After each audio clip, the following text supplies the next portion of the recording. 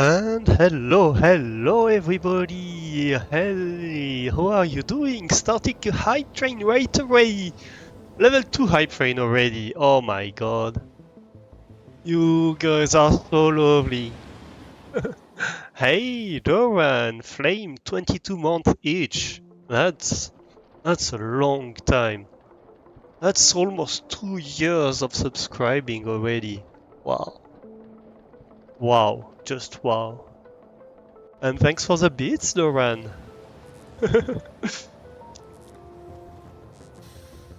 And hey Hebe, how are you doing? Hey Spud, you too! I'm doing great, thank you. How are you?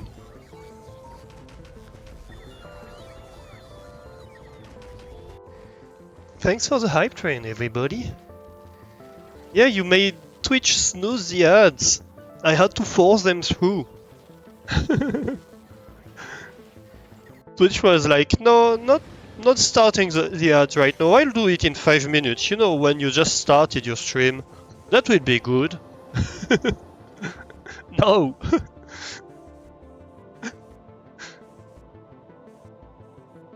So, yeah. Yeah, I'm back from being with family for a few days. So, that was nice.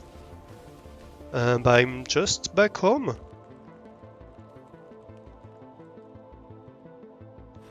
Because I needed to stream. So, let's do that, shall we? We're back on Factorio today. Once again. Yay! Well, let's load the game. Oh, migrated content? Huh? Interesting. Interesting. Yeah, there was an update. Um, it seems they changed some things. Shouldn't have changed fundamentally. But yeah, some migrating content, apparently. Oh yes, I was wondering why we had alerts. Of course we have alerts. Because we have science going on. Right? Yeah. Tons of little alerts everywhere. Eventually we might need a redesign so we don't have as much damage issues, things like that, but no emotes for you? How so? What do you mean no emotes? Of course you should have emotes.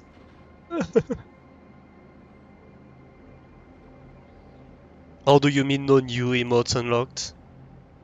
Yeah, hype chests. Yeah. Yeah, there haven't been any new emotes since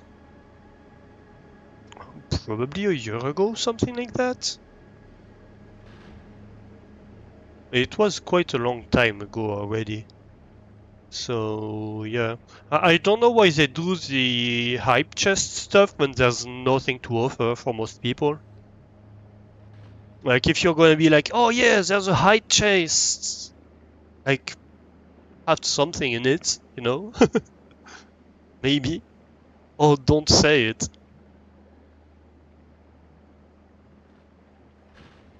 You can still get some on higher levels. I mean, yeah, if you get to hype train level 100, I guess I could get new emotes, but I have level 1, 2, 3, 4, 5, I have everything. I still see hype chests when I participate in the hype train, and it's like, yeah, but like, your hype chest doesn't mean anything. And I'm certainly not gonna get a level 100 hype train on this channel. I very much doubt it. I know that never changed chat, but you know. That would be a stretch. Quite a significant one. I wish I could say challenge accepted. Yeah, so do I. I wish I could say challenge accepted to such a challenge, but you know.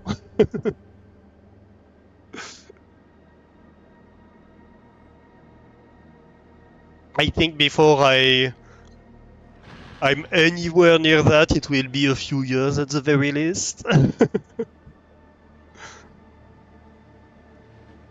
Or we need to have someone who's a billionaire who's a fan of the channel, you know.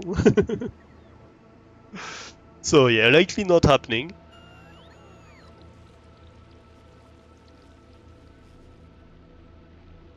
On that note, holy shit, almost 100 gifted sub, yeah.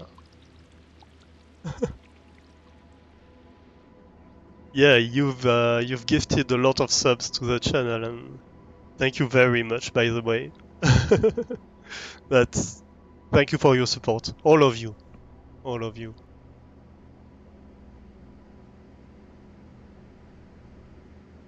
Yeah, that's quite a lot. I hadn't noticed actually the number. It's it's an impressive number for sure. I yeah, I didn't expect, like, it's the kind of thing you never expect, you know.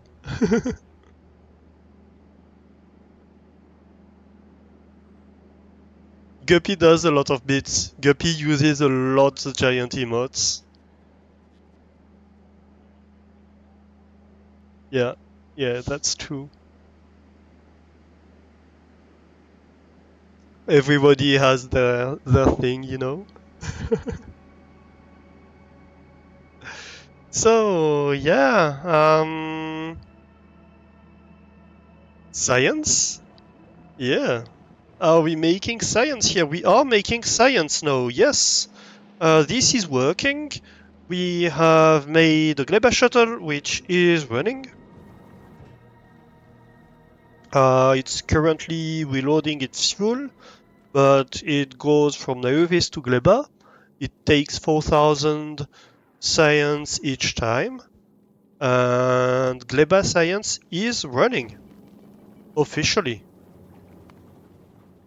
Gleba science is officially running, although I guess not at the moment. Why no? Why no? Why no science going on at the moment?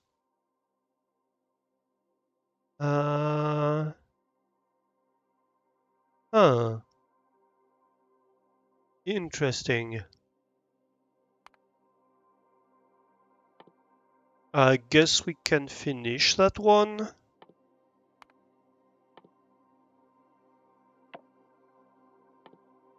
Let's queue up everything, I guess. Why not?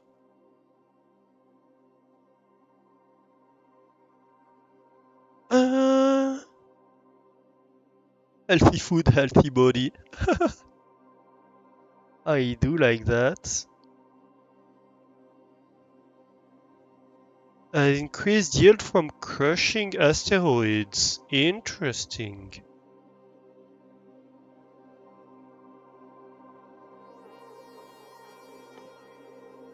What does that do? That gives a bonus health? I guess why not?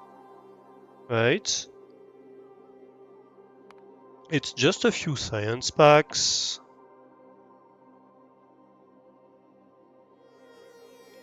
We can increase the tool belt equipment, fish breeding. Rocket turrets would be interesting. Stack inserter, 2. Yes. Yes, yes, yes. This of course will be very cheap. Yeah, let's see.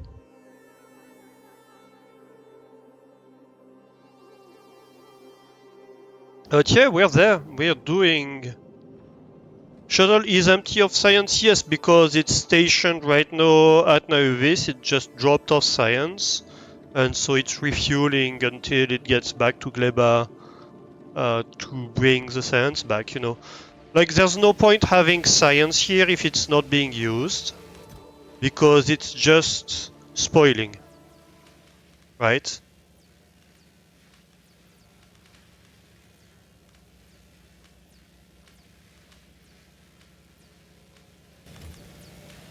Science, Gleba science spoils. So having science here while it's not being used. Yeah, so like the Gleba science is something you want to use ideally just in time. I don't think we have a way to know um, if we have Gleba research going on, if we have demand for agricultural science packs. Um, so my plan here is that the shuttle goes back and forth and brings back science, but these science packs need to be. Will it spoil in space? Yes, it will spoil anywhere. But so these science packs, we are working on the philosophy that we're trying to get them as fresh as possible. One of my issues here is that we're overproducing, so we are not shutting down fast enough. Um, and that's actually an issue.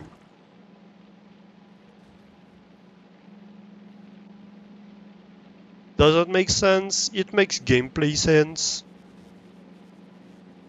And I mean, stuff will degrade in space, right? It makes some kind of sense. Maybe it needs to be kept pressurized. It needs to be kept fresh. Basically, it's science that you want to consume when fresh, basically. Um, so that's what's happening here. So we have a science build that's way overbuilt.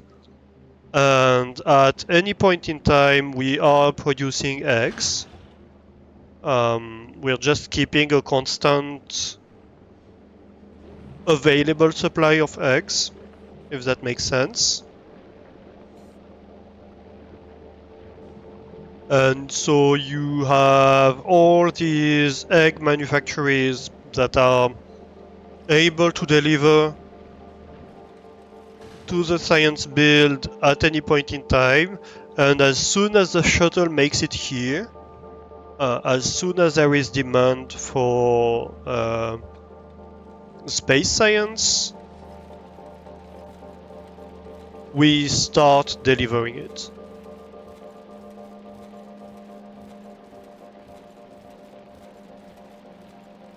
We don't have enough eggs for science build? No, we have enough eggs. We have calculated the ratios.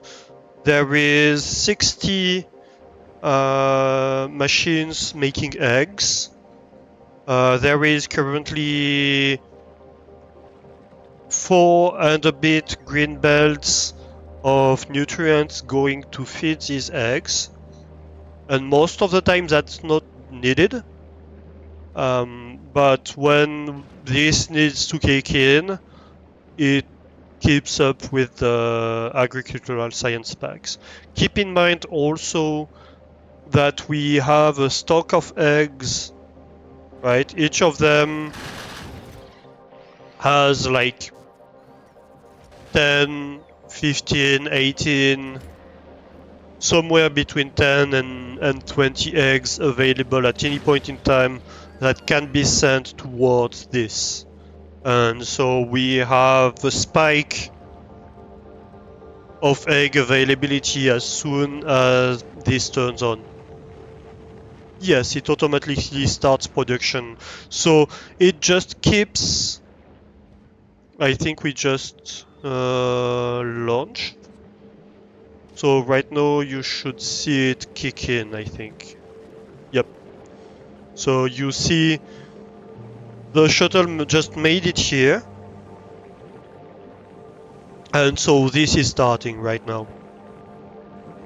So this is currently fully producing. And we will produce agricultural science packs as long as we haven't fulfilled the shuttle's demand. And so if you look at agricultural science pack production,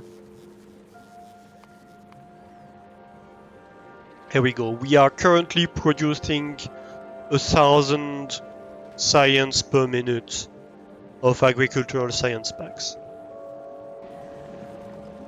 And that's going all towards the shuttle. So the idea here is that we're massively overproducing. Yeah, 4 minutes and that shuts down. And as soon as it shuts down, that means the oldest agricultural science pack on the shuttle, if we didn't have a backlog, forget about the backlog, it doesn't really count. But aside from that, the oldest agricultural science pack that's gonna have been produced from here is gonna be 4 minutes old. When the shuttle starts making its way back towards Nairovis, it takes like, I don't know, 2 minutes maybe to go back to Nairovis. So we start researching with science packs that are like 6 minutes old. And that hopefully, if we're at a current constant rate of demand, will hold until the next build comes in. The science pack are like 30 minutes, I think. 40 minutes maybe? No, maybe an hour actually. Maybe an hour. So you see these are the old ones. Yeah, it must be an hour. So this comes in at 67% freshness. 1 hour spoil time. Good to know, yeah. Hey, Scales the Stomach, how are you doing, by the way? Welcome in. Yeah, so I think this first delivered batch. So we have a first delivered batch, which is the old ones that were produced last cycle, right? So they have like 20 minutes left on them, and that's basically. It basically means that we have something like, I guess, 20 minutes cycle time on the shuttle. And then we have 67% when this came in. I think that comes from the fact that the eggs weren't super fresh because they'd been sitting in the boxes for a while. And here we have a third batch that's like 74%. And we're gonna have a fourth batch that's gonna be probably even fresher than that. Yeah, I'm doing great, thank you. I'm doing great. Very happy to be back on Factorio today. I love this game. I've left it to the side for too long. So, you know. So yeah, in the future, one thing I would like ideally would be to have a better shutdown for this factory so we don't overproduce as much. We seem to have like one launch of overproduction, basically 1,000 are overproduced. And that's less than ideal. So here we go, that's gonna be the fourth launch, where you see that we're like 86%.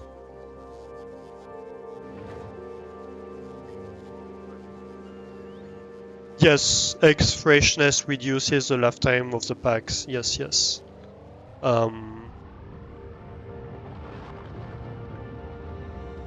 I don't know the exact calculation for that, but basically you want to have everything through the chain as fresh as possible.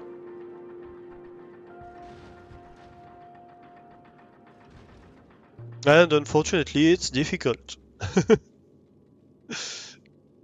Unfortunately or fortunately, I don't know. But yeah, it's not super easy to have everything super fresh. But so yeah, we're at 85% on the best products. So they've been produced less than 10 minutes ago for the best ones, and the oldest ones are like 40 minutes old, right? And here we're already halfway to Naevis, so the travel time is really not a big problem. We have the shuttle that's quite fast. It's basically the same as the Vulcanus shuttle, but with more solar panels. So we don't have the issues we were having on the Vulcanus shuttle, where it was just sitting there for a while at Gleba, waiting for everything to be reloaded. I've also adjusted the orders so that basically everything is prepared in orbit of Naevis for the round trip, right? We want to spend as little time as possible in orbit of Gleba. And so here you see that as soon as stuff was delivered, it was ready to go.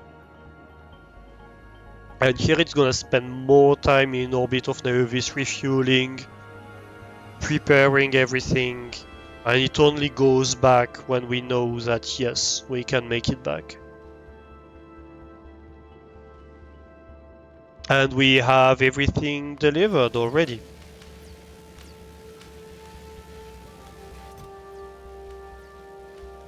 And so, well, I guess no in those boxes. You have a lot of Gleba science accumulating. Maybe...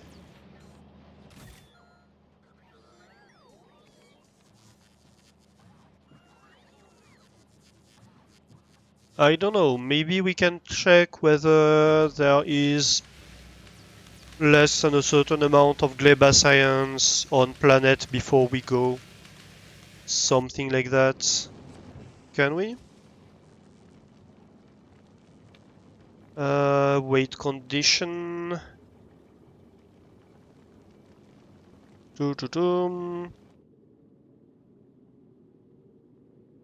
Item count. Do we have a way to know what's on planet? I don't know that we can.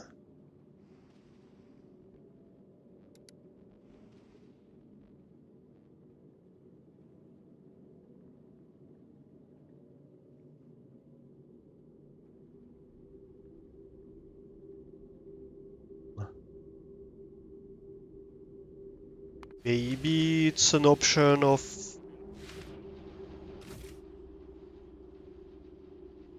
this, but I doubt it.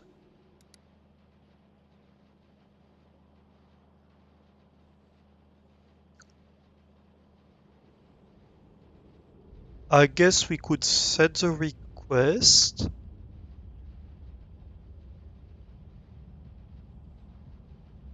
But I don't know that it would matter.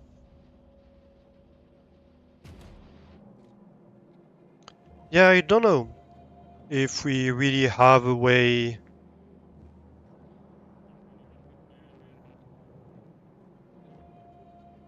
to tell it what we want. We can read the orbital requests, but can we read the planetary requests on a ship? I don't know about that. I don't think so.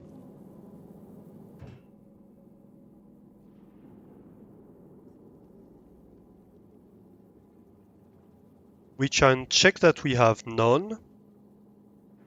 I guess we could...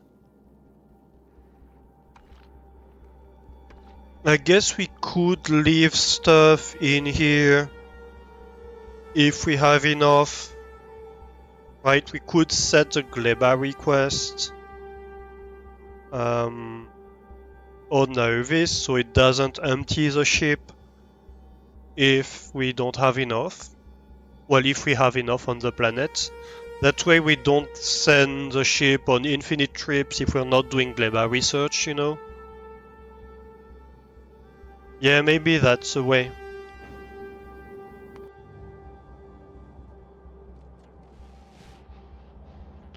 So probably we can...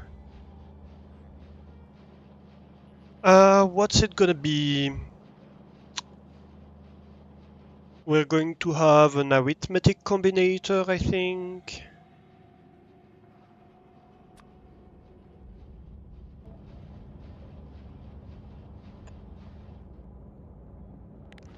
Which is going to read from here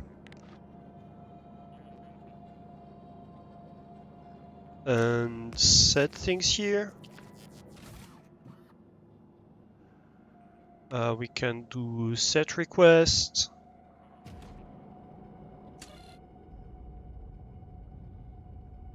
And we can, on the green wire, read, wait. On the green wire, we read gleba science.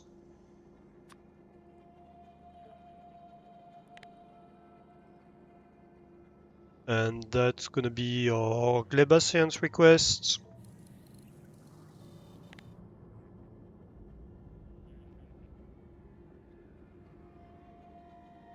How would that work, actually? Question.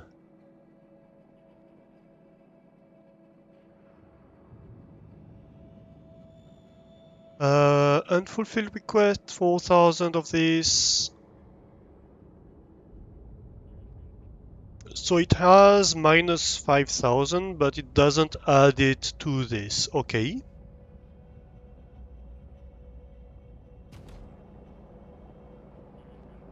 Okay, so now if we do a chest,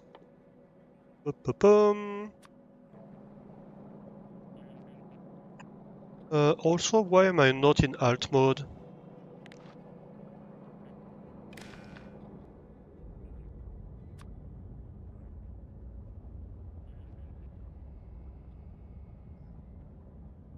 Hmm.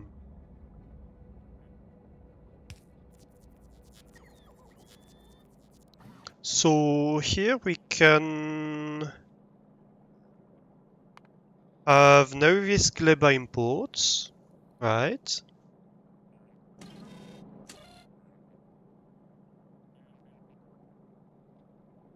And we can say each thread.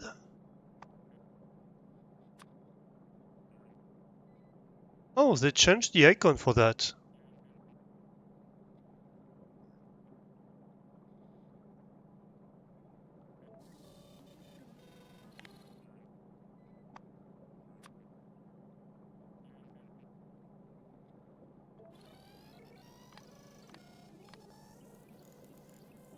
Oh.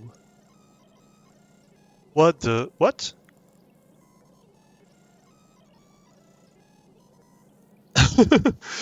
That's not what I meant.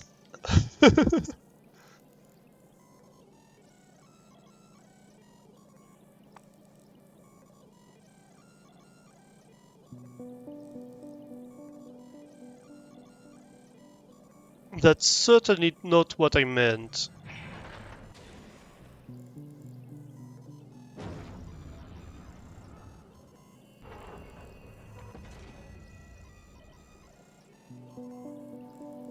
I guess I just subtract.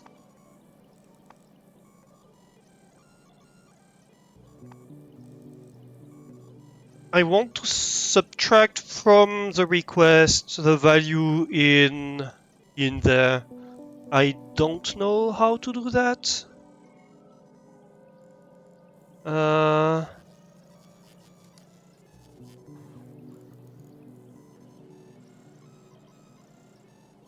okay, maybe I...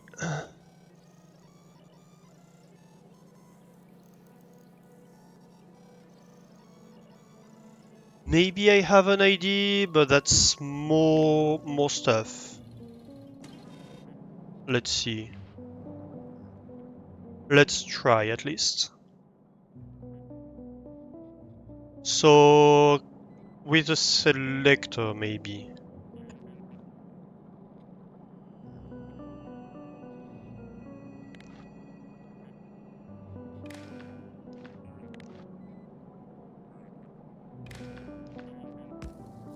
Alright, let's see.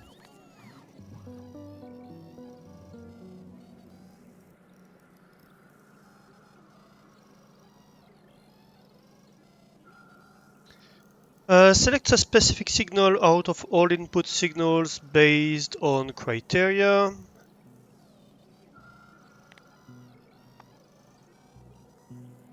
Dun-dun-dun.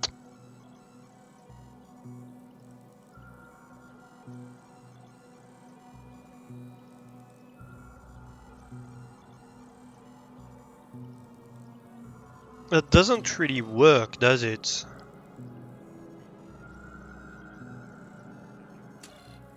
No, it doesn't. It works if I want to cycle through this, but that's not what I want. So what I would like to do, I don't know how to do this. What I would like to do is say, okay, for each of the requests in this box, assuming I have like maybe science, maybe buildings, maybe other stuff, like all the imports in here. For each, I read what's in the request. Then I subtract what's in my logistics network, and I output that.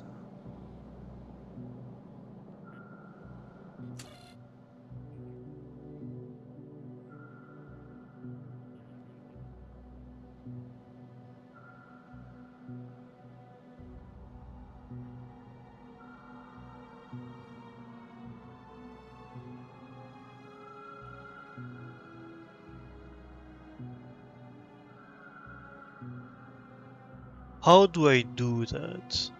So for each signal on red, so currently that's just the science, I want to subtract its value on green.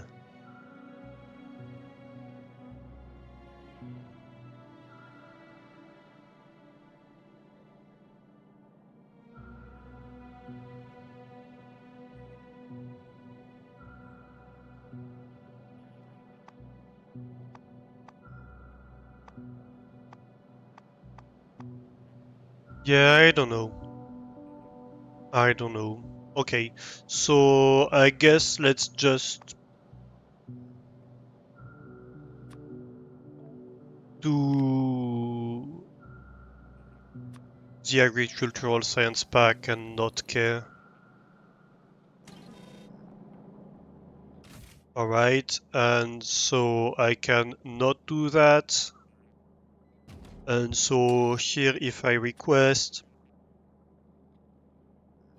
5000, this is gonna put out 152, and so here I'm requesting 152.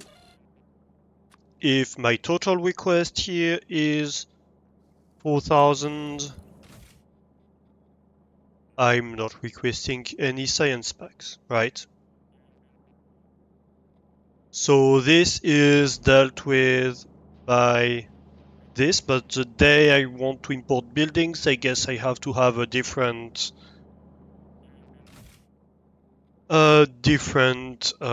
import. So Gleba Science import, I guess, is this one.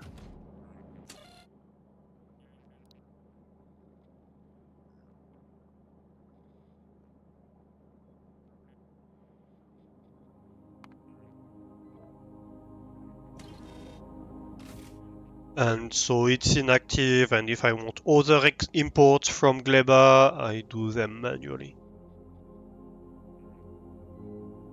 Maybe I could have it be science imports altogether. Yeah, maybe I do it science imports, actually. And then I can do all the requests, whether it's metallurgic science packs or space science.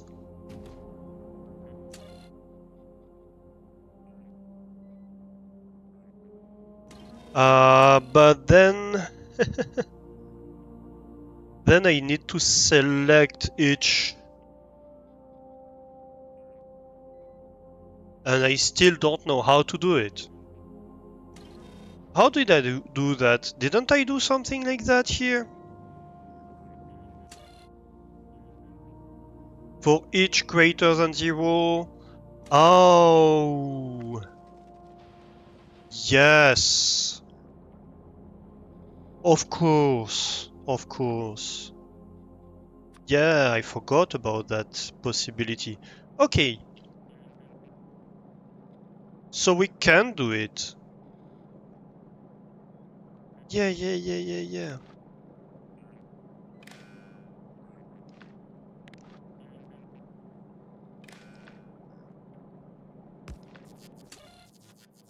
So for each thing that's greater than 0 on the red,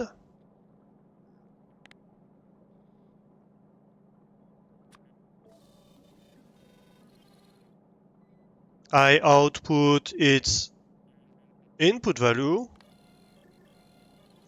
on the green circuit. So here I'm requesting agricultural science packs, and I output the value on the green side here, right?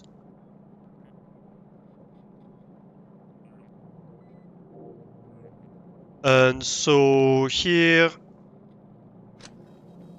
it's now this. For here I just do each on red minus each on green to its value, right? Yeah, and so I have minus 800. Yes. Okay. And if I add, like, I don't know, Yumako of 100, it's gonna request Yumako for 100, right? Hey, Guppy, how are you doing? Grill the streamer. No, no grilling. No grilling in chat. Happy time zone. Hydrate. Oh, yes. Coffee, please. Grilling and waterboarding at the same time. You need to decide.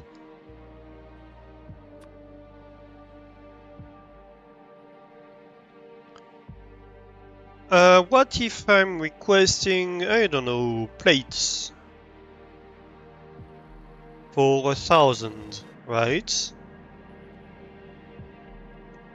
Here it's telling me that I have 843 plates in the network, and so it's only requesting 157. Yeah, perfect.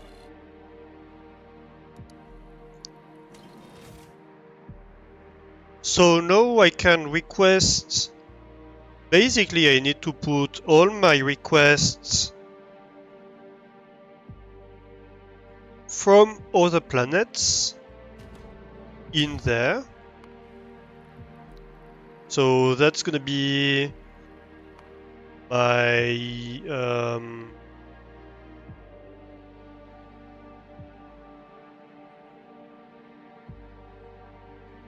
well, I guess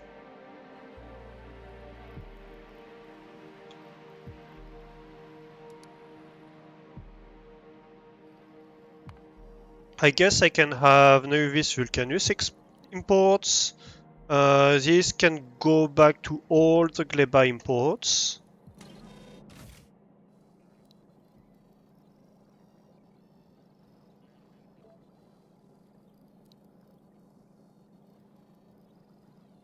And I can remove that.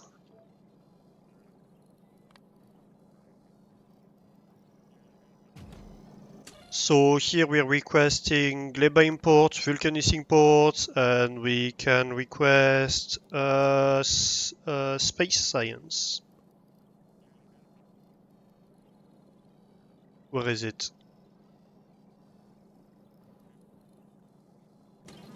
I can't find it. No, it does have a group name.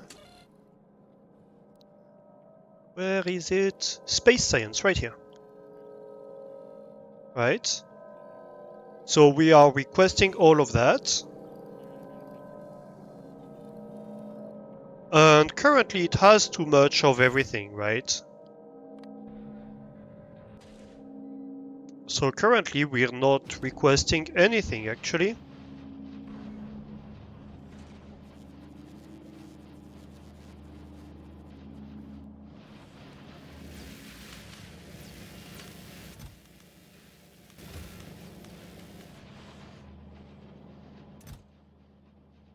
And so these can be maybe passive providers rather than active providers.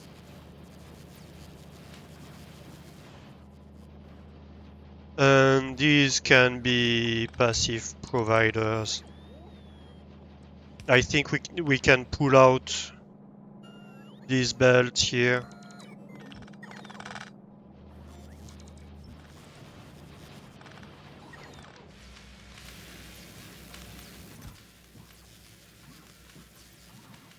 And we can have... Dang it. Clicking all the wrong keys. Let's go back to the map.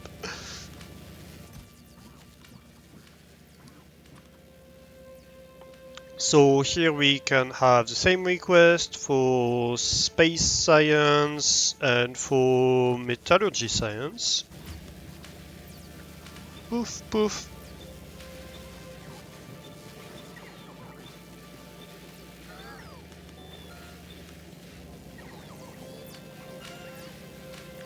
I guess another fun thing we can do is move them here.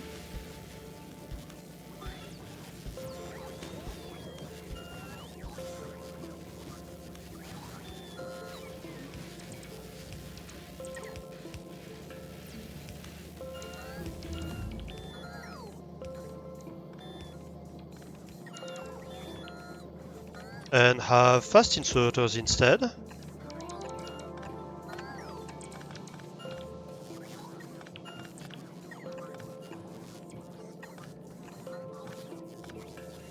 That way, even if science moves a lot faster, we can provide things a lot faster anyway, so we don't care. And then this belt that contains all the space science and the metallurgic science pack things can be moved to passive providers. To a passive provider, so we're going to have space science on one side, I guess, and the metallurgic stuff on the other side.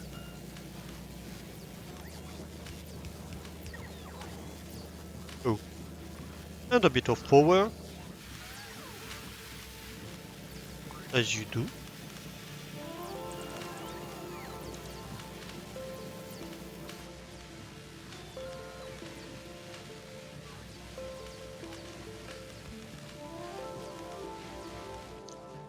So we just need to empty that belt. There's no need for like all those science packs to be stacked miles high.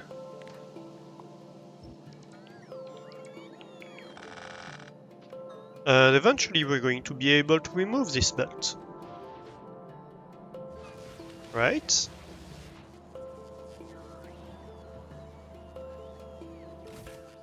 Yeah, I think I'm happy about that. And so now we are requesting 1,000 agricultural science packs, which means that the shuttle would make its way back, and some of the science would be requested, but not everything.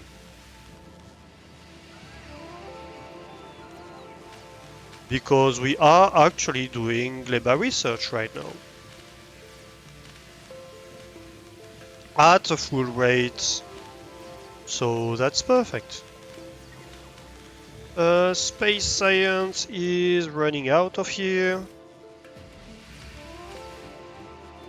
So the amount of space science we see should be increasing by the minute right now.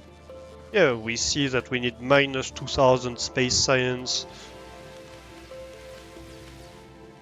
So that's gonna allow us much better management of that too.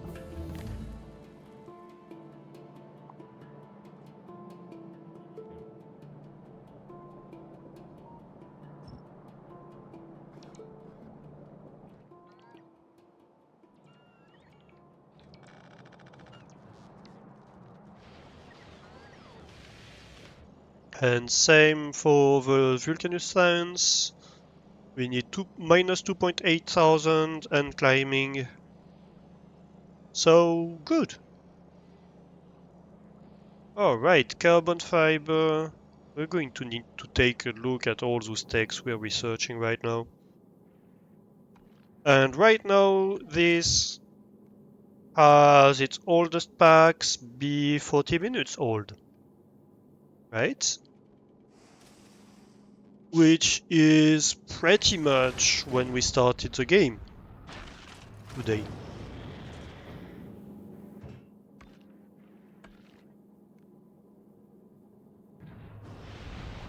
No, not 40 minutes old, 20 minutes old, sorry. So yeah, last run basically.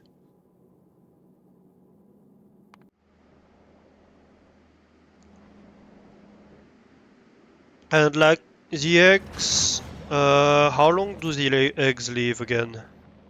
The eggs live 20 minutes. So yeah, basically the eggs expire about the same rate as the shuttle is going around, so...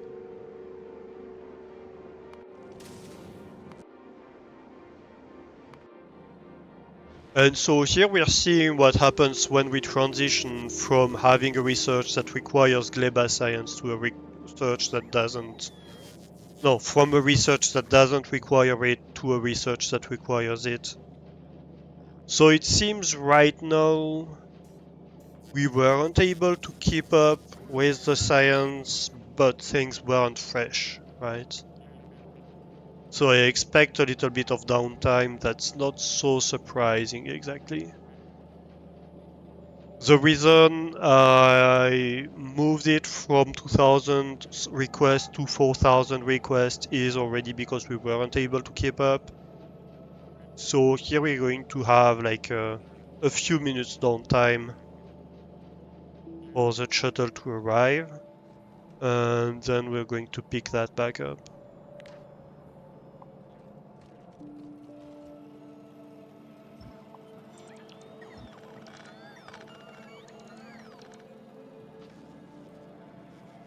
Because right now we have the 4000 demand, right?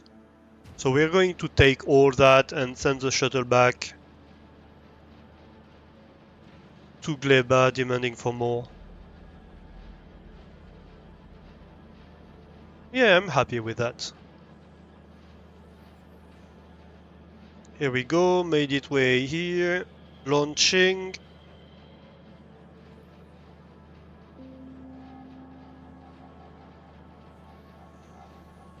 And before it even stopped, we are receiving the science.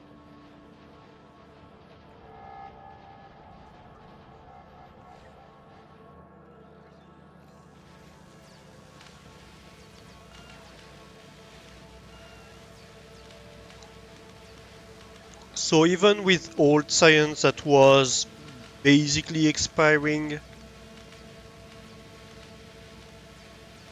we had a 3 minutes downtime. That's not bad.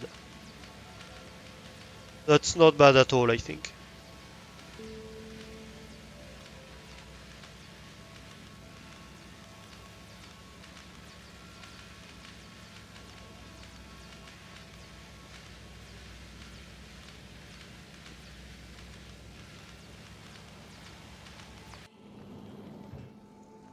And so right now this would launch again if it was ready for a round trip.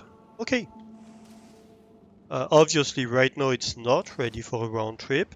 So let's talk about today's plan. Today's plan, there are a few things I would like to do. First of all, this build I think needs a small redesign because it's way too likely to fail. It tends to fail because fruit rots on the line, but not all the fruits. And so if you end up with a fruit on the line that's rotten and a fresh fruit right here, then everything stops moving through until the fresh fruit that's right here starts spoiling. So I think we need to improve a little bit on that. Um,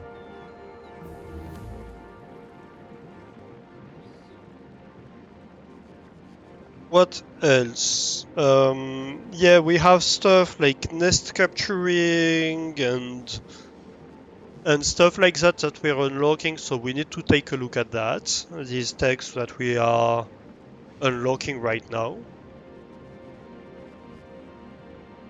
We might need to redesign the spaceships because, well, we're going to have like productivity stuff and we're going to have new capabilities for the crushing in particular.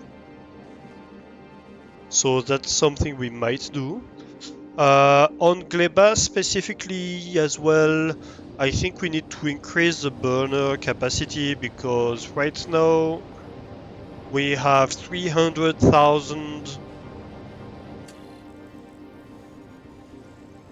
spoilage. We want to be about 100,000, so we need to burn more spoilage because I fear this is accumulating and this is going to saturate everything eventually.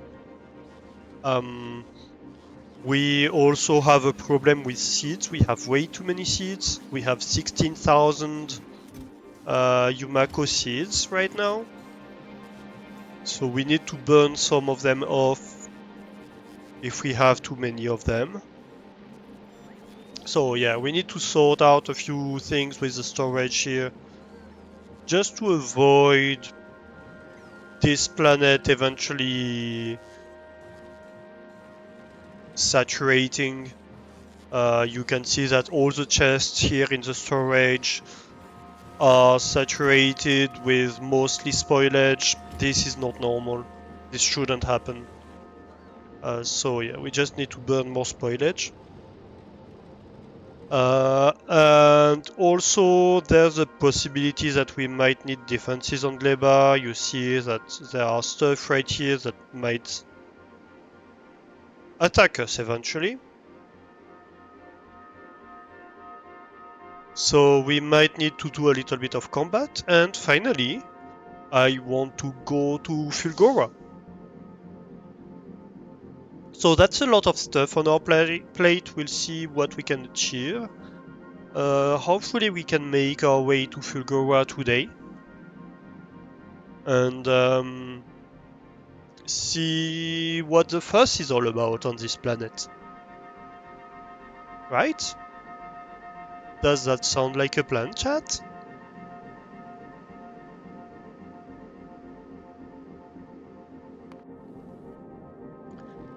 That means the lava cake probably want to go to Navis right now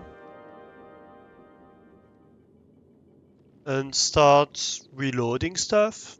We are near the end of Gleba, the planet that we're building on, so we need to start resupplying the colony ship.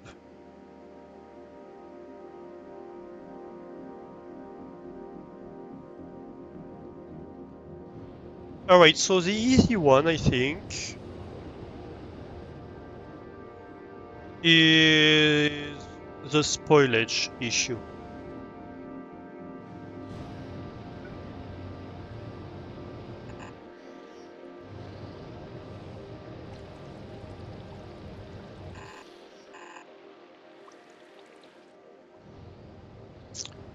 Let's see, how large would the loop need to be? This would probably be enough.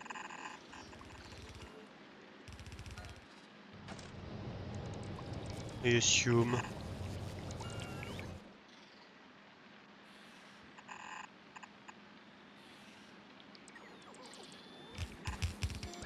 Oop.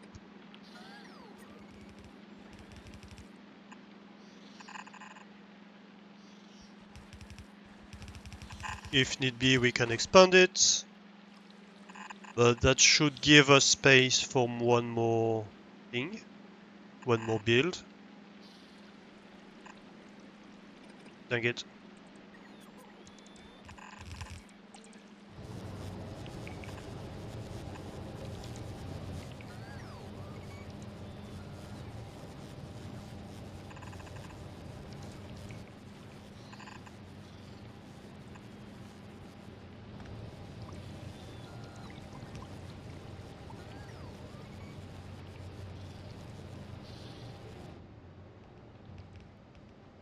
Right.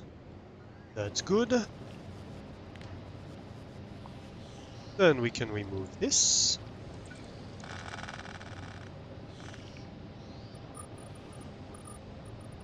Then we probably want to landfill whatever is in the middle. Remove the ores, all of that. Good stuff.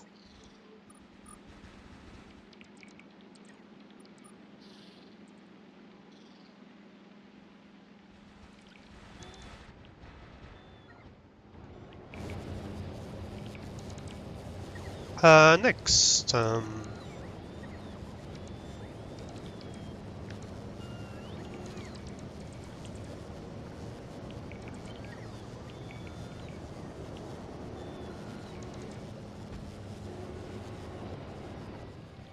Something like that, I assume.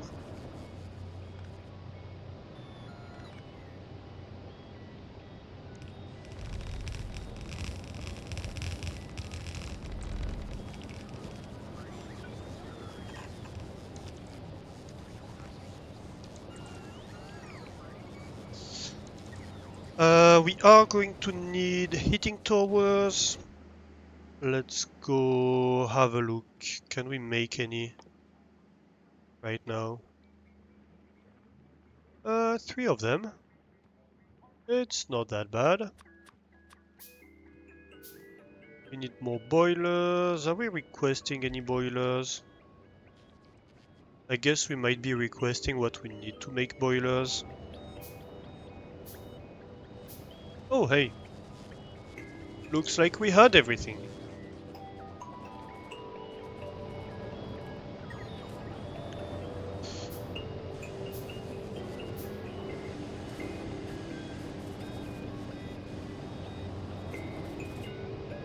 And so next we just need that, don't we? Oh no, actually no.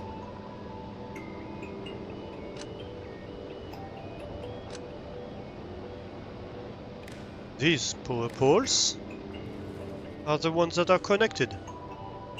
Alright.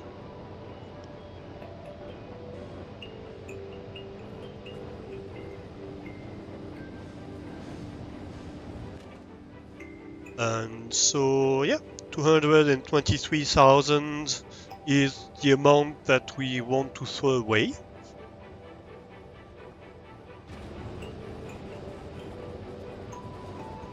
Just copy paste the entire factory. I mean, in a sense.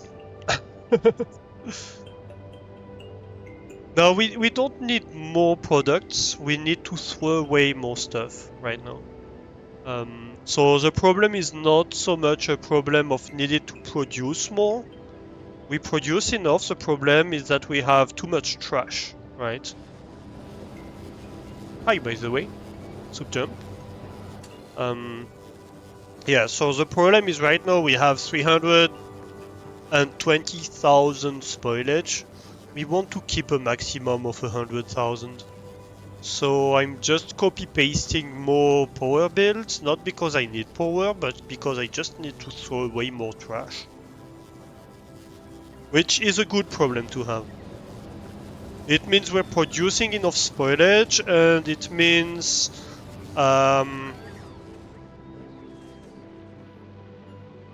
it also means that we are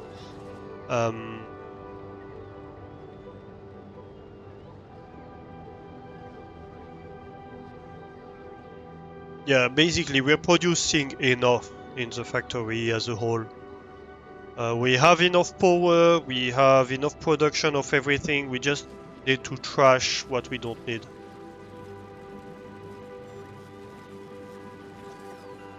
Okay, so this is not working now.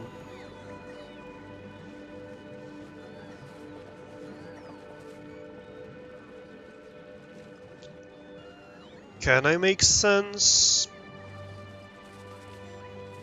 Let's see, we have maximum 4 belts, and right now we want to consume 5 belts, right? So let's see. We're going to need to redesign this thing, basically. Is what this boils down to. So let's say we have...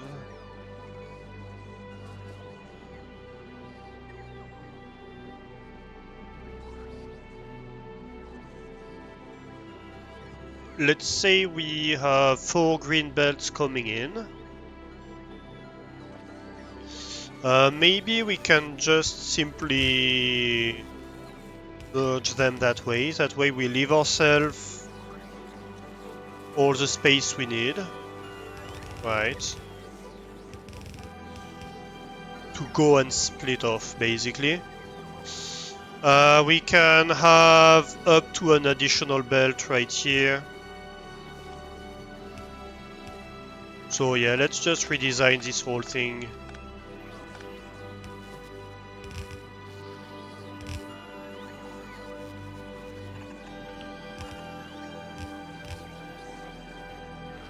Why is this in the way?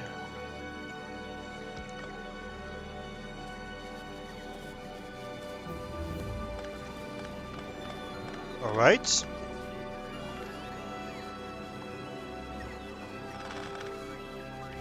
This is a huge mess anyway.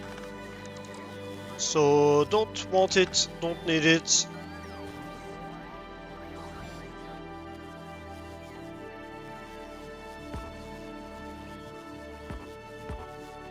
Oh, dang it. I thought I was in map mode.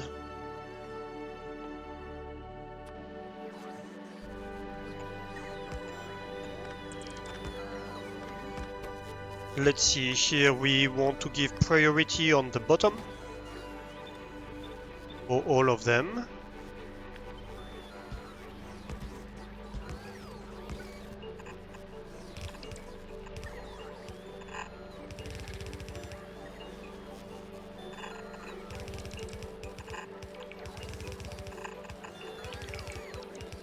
Why is it jumping sometimes like that? I don't get it. Oh, there was an empty spot. Okay. Fair enough, I guess.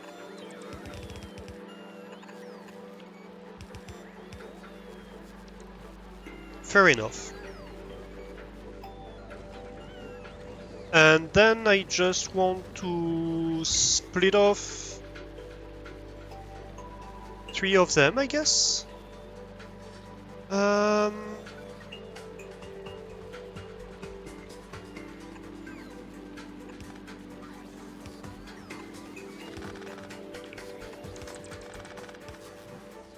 Let's do something like that.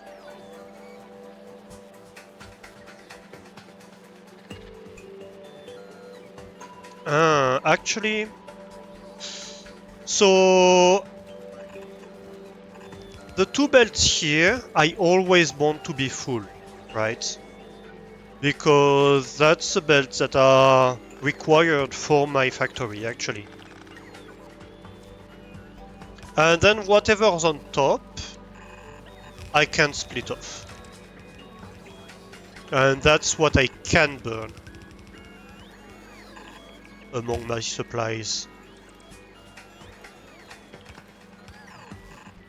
Alright.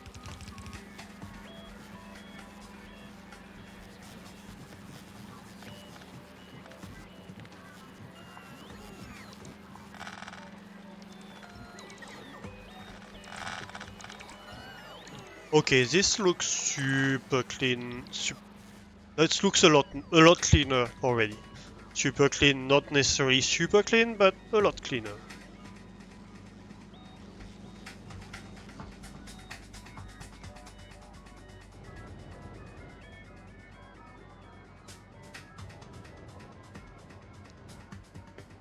And so, yeah, right now I have like 3 solid belts coming in.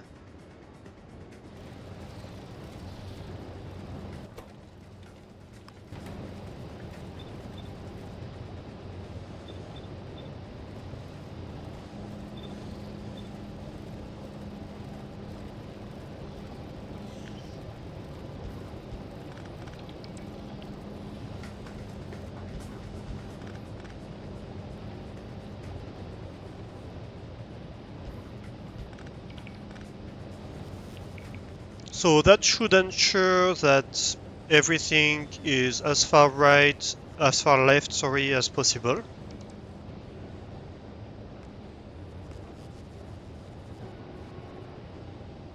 So if a belt is not full, it's gonna be this one. Yep. Which is exactly what we're seeing here. Or a half belt is not full. It's gonna be like this one for the left one, this one for the right one.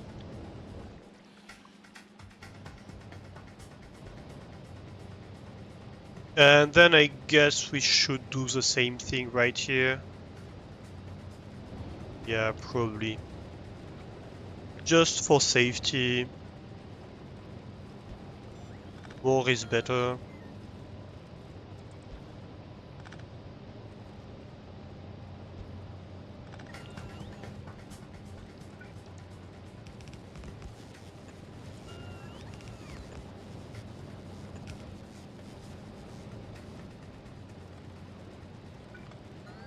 And so we are the green belt.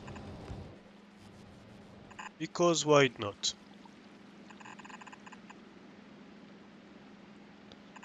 So we just burn as much as we can of the excess.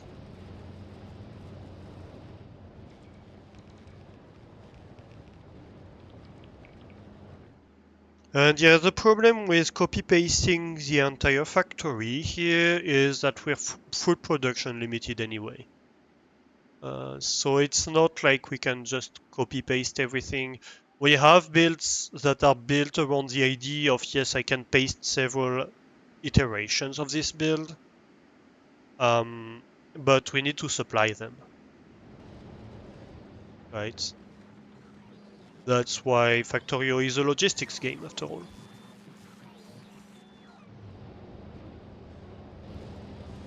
Okay, and so this is not working because this is just a safety in case the logistics can't keep. So that's all well and good. And we could even add more so we can consume more. Do I need to is the question. This is slowly going down. So I think we're fine. Right now we have 155,000 left to burn. Oh, we're not doing research anymore. My mistake.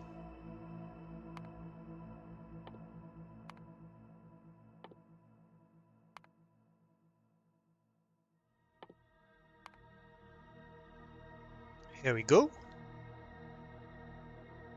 Oh, actually, we should research these ones. Let's not go too fast on the research, because I want to be able to keep up with the rate, right? And so the first one we are consuming is this belt. Yeah, and currently it's all backlogged. That's slightly worrying. I don't know if I don't want to have another belt actually of spoilage here, because that's a lot of spoilage coming in. Why is it all backed up?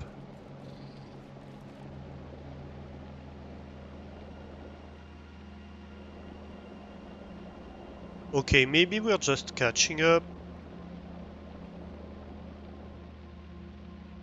Hopefully. Hopefully it's just that we lost a lot when we... Maybe we just spoiled this whole belt while we were waiting. It seems so. But that might cause issues.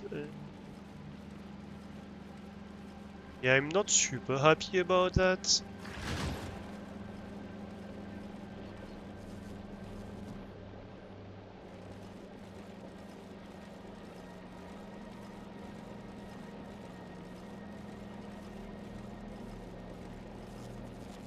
That's really a lot of stuff coming out here. It's still just that column mostly.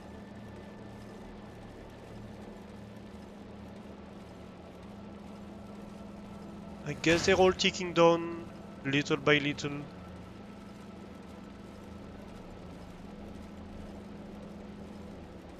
I guess they're all ticking down. So maybe we're fine.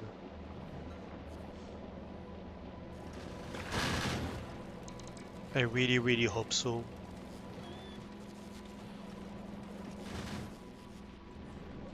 Yeah, I think we're actually fine.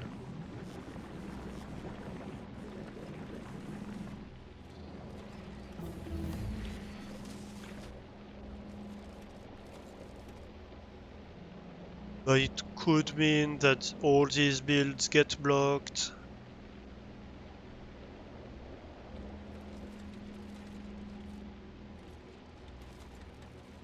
Right now it doesn't. Oh, that might be a good sign.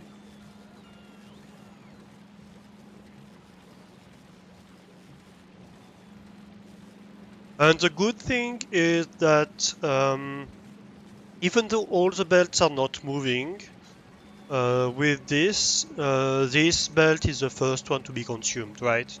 It's always gonna be consumed. As long as I have the equivalent of one green belt of consumption, which I'm ensuring I always do have, pretty much.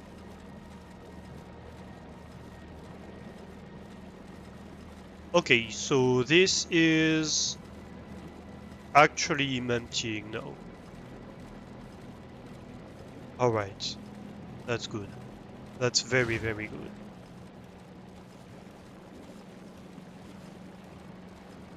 This is running. Is it being fed? No, it's not.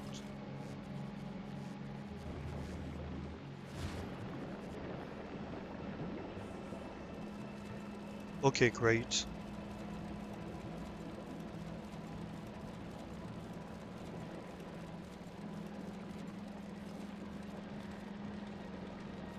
I just hope we're not in a situation where this is slowly backing up and slowly going to grind down the whole base. That's what's worrying me here.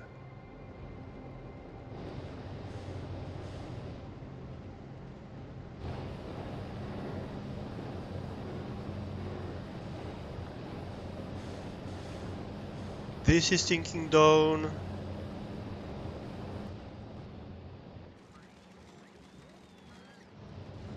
I might actually copy it one more time.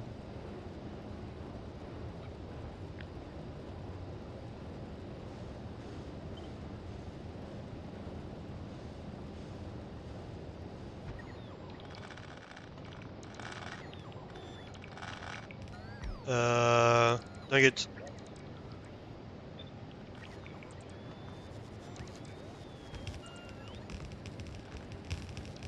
Has artillery been added to Space Age yet? There is artillery in Space Age, but um, it's not unlocked in the same way as without Space Age. It's not unlocked from Nauvis. Artillery is unlocked. Let me show you.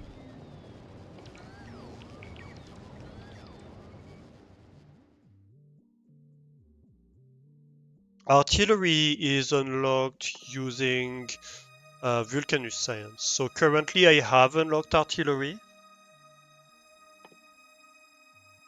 right? I just haven't built it yet. I could. If I want to right now, I can build artillery.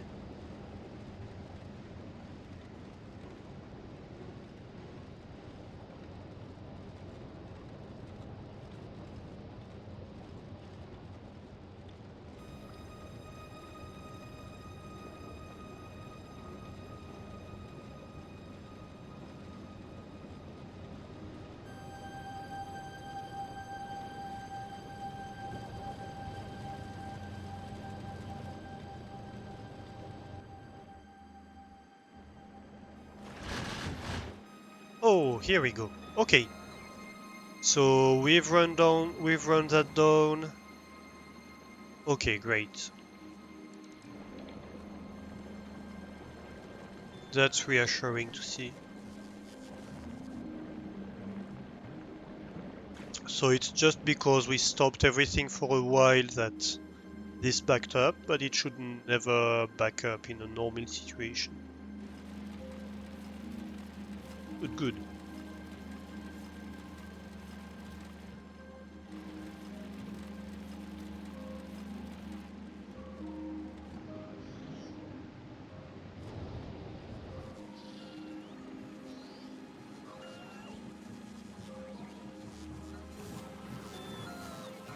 And so currently we are consuming all the nutrients that's left. We have consuming all these belts. So that means we have enough space in the chests. That's good too. And I think we're emptying the spoilage from the storage chests, which is also a great sign that we finally have a handle on things.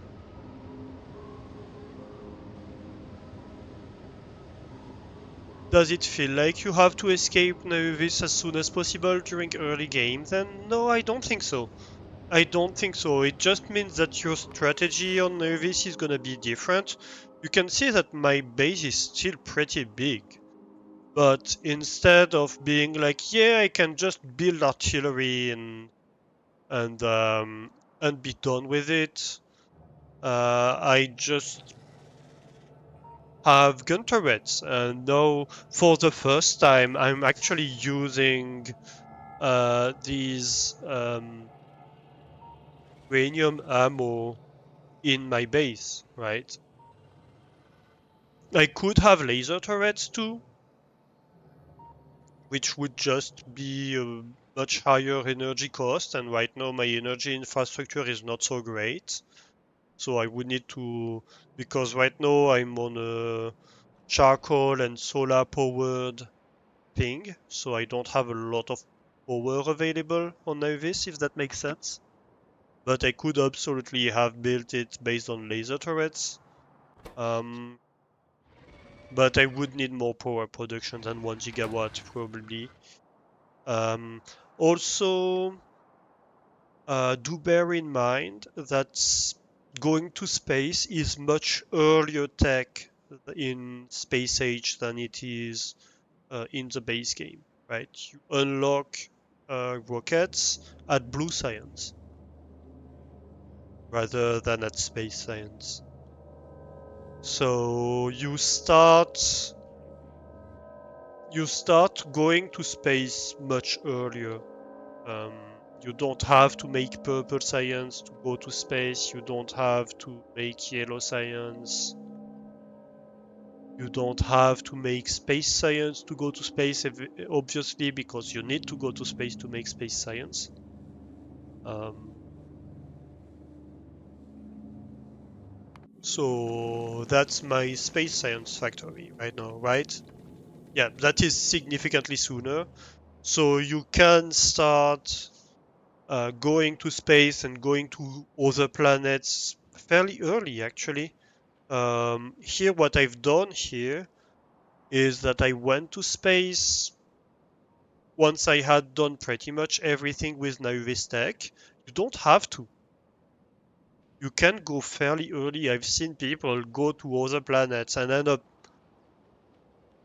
kind of in a difficult position in other planets because, you know, if you go to another planet as soon as you can and you have literally nothing in terms of supplies, you're gonna struggle. You're kind of expected to go to other planets having already some supplies so that you can start placing belts, you can start placing inserters, you can start placing machines, this kind of stuff without worrying too much about building them.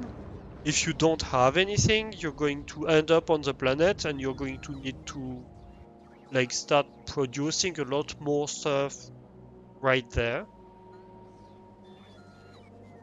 And you can. I think there's no planet where you can be completely stranded, right? You can start on any planet.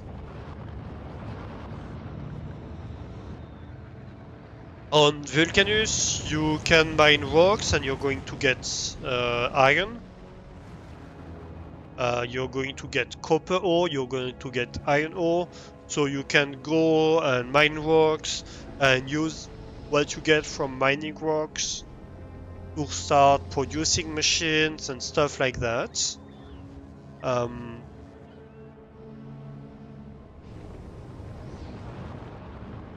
on Gleba, you have these. Where are they?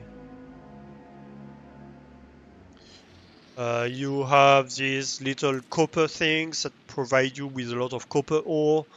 You have the same for iron, so you have access to iron ore. The one you're going to struggle with on Gleba a little bit is stone, but you do have some stone deposits. They're just fairly small overall. Um, so you see 138,000 stone, 194,000 stone. So what you're going to struggle with if you land on Gleba without anything is gonna be landfill because you're going to need to make landfill and you don't have a lot of stone available to you. So that's gonna be a problem on Gleba because you don't have a lot of solid terrain, right, to build. You can see that being a shot in the foot. Working two early game bases with half of the resources sure does seem like a grind. Yeah. And also one thing to remember when you make it to another planet is that you won't immediately have stuff available to launch a rocket, right? So if you don't bring with you enough to build a rocket silo, to build a rocket, you might be there until you can produce the resources locally, right? So that can also be a difficulty. But at the same time, you have your spaceship.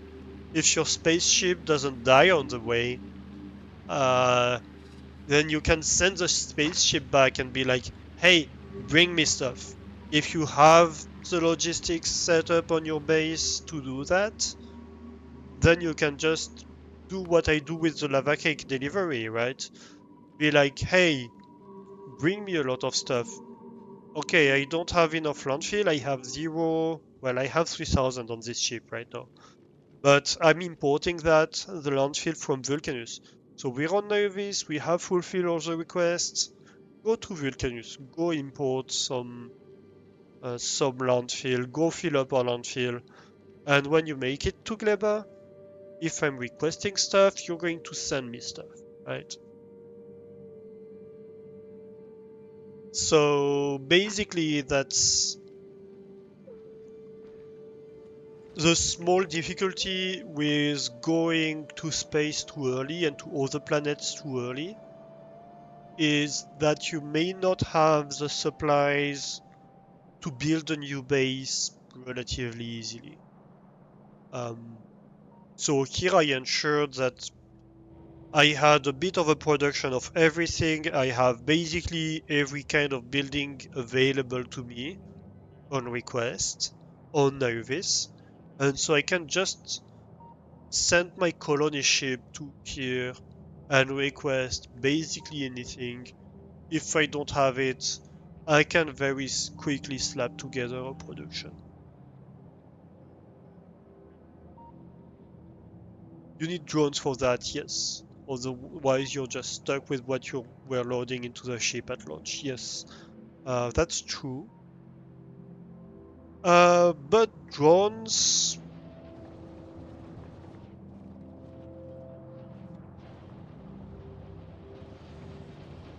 are unlocked at Blue Tech, right? So normally you will build drones before you build the ship.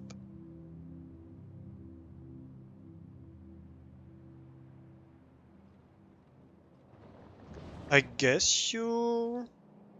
Do you have to unlock drones? Let me see. Let me have a look at the technology tree. That was up. Let's see. So you unlock engines, right?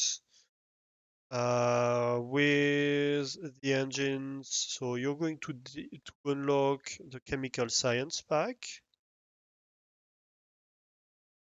Let's see.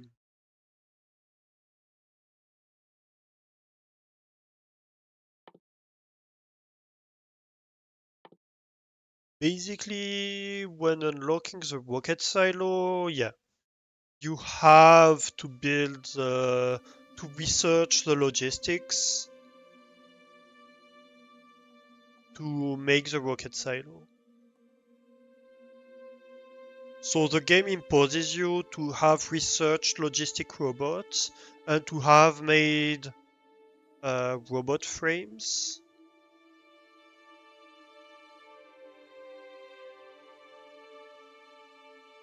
Before you research the logistics silo, what's the recipe for the space platform? LDS, processing units, you need electric engines.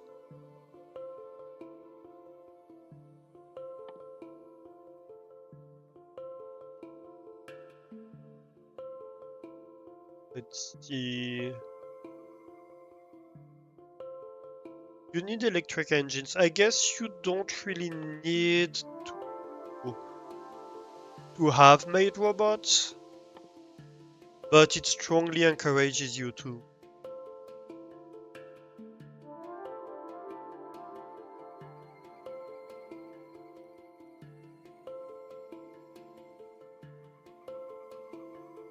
The space platform? Yeah, the space platform. So basically, when you launch a rocket, if you want to make a spaceship, you need, in Space Age, you need to make a space platform.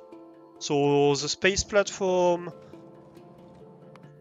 is this thing, and then you have this like floor bits that you can build, which are space platform foundations, right? And so that's the core of any ship, right? If this is destroyed, your space platform, your rocket ship stops existing. It's destroyed. And then you can extend the storage by adding cargo bays. You can expand the physical space that you can occupy by adding these space platform foundations, and then you can send up basically any building, um, any transport belt, etc. You send all that up with rockets, and so generally, what is going to happen is that when you start building, you're going to click auto request missing construction materials. So it's gonna set request here on the space platform. And on this, you're going to have built your rocket silo and automatically take requests from space platforms in your rocket silo like that. And so it's just going to launch rockets when need be. And it's going to request your logistic network to provide it with the materials that the space platform wants to build, right? So you basically, when you're building your space platform, you're in map mode, you are modifying stuff, etc. And the logistics network takes care of bringing everything you are requesting back to you. So that's why it encourages you strongly, even when you're building the space platform, it encourages you strongly to have built this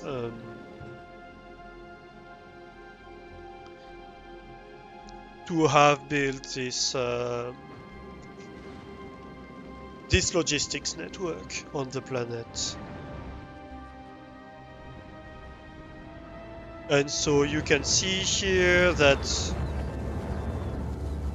these rockets, I'm not manually putting anything in them, right? They're just automatically taking the request from the logistic requests of my space platform in orbit. And it's like, hey, I want landfill. Okay, I'm sending you landfill. I have a rocket available. My drones are going to load me up with landfill and I'm going to send this to you.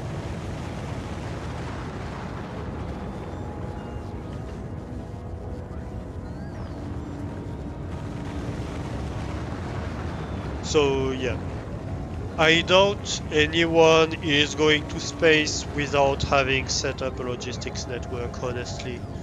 It just would be extremely impractical. It's technically possible, but it's extremely impractical, and probably if you're doing that, it means you have decided to do that, and then fair enough. I mean, it's fair game, right? If you design that you're going to go bare ass naked to another planet, you can absolutely decide to do that. The game is not gonna stop you, but you're gonna bear the consequences from your decisions, which might be a lot of fun. There are literally mods that will make you start on another planet without having done anything, right? And I think that's fun.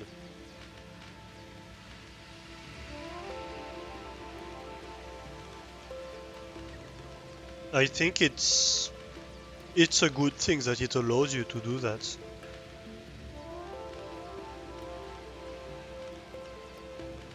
Potentially last C question? Yeah, don't hesitate to ask questions.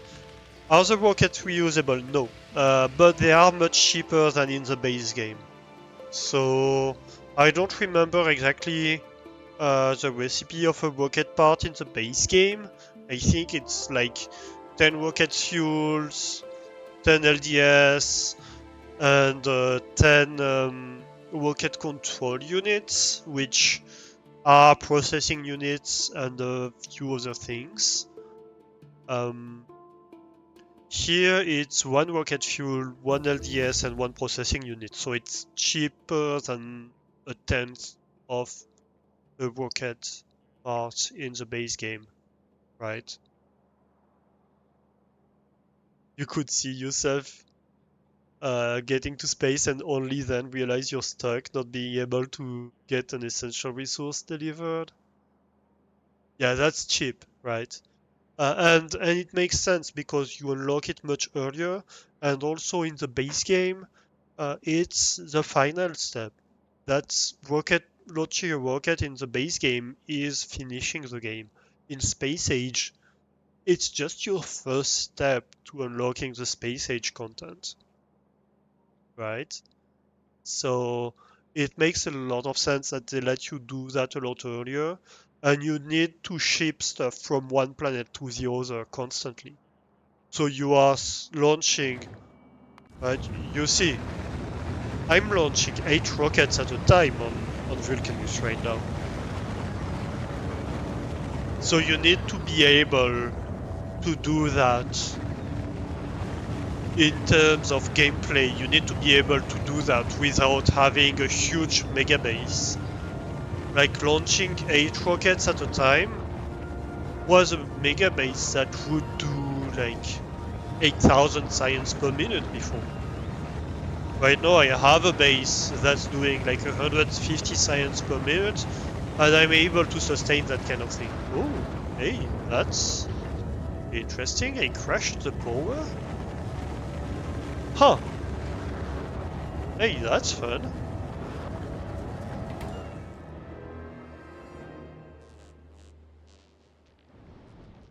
I think I might need a few more solar panels.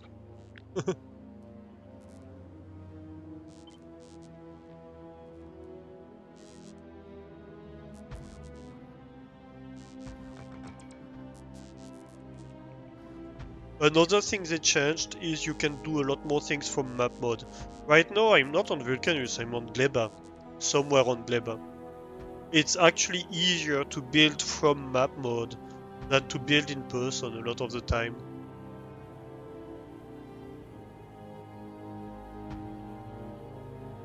with Space Age. And that's quite fun.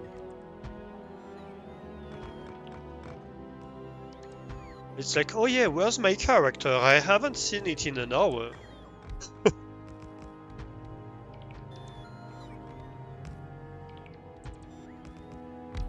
Basically, they made it so that with the logistics network, you can do pretty much anything you would do with your character, but just order the logistics network to do it. Aside from combat, of course, obviously, but in terms of construction, the construction bots, like they can deal with modules in a machine, they can do pretty much anything.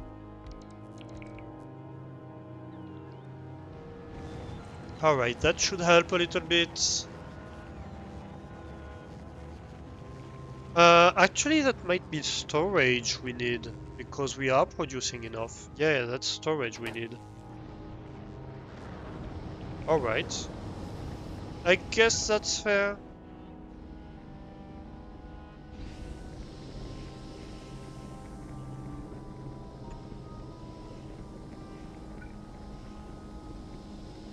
Like, we have removed a lot of...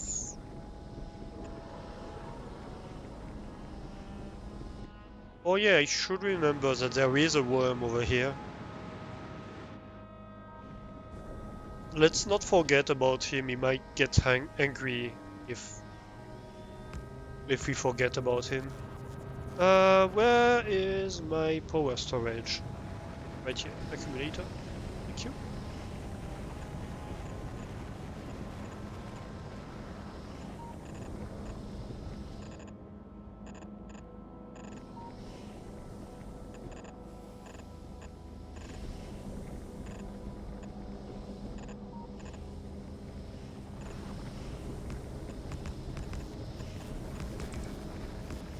Okay, so that's a blueprint.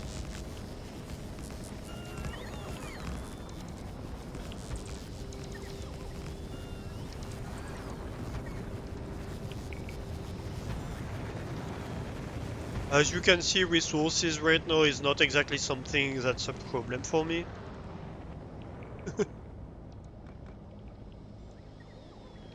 Where's all my steel coming from?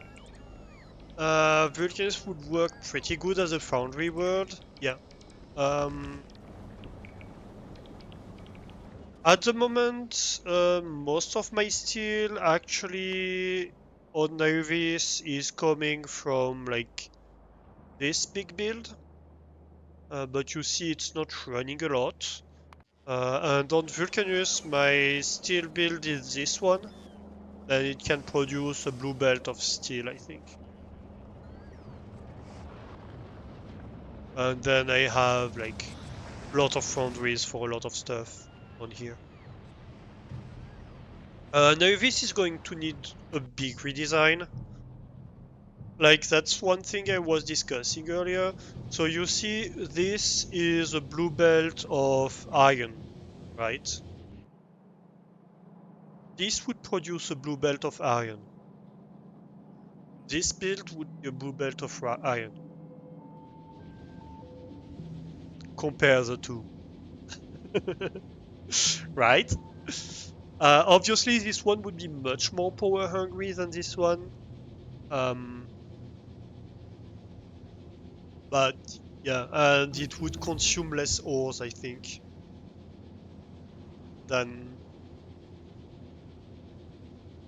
than this one because we have inherent productivity, right? So these machines have, I think, 50% productivity as a basis. Yeah, 50%. So even with just speed modules, I have 50% productivity. If I have productivity modules on top of that, this is 66% productivity. So every time I consume um, one iron ore, I produce like the equivalent of 1.7 iron ore in terms of molten iron that I can resmelt in 1.5 iron plates per equivalent amount of molten iron. So yeah, it's a lot of productivity. It means I basically double the amount of iron per iron ore. So there will be a big interest in doing that right here at some point. And on top of that, the one thing I've already done is that I use big miners instead of using the basic miners. These are also produced on Vulcanus, and they have like 50% resource drain, so 300% productivity. So every ore I pull out of the ground, I do 2 cycles of production, and every cycle of production, so the productivity comes from my research, right? Every cycle of production, I do four ores produced. So right now, every ore I pull out of the ground, I produce 8 ores, right? So you take this 6.7, let's say 7 million ore here. That's um, that's 56 million ore coal actually. That's going to be transported. If you take, I don't know, this 14 million iron ore, that would be 112 million iron ore produced. If I go to this build,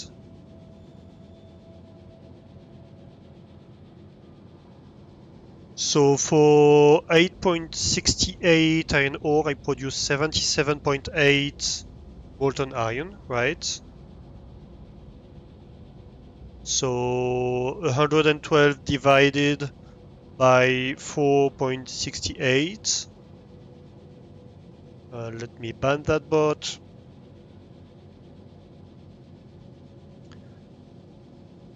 Multiplied, sorry, multiplied by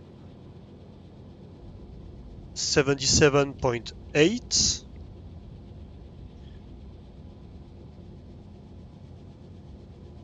And then I divide this by 75 and I multiply by 11.2.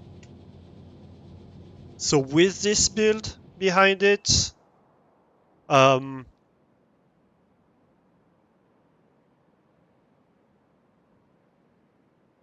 this thing of 14 million iron ore is 278 million iron plates, right? You were wondering, hey, Light, you were wondering if killing the worm remotely is feasible. You suspect that is one of the things that's still way easier in person, actually, worms specifically. Not sure though. Research non-conclusive. Uh, I I think definitely it's way easier in person. Bots can't launch nukes. You could have like artillery, you could have turrets, you could have a lot of things, but definitely you'd have a lot of stuff that would die if if you were to try to kill it remotely. I think you're just better off moving there. It doesn't cost a lot to move there. It doesn't take a lot of time. So you're just better off going to Vulcanus and killing the worm than trying to do remotely, I think. Definitely. Hey Vane, how are you doing? Hi, hi. Yeah, that's it. I'm doing great. The factoring is going great. We have set up research from Gleba. So right now we are doing a lot of Gleba research, as you can see. Uh, and so, yeah, we were discussing how Nervis is gonna have to evolve in the future to account for the new techs we unlocked. So as I was saying, we're going to need to redesign, for example, smelting with Vulcanus tech. You could even imagine like just importing iron plates and stuff like that from Vulcanus. Um, Same, you produce a lot of stone on Vulcanus. Because so copper and iron is basically free on Vulcanus. And you produce a huge amount of stone as a byproduct doing that. So, yeah. You could also just have a space platform producing a lot of that, going around producing a lot of that. That would also work, probably. But you'd need a very large amount of space production to be able to keep up, I suspect. I have so much stuff. Yeah, we have a lot. It's a fairly big base, you know. So this is my Novice base. Let me hide the pollution. We don't talk about the pollution cloud that's hovering over all of Novice. Oh, hydrate, yes. Coffee. So yeah, that's my Novice base. It's mostly train based for the logistics. Um, and so trains deliver the ores right here. You can see here a copper train that's doing its job. My trains also don't have a single job. They can fill up any job. So you can see it can be coal, it can be iron, it can be copper, it can be stone, it can even be uranium based on demand.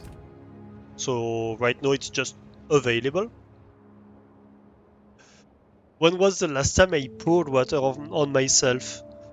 Uh, I mean, I took a shower fairly recently. Other than that, I think last stream I spilled coffee on my desk. It wasn't on me, but it was on my desk. Sorry, I'm hitting the mic with my chin. That's silly. And so yeah, we have all the smelting right here, which is going to need to be redesigned on new tech. what I was saying is this array here, its job would be done better by this. So we're going to need to mod that. We have all the research going on here. That's 160, 150 research per minute. That's being done with this array.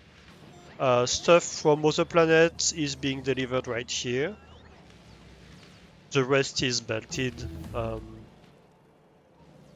right here. And so basically what we have is all the resources are moving upwards, and then the research is moving back downwards right here. So we are doing circuits, we are doing like engines, we are doing red circuits, electric engines, batteries, sulfuric acid, um, come on, what's the name of this? Robot frames, blue circuits, all that good stuff. Basically going all the way up. And right here we have a little bit of production of everything we need, right? So all the basic building stuff like that. Right here we have an automated production, which is based on requests. So here I say, hey, I want 500 speed modules in my network, and if I have less than 500 speed modules, it's going to say, hey, let's start producing speed modules, and it's going to give the job to these three factories, start requesting the stuff automatically. So that's a lot of heavy logic here. Um, you don't need to do that, but it was fun to build. You guess the shoulder counts.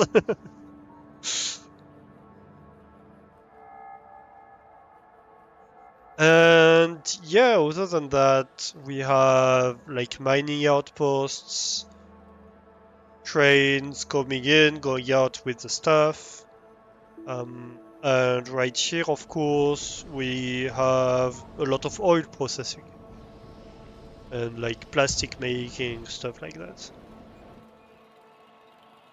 So that's my Nauvis base. Then we have the Vulcanus base. The Vulcanus base production looks a lot simpler for a lot of stuff. So here you see, hey, iron plate, steel, concrete, I don't know, gear wheels. I just pump fluids towards it. Basically what we do is we take lava from here, we extract molten iron, molten copper, and then we just pour it to produce anything we want. So for example, you see that's a blue circuit factory right here. It produces everything using molten copper and molten iron and plastic to make blue circuits. Other than that, we extract calcite from the ground, we extract coal from the ground, and we extract tungsten from the ground. And that's basically all we do here. The complex one is, of course, the oils, because we don't naturally produce oils, we don't even naturally produce water on Vulcanus. To do that, you have to break down coal and do a lot of stuff, so it's a lot larger than the Nauvis. And this is in particular our main supplier of landfill and of course of the Vulcanus science, which is produced, where is it? Right here. Which is produced right here. And finally we have Gleba, which is the base we just finished. On Gleba we are doing agriculture, we're growing trees. And we are gathering the trees, producing fruits, and replanting stuff. And these fruits we process to make nutrients and to use these nutrients to make machines work. And we use these products to eventually make agricultural science that we export back to Nauvis to be consumed over there. With a particularly fun build, which is this one, where we have stolen eggs from the local wildlife, and we basically make them reproduce in a vat. And so from time to time, you have eggs popping out, and you just shoot them down, right? As you do. Uh, yeah, we're going to need to deal with that. I think we're not consuming this fast enough. This belt is not enough. Alright, so we're going to have to see about that. Um, and yeah, we produce a lot of spoilage. As you can see, this is spoilage. So that's just stuff spoiling on the planet. And this spoilage is a bit of a problem we have to deal with. Let's see, what can I do here?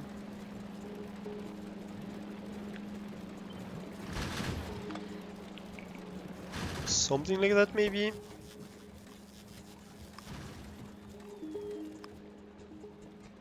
No.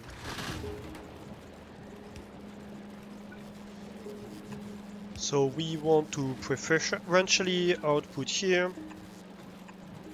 And we're just gonna have a second belt of spoilage.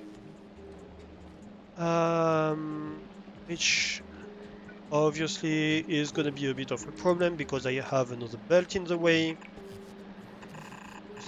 And yeah, the problem with spoilage is that it's not super useful for a lot of things.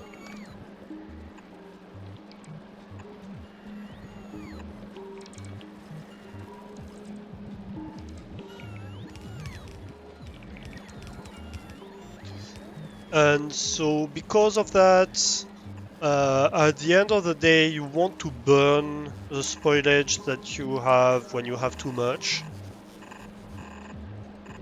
And yeah, you need to deal with it, otherwise it's just gonna block everything. Is just what it boils down to.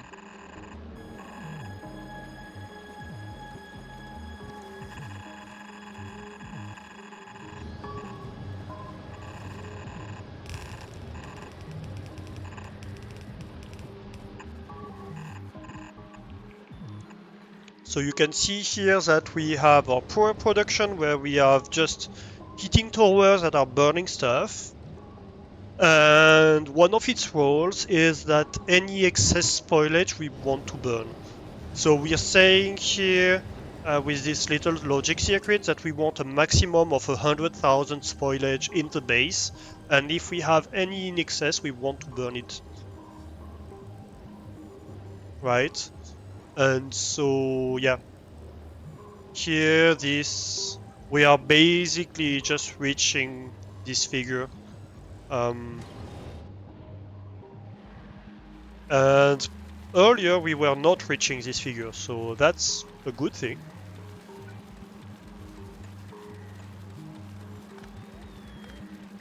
That we finally are.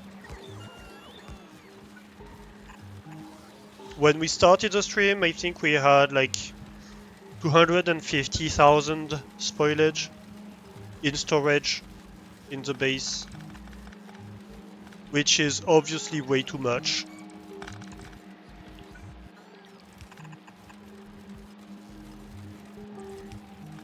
Oops. So what's going on here is that, for example, you see this nutrient belt. It's going in storage, and nutrient is spoiling eventually, and it's producing spoilage. So you see this stack of nutrient is going to spoil in 10 seconds. And it's going to transform into spoilage. Let's watch it. Here we go. And then what's happening here is that we have inserters transferring that to another chest and then sending that towards the rest of the base, basically. And so here we have two belts of spoilage for the stuff that actually requires it. So for example, we have this these 4 builds of carbon production, which use spoilage. They burn spoilage to produce carbon, which is more energy dense form of power, basically. Another usage we make of spoilage, where is it?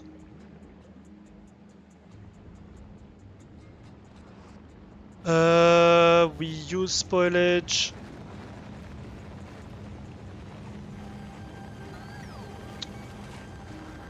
No, it's not this one. Well, we use spoilage basically to jumpstart this build here, which is nutrient production. So nutrient production most of the time uses fruits, but when the build is completely stopped, the machines cannot run because they require nutrients themselves, and so we use spoilage to produce low quality nutrients that are going to be used by the machines themselves. And this is a very important build because it feeds all the machines from all these builds. And we have 2 additional ones here that just feeds these egg production machines because they require a lot of nutrients. Um, so yeah, and we have a few other things that require spoilage, but mostly we just burn it or transform it into stuff that we're going to burn to produce power, right? Your brain can't keep up with all this. It's a little bit involved. Um, so hopefully today, one of my objectives today is to go to another planet. And if we go to another planet, it should be much easier to follow for newer players. Because, well, first of all, I'm going to be discovering stuff at the same time as you are, because I haven't been to this other planet yet myself. Um, and second of all, we are going to start building like from a clear plate, right? So we are going to have to come up with our own designs and all of that. So that makes things easier. We do have a small ad break, and I need to go to the restroom. So I'm going to take a very quick break. Hi, Kaz, by the way. That combined high track, low track train trunk looks like fun. Yeah, the trains with the elevated rails are a lot of fun. So yeah, I'm going to take a real quick break.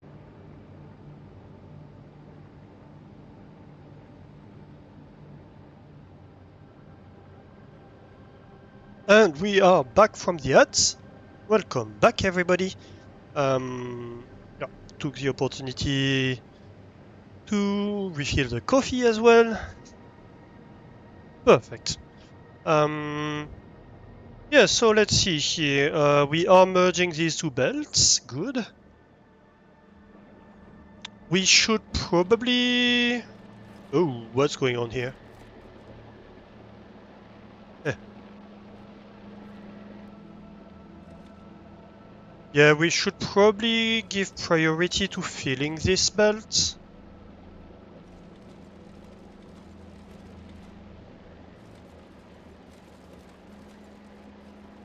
Let's see, that's a nutrient belt. That's my second waste belt. I think here we are going to have a splitter. Output priority, right? Probably input priority from the top. And yeah, so I missed a lot of stuff earlier. Let's see. Those train junctions still haunt your dreams. They're just too perfect. Which ones? These ones?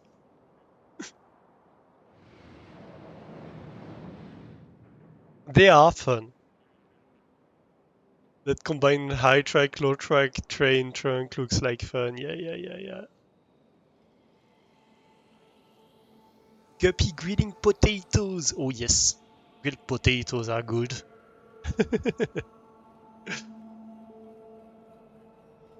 That and the train depot. Yeah, the train depot also looks fun. Yeah, so a big limitation with trains.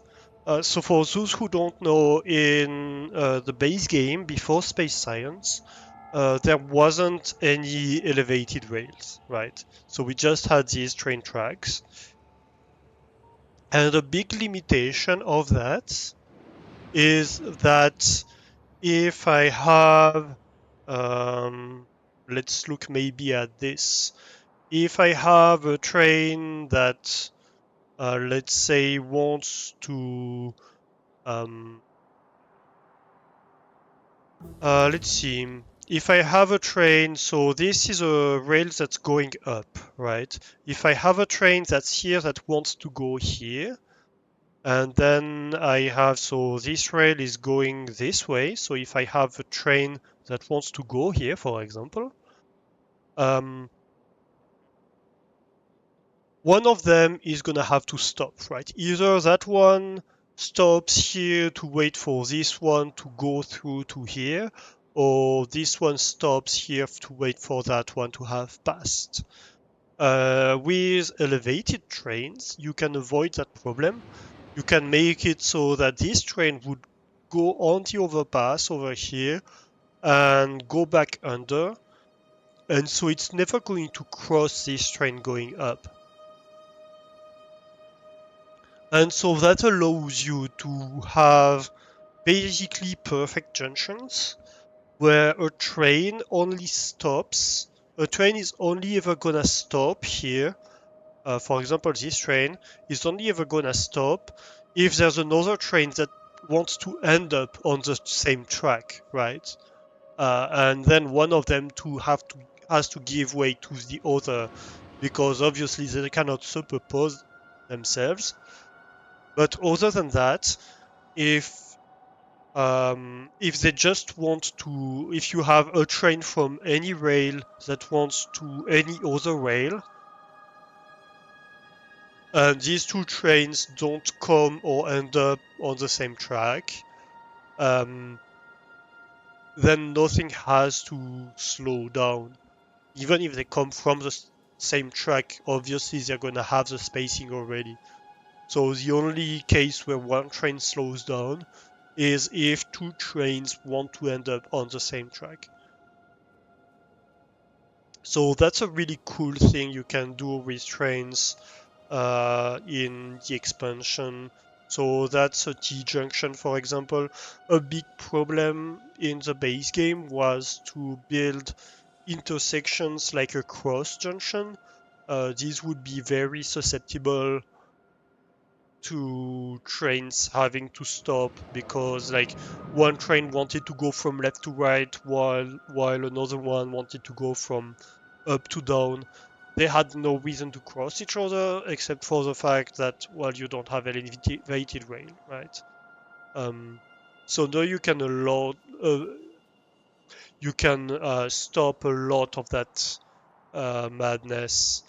Um, Here you kind of have the same things where if a train wants to come here and go to this oil depot here, it's gonna go up and then go over. So if at the same train time a train is going across here, they won't hinder each other. They won't be in each other's way. So that's why you have this depot like that. Um, Another fun one I think is up there. Yeah, it's this diagonal T line. This one looks very fun, I think. I really like the how this one looks. It's basically the same as the other T, but just the diagonal, so it has to be a bit different.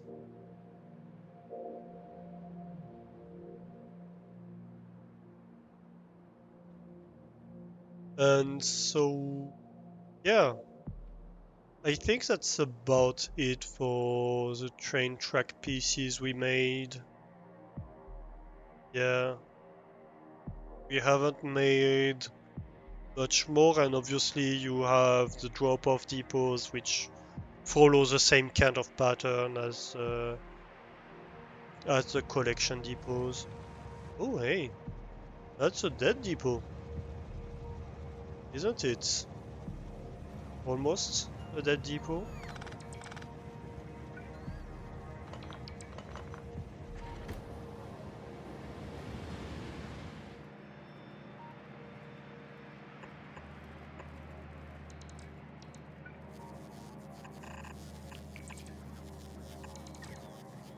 Let's finish removing this little bit of copper here. It's under the track. Yes, you can build raised rails over water. You have this here, for example. Well, you do have it right here, actually. Oh no, actually, this is just on the ground. But yeah, it could be raised. I guess the only reason I didn't do it raised is that I wanted these rails to be on the ground too, and these ramps can either be vertical or horizontal, so if you want to go diagonal, you would have to have like a horizontal ramp in here or something. It would be a bit messy. It's possible, definitely. But it doesn't look so great if you have to sidestep or something like that. Yeah, it's a real game changer. Absolutely. Yeah, it absolutely changes how you build trains. It makes it less easy also to have like systematic builds because you have so much more variety of builds, so you're much more encouraged to come up with your own intersection designs. And I do like that. Like you can still have like some standard intersections, etc. But if you're gonna have that, you're gonna have so much more of them. And so like you have more cases, I guess, where you want to do some custom stuff. You have also this interruption. These interrupts are something completely new with Space Age. So what's happening here, if I edit this, is I say, okay, my train is just a basic um, standard train. So this is a liquid train, right? And its only job is to go to this storage section. And like all of these are the same. So it can go to any of these lanes coming from any side. Its only job is to go to there, right? But I have interrupts and I say, okay, if the train is at the storage station and I have an oil um, um, requesting station that's not full, so that wants a train, and I have an oil providing station that wants a train or that can accept a train, and I don't have anything in me, that means I can fulfill that mission, right? So you're going to go to the oil providing station, load up oil, go to the oil unloading station, unload oil, right? But you can do the exact same thing if you want to transport sulfuric acid. Just you change the name of the stations. And so this train can become an oil train or it can become a sulfuric acid train. And so that's what you see happening here. This train, you can see from its color, it just became a copper ore train, right? So it had its full condition fulfilled. A station could provide copper ore, a station wanted copper ore, and it was at the station. So the game was like, hey, go be a copper ore train, go fill up your cargo inventory, go unload copper ore, and then you go back to your previous job, which is just being available, right?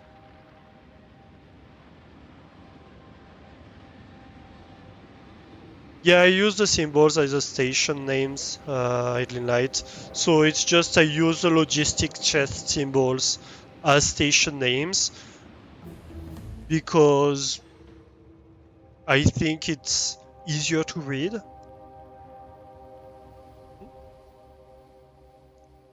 Wait, let me just wait for the train to finish its job, but we need to start a new research here.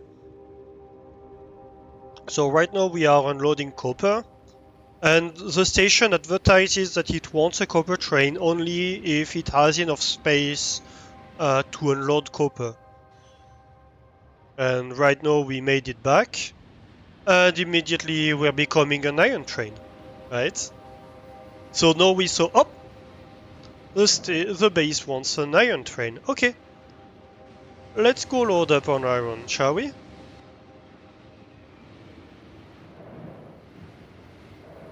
And we are going to a station that we know has enough iron to fill up a train, because it's advertising as, hey, I can accept a train. And then we go and load to a station that can accept a full iron train of iron. This last part sometimes has issues. The reason for that is that sometimes two trains start at take the job at the same time. There are a few ways I could solve it. I haven't done it yet. But yeah, this system is not absolutely perfect because two trains can accept the job at the same time. But yeah. So right now, I don't know if another train has made it before us. By the looks of it, it doesn't look like it. I think we are the first train to make it here, so... And there wasn't another available trains. It looked like the station is fairly active at the moment. So probably no other train took the job. We're back to being an iron train, right? So yeah, each of these stations can request trains to do the jobs for them. Let's see, what did I want to do? Oh yes, I wanted to start research. So tool belt. What is this? Oh, fish breeding. Yes. Oh, we can make nutrient from fish?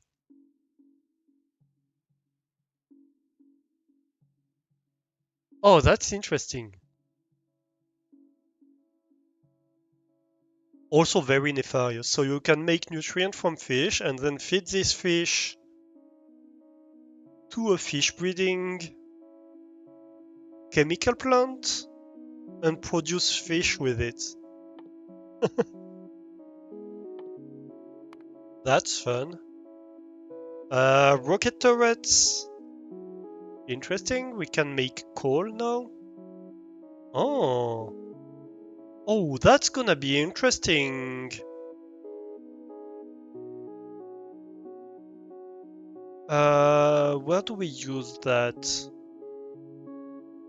Vulcanus, maybe? Well, on the space platform for sure. Because now we can make coal on the space platform. I think. Thanks to that. And stack inserters, so we're going to be able to stack stuff on the belts. To have piles of items on the belts. And then you have a bunch of productivities for, like, basically rocket launching stuff, which is also interesting. So plastic, rocket fuel, all of that. So that you can launch more rockets for the same size factory. Yeah, that's how to make nutrients on Nervis, yep. The math is sus. Never played with fish. I think the idea is to be able to make an infinite production of fish, right? Let's see, you make 20 nutrients per fish. And you make...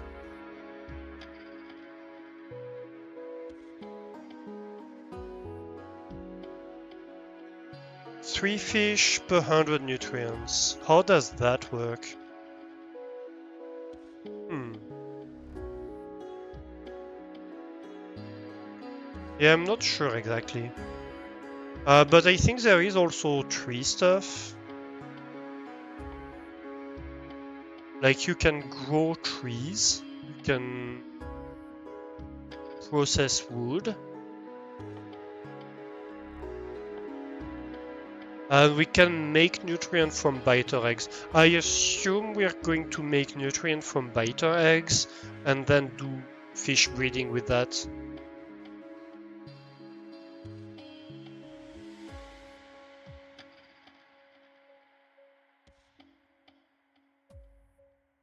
Because we need to make bioflux on Novis to do the biter egg thing. So I think that's what's gonna happen here. And then carbon fiber is you mash and carbon. Interesting. Efficiency module uses spoilage. Oh, yeah, tons of stuff here.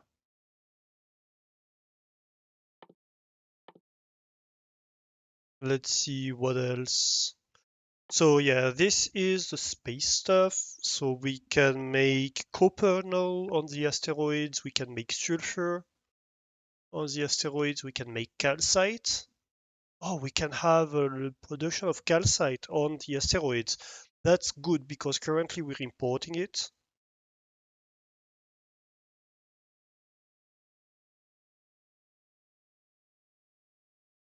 And we can have more efficient thruster fuel and oxidizer productions. That's great as well.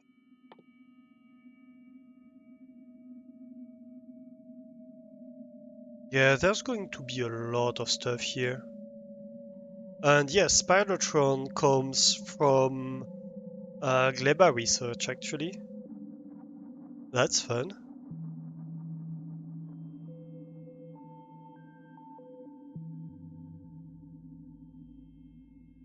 And this is gonna be good also. Overgrowth soil will allow us to build on more surface on Gleba. So this can be placed, you see, placeable anywhere in the green biome, which was not the case um, for the basic soil that we were making, and so that allows more growing space on Gleba. Same for the jelly nut. But that requires biter egg, which, well, you only produce on Novis, so you're going to need like more complex production.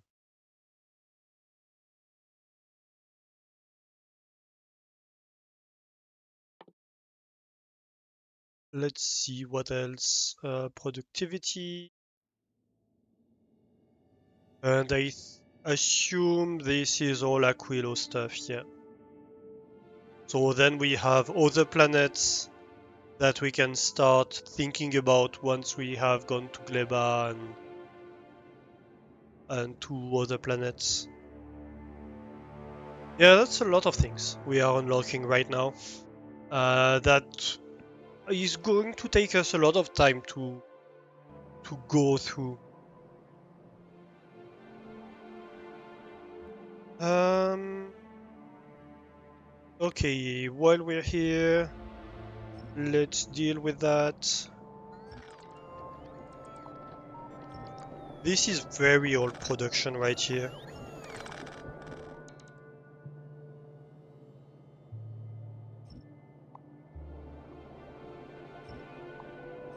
You can see it's Yellow Belt Productions.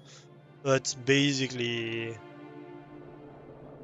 some of the oldest production in the base.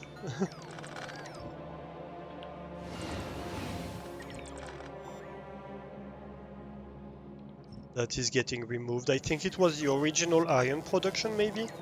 Or maybe like the second iron mine, or no, copper actually, by the looks of it. That was the original copper that we're pulling out.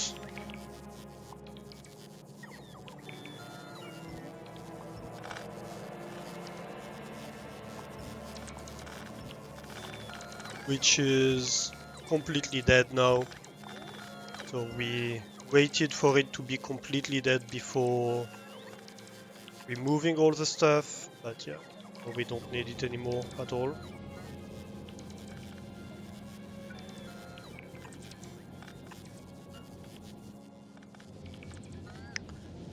Perfect.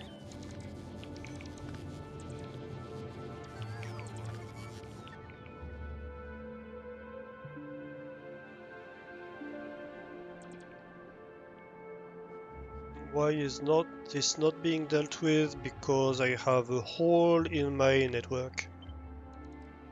Alright, we can deal with that probably.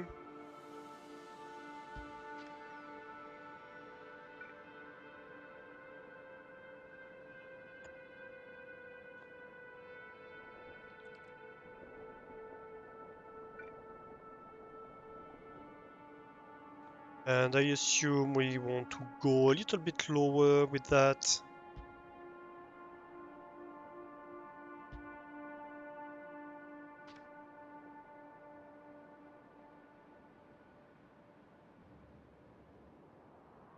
Okay. The biolats have a built-in 150% if memory serves. Yeah, I think they have productivity for sure. I haven't looked into it yet, but that's definitely going to be a big point we need to take care of. Okay, so sometimes we're producing more than a green belt here.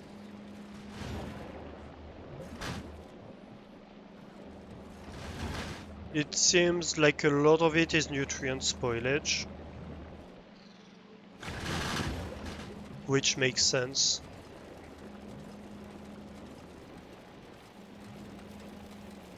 I'm wondering if we don't need more, to be honest.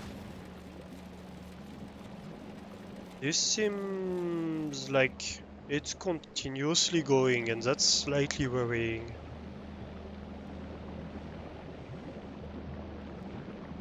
These builds might need to be perfected.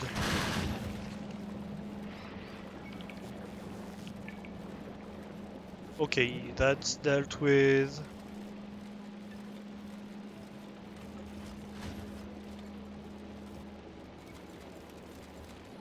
Looks like we're good.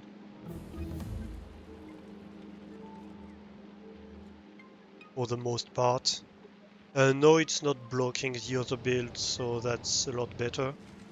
Why is...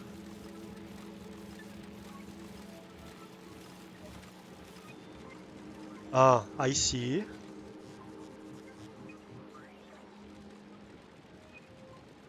Yeah, that makes sense.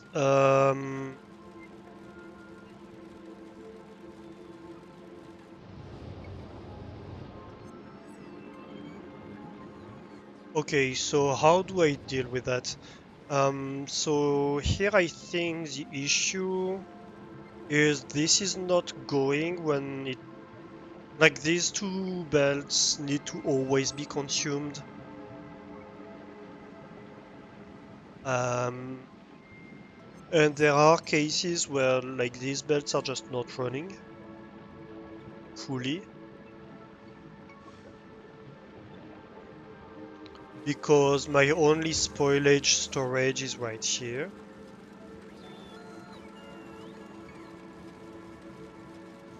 So I might need to have a spoilage storage that can consume 4, 5, maybe 6 belts of spoilage and put it in the network. And then once it's in the network, we take it out.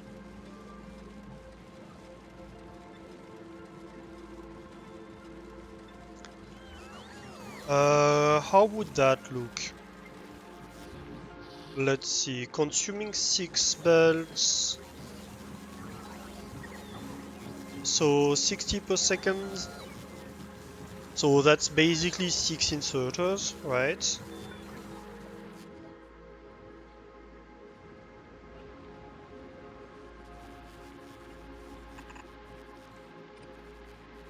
So if I have something like that, then I have like passive providers.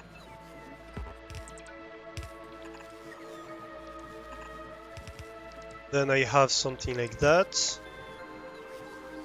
So this consumes a green belt.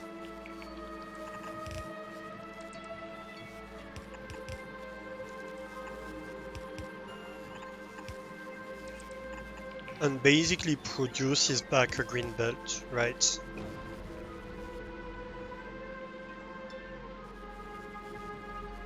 So if this is stopped, it's gonna get stored. And otherwise it's just going to go. And if this is full, it's just going through.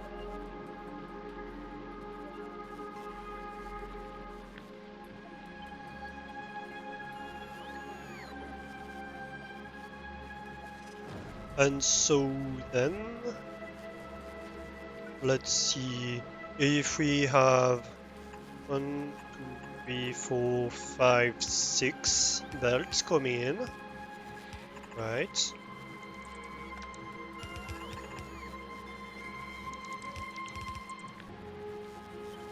We can have something like this.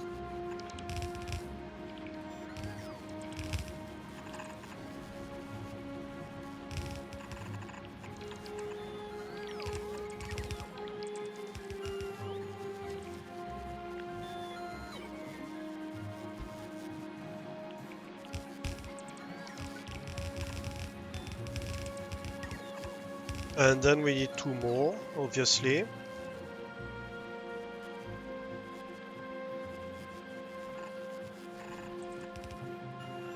And so this would go like that.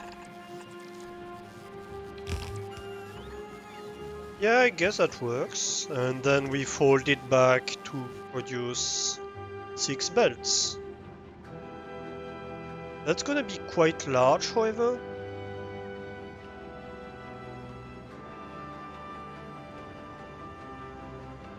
It's not gonna fit in here, is it?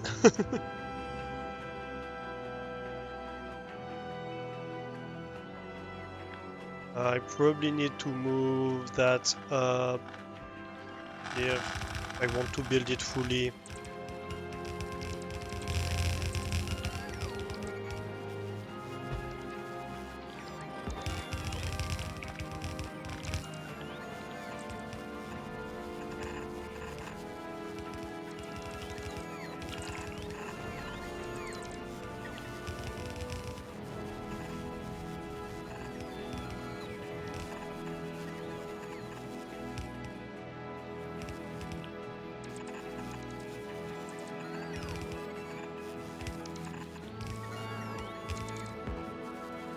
Oh, come on.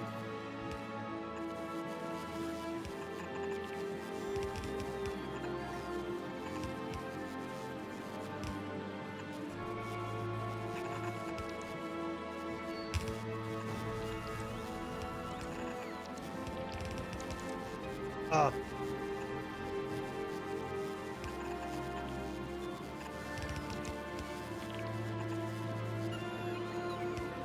And then I have my 6 belts output.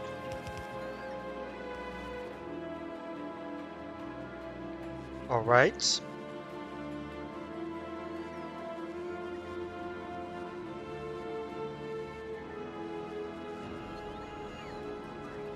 So that can be a thing, but it's quite large.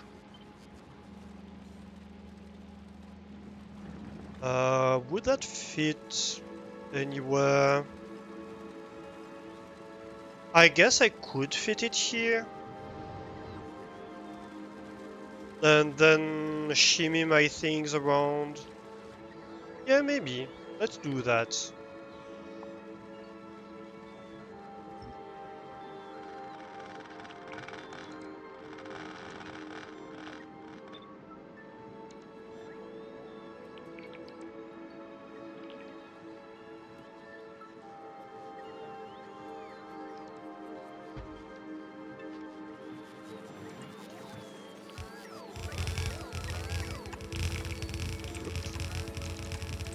So these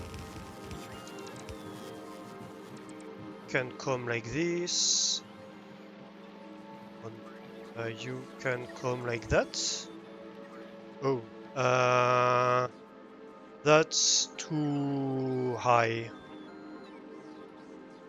I need to come down one lower for the whole build.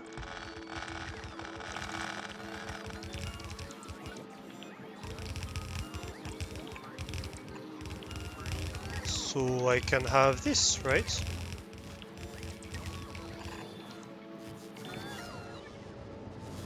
And then I guess these two can come over here.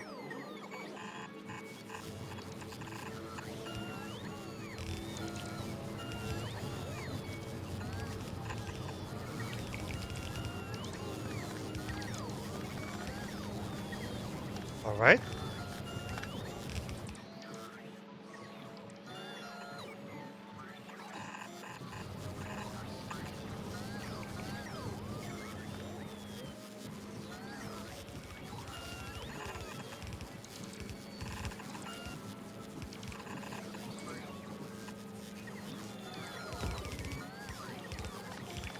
So these underground belts disappear.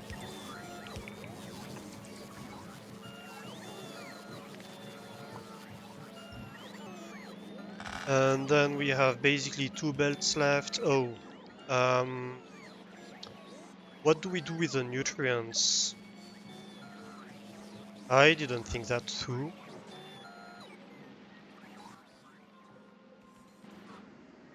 Okay, first of all, it seems we are short on boxes, so let's pull that out. We don't need that to be placed here. Also, we can go underground here, so let's do that.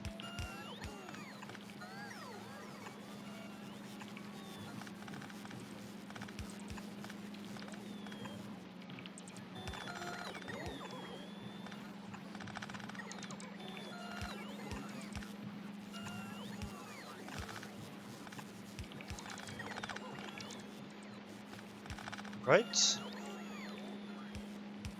Secondly, seemingly want to jump under, not here, sorry, but here.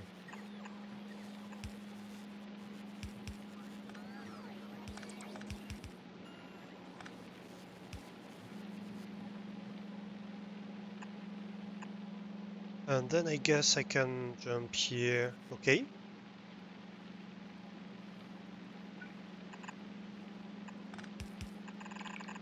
And finally, so let's see here. We want to do. So these have the priority, right? So basically, we want to do something like this.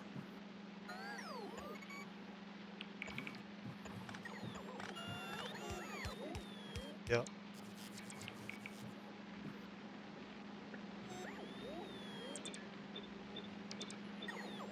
All these have the left priority.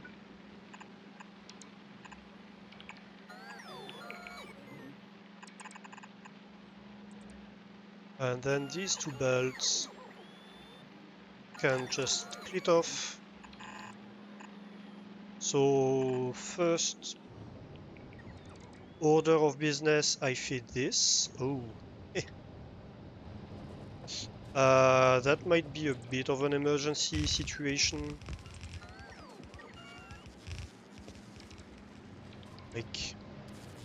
Why is the whole base disconnected from power? Alright. Yeah, that wasn't ideal. And then these things... Okay, the good thing here is if the whole base is disconnected from power, the belts will still go through.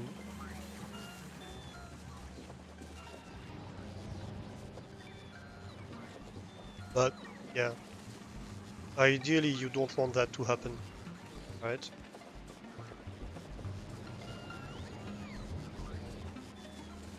Okay, so now we are consuming these.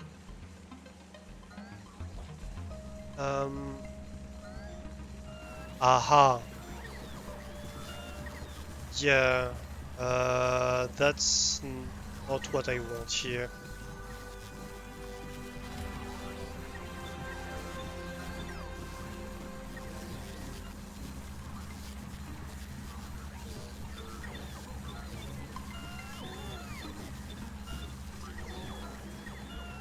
Otherwise they're just gonna loop. So no. Let's not ask for that.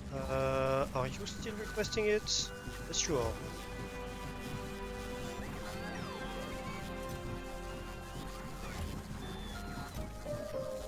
I forgot this, didn't I? Alright.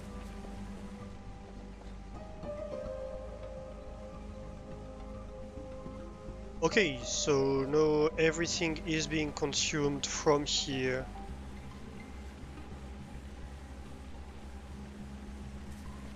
And is being sent in here.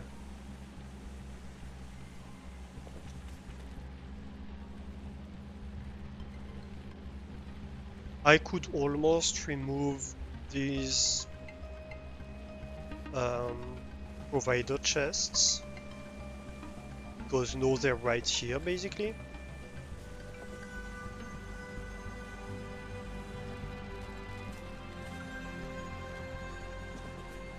But hey.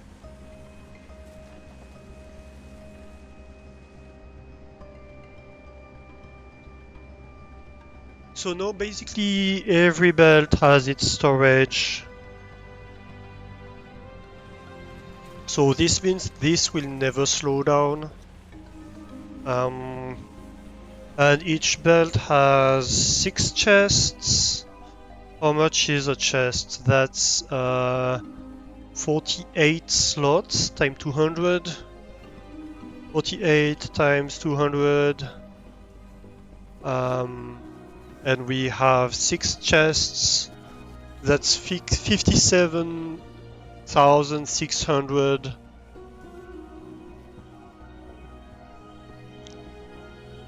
per belt. And so these 2 belts can fill the 100,000 requirement by themselves, right?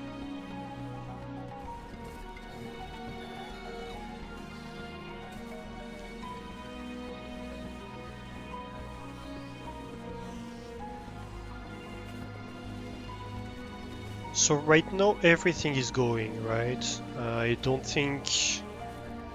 Yeah.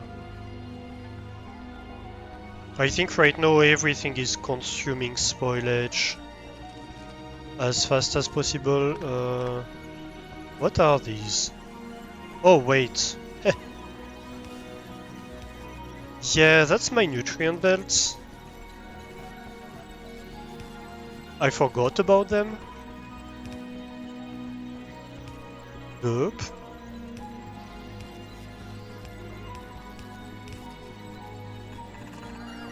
Oh, that doesn't work.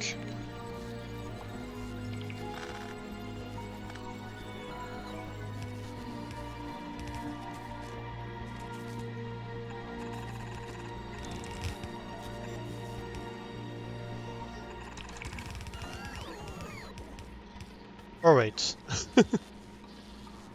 That should help. So now all the extra nutrient is making its way to its chests. Technically, I should probably maybe come in from the top, but that's fine.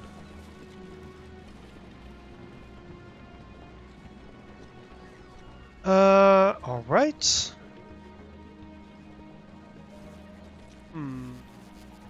What else? How have I organized my defenses on Gleba? Alright, so these things don't pollute, right? So this build here doesn't pollute. What's polluting is the tree production. So I just have chains of turrets around my tree productions. And I guess around here, but that doesn't really count. And that's it right now. And right now it seems to be doing okay. Wait, what's going on here? Oh, interesting.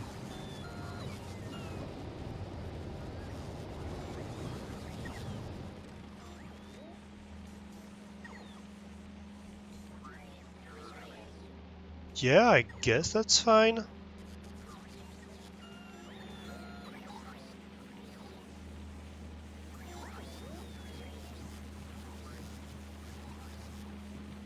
It's just gonna help fill these belts, and that's totally fine. And this stuff should be empty anyway.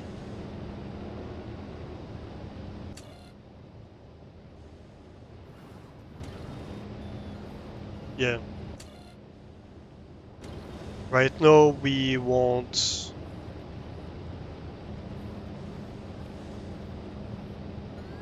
Like, we don't have enough spoilage right now on the planet in storage. So right now we're demanding to accumulate more spoilage. Alright. And that means these things are starting to consume a little bit of coal. That's fine. Interesting. Yep.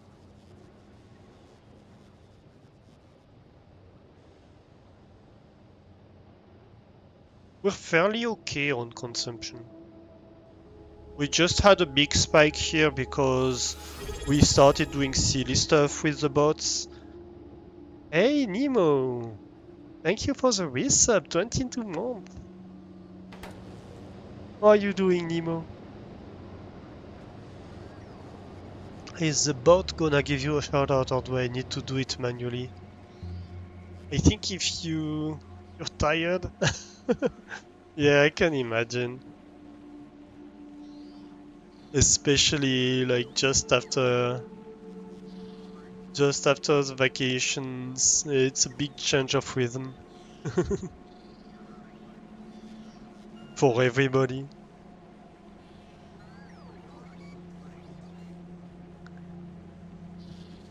But yes, Nemo is playing a lot of stationeers at the moment. He's getting me addicted again to stationeers. He's making me want to play stationeers, so I think we're going to go back to stationeers fairly soon.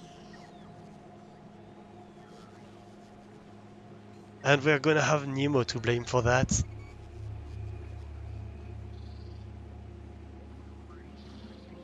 You think you need to write in chat for the auto shoutout? Yeah, I think the resub doesn't count as a message. That's what I wanted to see.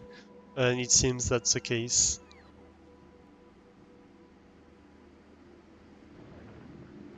It seems that's the case indeed. How are we doing here? That doesn't look very good. What's happening here? Why is everything stopped?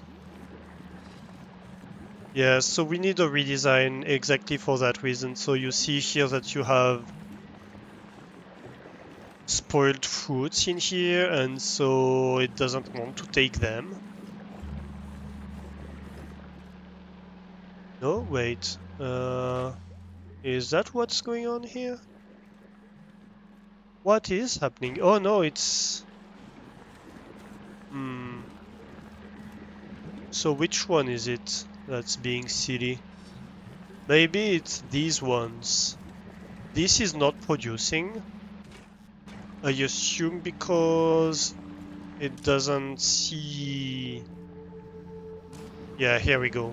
So right now it starts producing, so there must have been a spoiled fruit under here.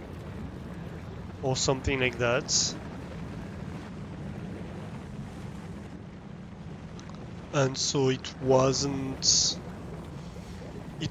producing properly.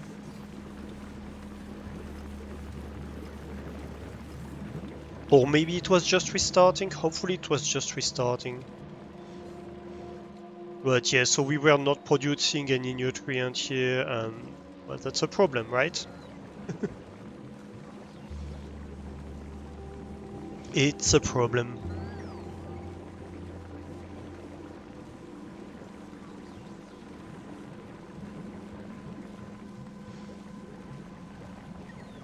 Okay, how are we doing now?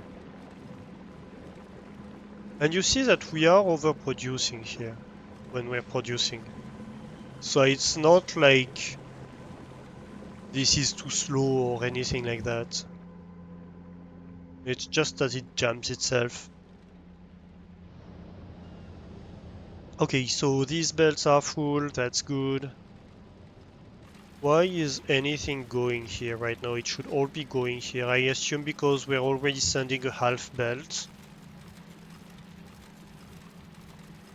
And so we have a little bit of extra stuff that's going down here. But yeah, what's going down here?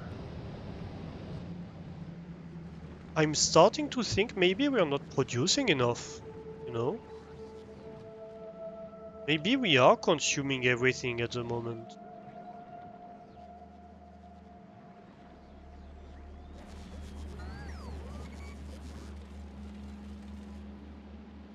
Like this isn't full.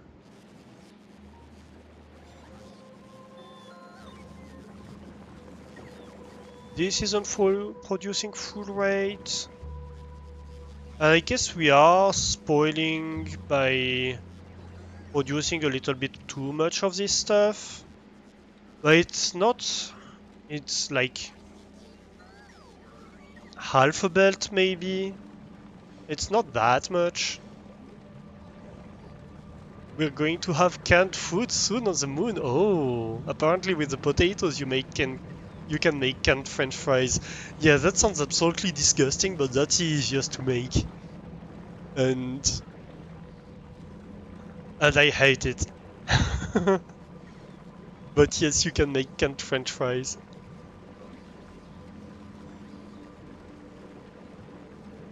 Absolutely. You need oil, right? So you need to make soy. You need to plant soybeans. But aside from that, yeah. This is going...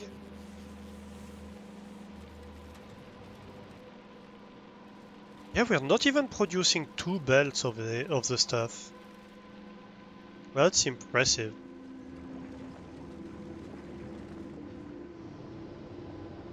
I guess it has picked up the rhythm quite a bit. Not really, we don't consume that much more power. We consume maybe a third more power, something like that. 20 megawatt extra, you know? Since we started doing research in terms of production,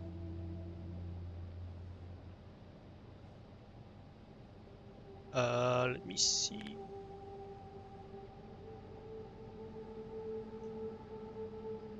I guess in the past 10 hours we picked up production a bit. But you know, it's not that much more. Like in the past 10 hours we haven't picked up that much more. So I do wonder why we all of a sudden we're so low that we seem to not be producing enough spoilage for the base. It's a bit strange because we had too much, way too much for the longest time. And sure, we increased a lot the capacity of power production, but it's not like we're consuming more spoilage in a steady regime. We should be just steady at 100,000.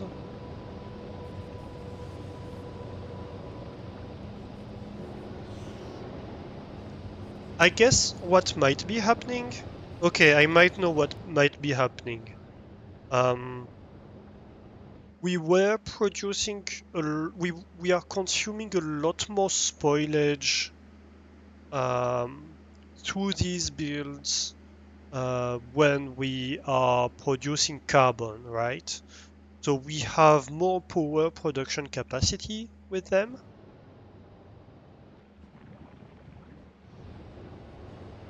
but also we consume a lot more spoilage.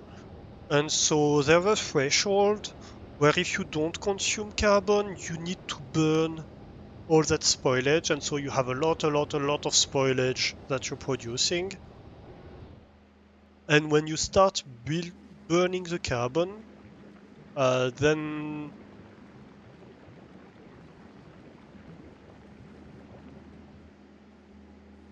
all of a sudden the amount of spoilage you have available is not so much.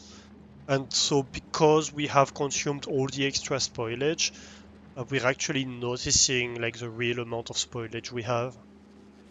That's my theory right now of what's going on.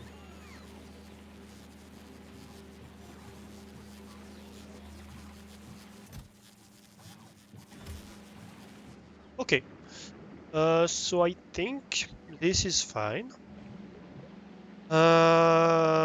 So do we redesign this stuff right now?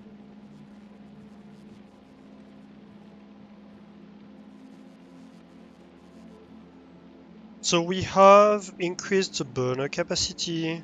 That's done. Oh, one thing we need to do is burn the seeds. Okay, that's an important one because the seeds currently we're not doing anything with them. And the amount of seeds we have is already a problem and is only increasing. Where is it? Right, that's the amount of seeds we have. That's an insane amount of seeds.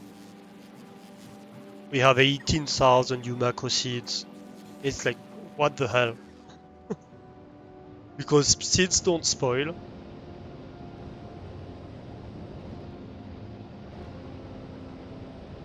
So what do I do here? I might just set up a burner that's just gonna be used for burning stuff that I have extra.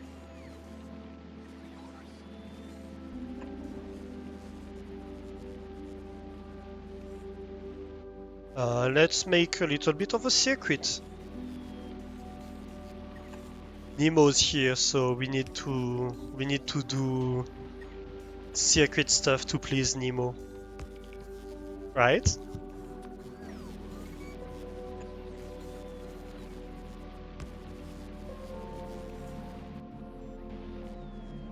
Otherwise, it's just gonna be like, hey, I'm bored, let's leave.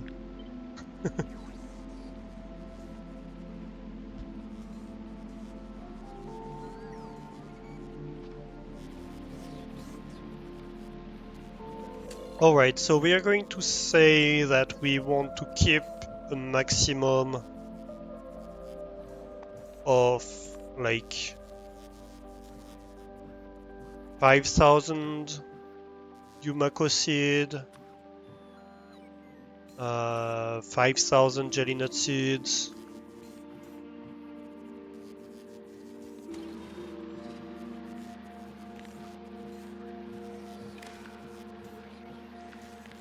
for each of them. So we're going to read here the logistic network content. for each of these,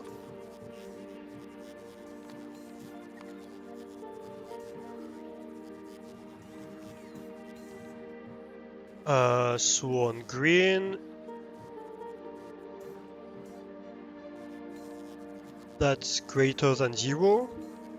We output the input count on the red network, so the red network between being the roboport. Also, why is it not building my roboport?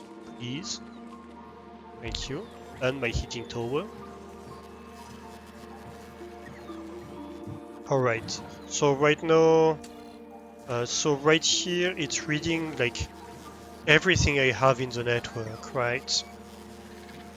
And so it's like, okay, we're talking about Yumako seeds and jelly nut seeds, and it's reading, it's like, okay, we have 18,000 Yumako seeds, 8.5 thousand jelly nut seeds, which is the amount of the red network, right? And so then I take the amount I want on the green network, and I take the amount I have on the red network on this math combinator. And I'm going to do the amount I have minus the amount I want. For each of them, I do the amount I have, so that's the red network, minus the amount I want, that's the green network, and I output its signal back. And so it's like, yeah, we need to get rid of 13k Yumako seed and 3.5k jelly nut seeds.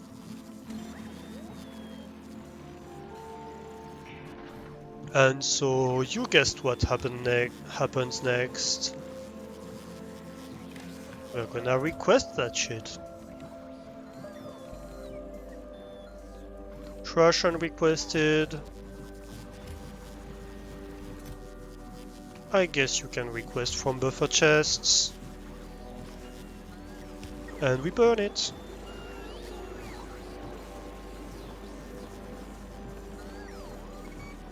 And this heating tower, we can always burn stuff in it no matter what.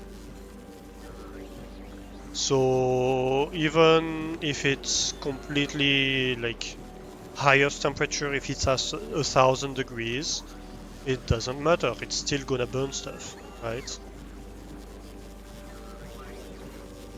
And so right here we should see the amount of stuff we want to burn slowly going down. And at some point it's gonna reach 0. So let's hopefully see it take down. Well, I guess eventually it is. Just we need to burn 1,000 seed.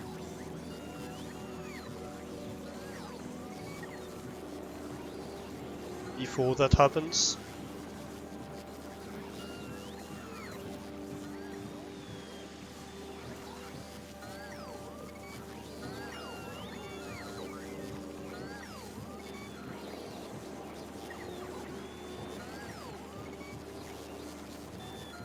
Come on. You can do it, little arm.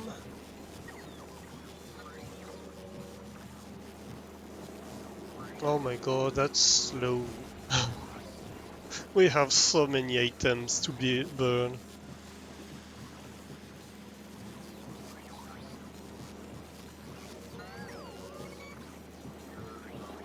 Oh.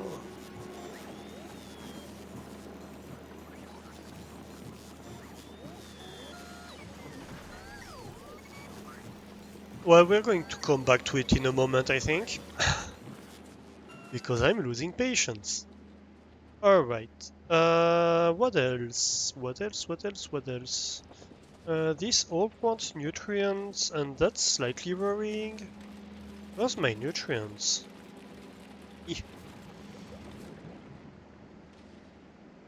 This is not producing once again. Okay, we really need to fix that build. We really need to fix that build. That can't continue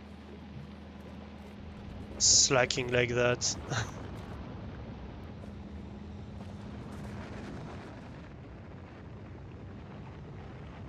Let's go have a look.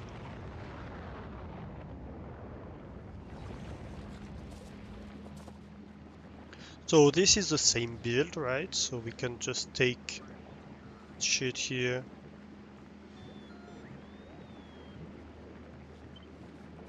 Copy it somewhere we can work on it and have a look at it. A little look.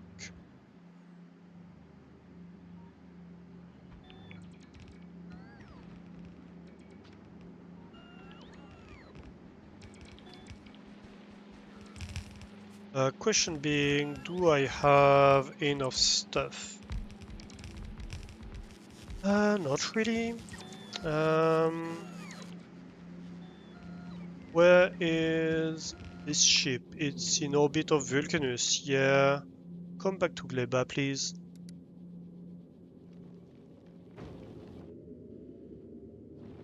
This is my material ship. Meanwhile, the Gleba shuttle is doing great. Very happy about it. And you see that now that it's running like full speed, it has like 40 minutes. So like worst case scenario, its science packs are 20 minutes old.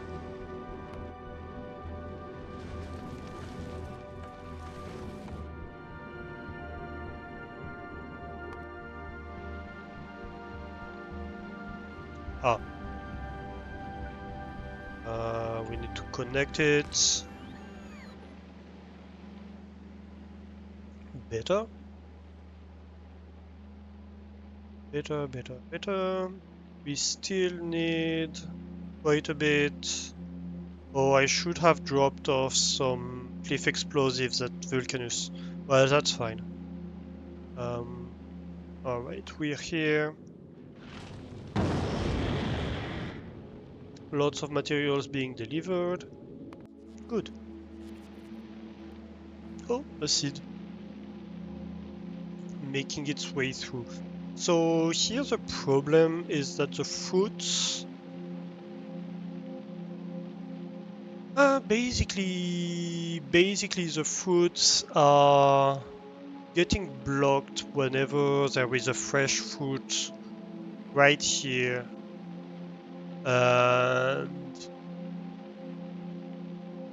And spoiled stuff behind it, right? So what we are going to do,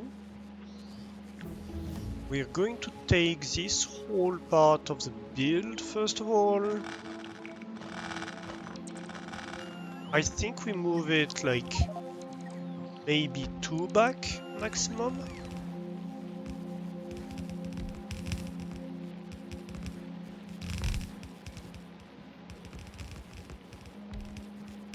What about this one? I think this one moves with it.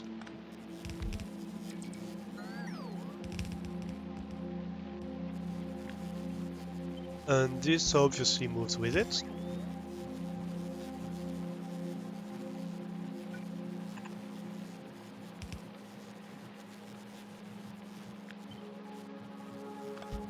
And so the fruit is on this side, and on this side we have Yumakomash, which is going to join right here with this line that has like the jelly and the Yumakomash on its side.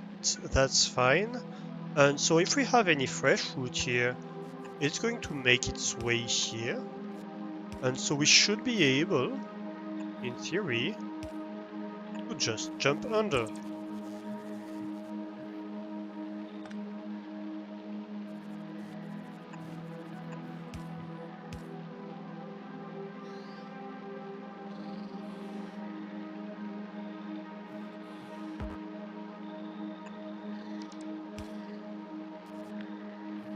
This can move by one tile here.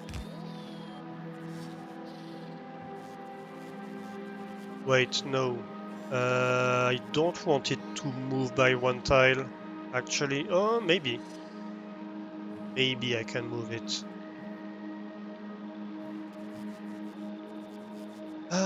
If that's the case, then why is this underground?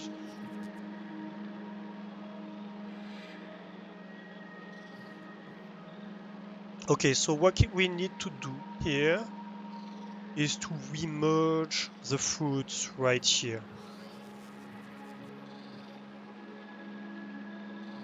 So I think we need to move this a little back.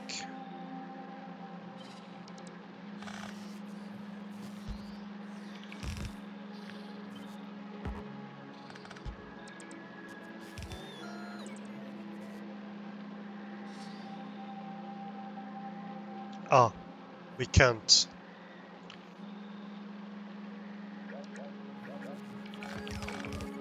We can't because we can't move this back. Okay.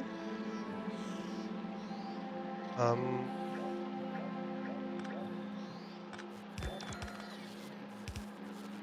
so this has to stay like this, basically. Well, this could move a little bit, but there's no point, really.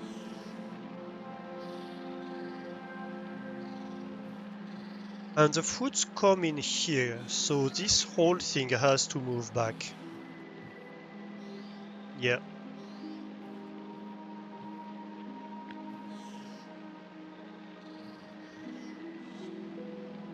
And I think it has to move back maybe 3 tiles. Or 2 tiles. 2 tiles might be enough.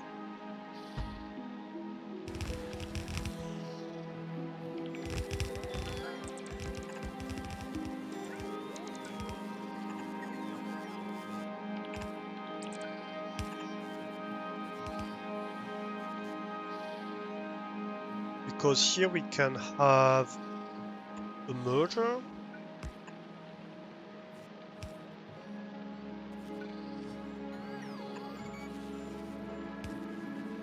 Okay. And here we can loop back the fruits right here. Right. We can probably even move this a little further back so we don't have to have this belt here. That's details. And we just want stuff to cycle like this. We don't want... Well...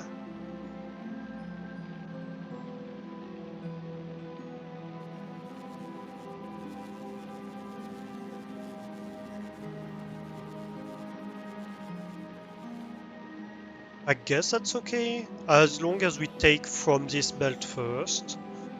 So if stuff cycles around,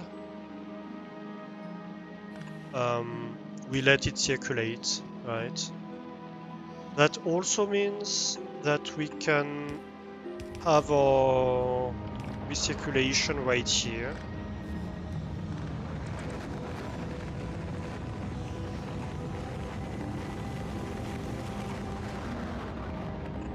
This obviously needs to be right here. And actually, I think we can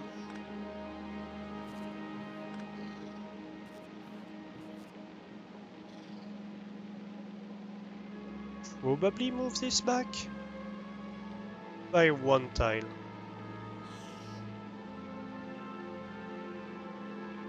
Yeah.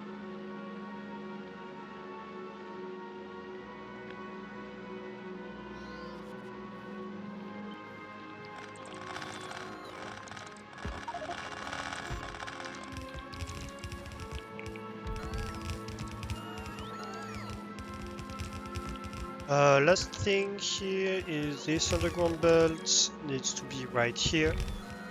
So we can drop the feeds from this machine on this.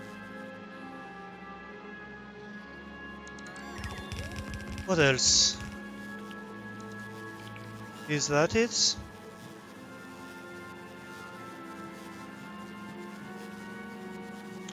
This... Yeah, this is a little too far from the other one. And I don't see a problem to move it back, so let's do.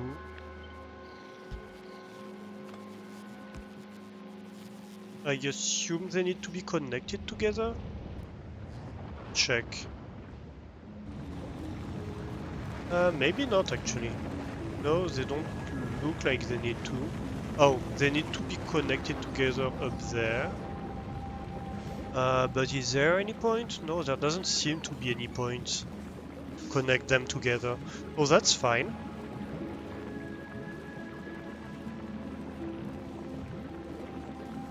This is just to tell me if the build is on or not.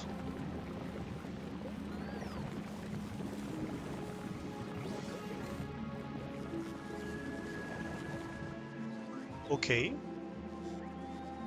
I guess we might be able to test it. Give it a little taste. A little lick. Can we lick the science?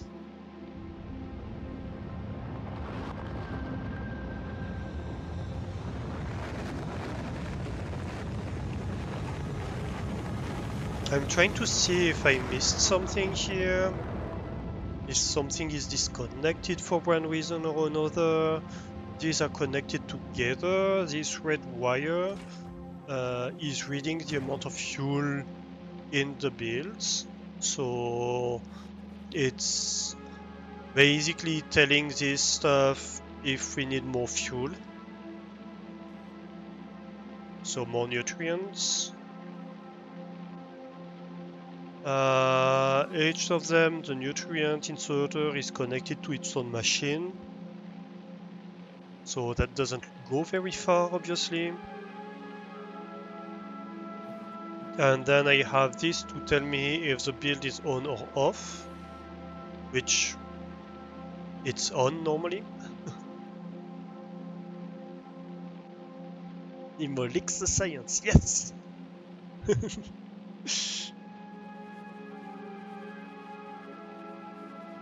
Public service announcement, it's not safe in every scientific domain.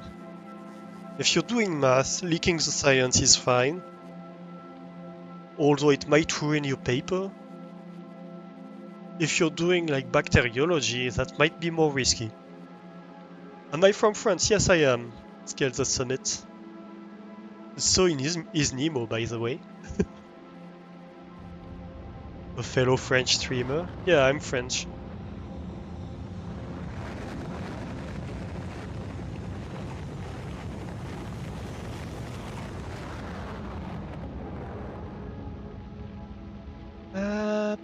I think we're good. I think we're good here. Let's try. Guess.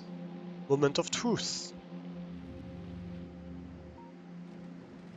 You do physics and chemistry, so everything isn't really nice to give a leak in there. You know, the sulfuric acid, can you leak the science? Preferably not.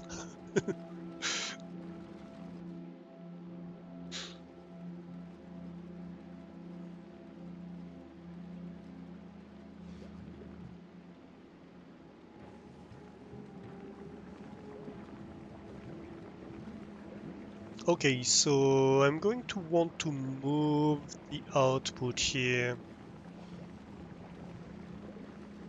I guess I take out the whole build.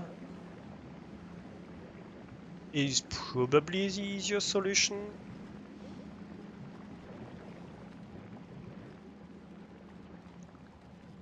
Yeah. To do that, however, I'm going to do a little thing, which is called, let's move this to a place that I'm not gonna touch. That way, if I mess that part up, it's not that big of a deal.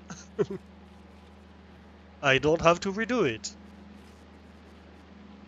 I mean, one's got to try at least once, right?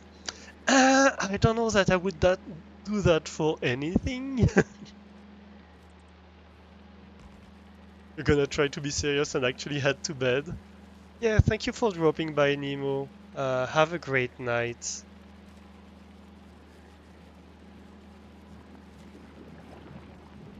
And good luck with the classes.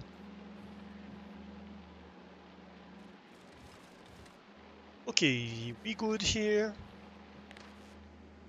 Let's rip it off, rip it out, and put it back in.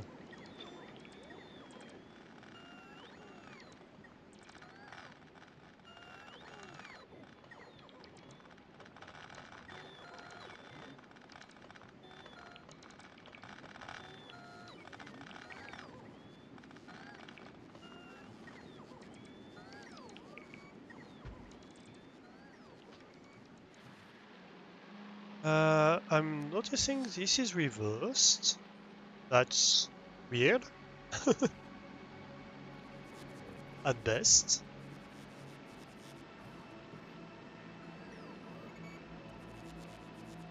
Next, we can probably... Let's see here.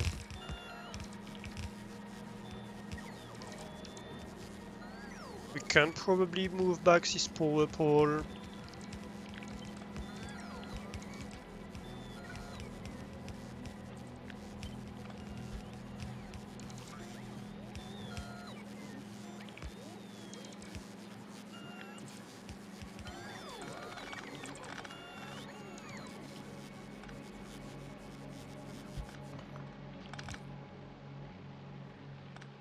Oh,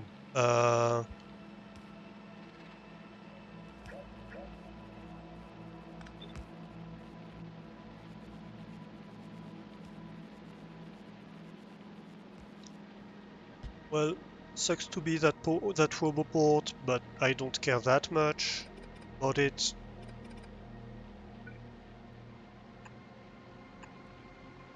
I can place another roboport right there.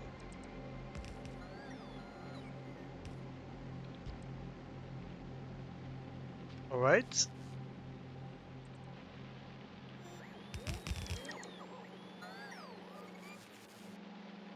So that's my fruit.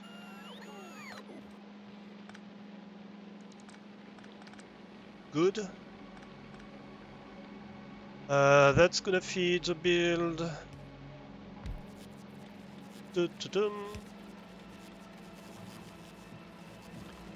And I guess that works, kinda? Or no, at least?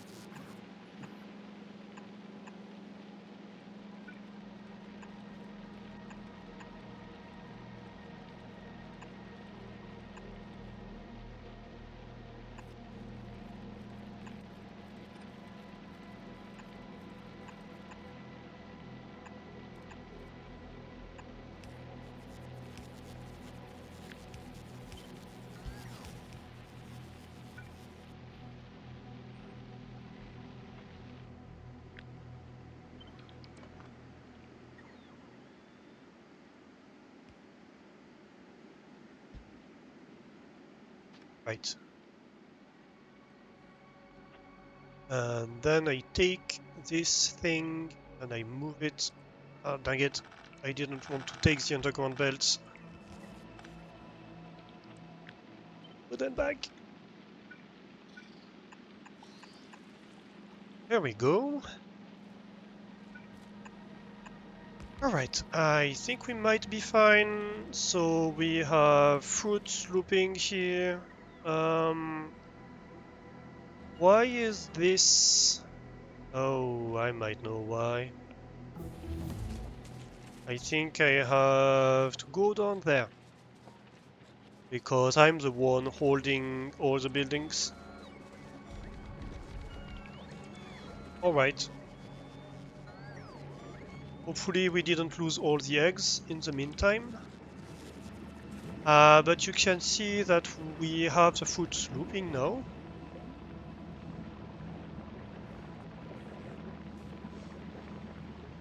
So that's rather encouraging.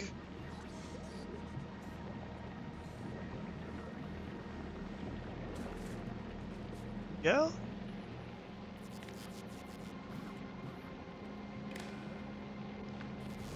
We do want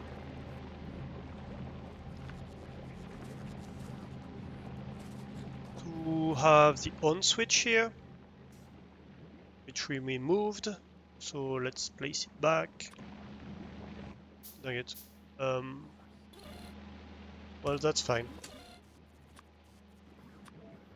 On. So this build is on.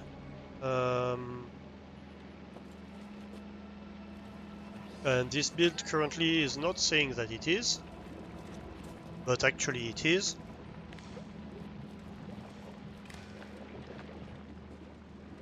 No, you're saying that you are.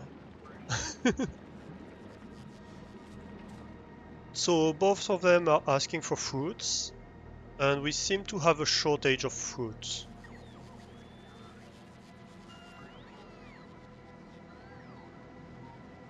Okay, so that part might be an issue, but yeah.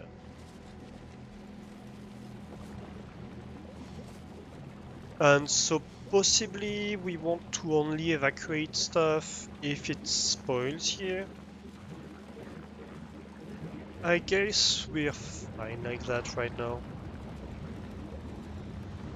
It's just that we're going to process a lot of food for nothing here, which is not perfect, but it's not the worst thing in the world.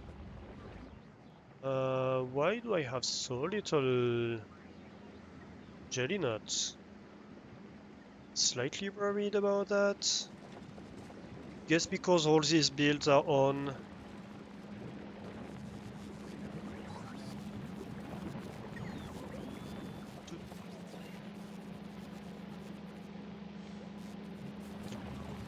Going here, yeah, you're splitting off.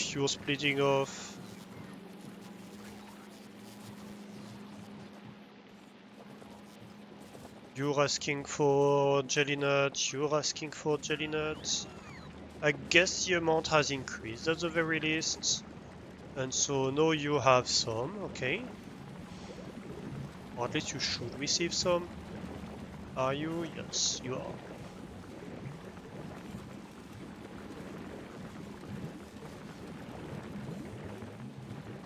So both the builds are producing jelly nut at the moment.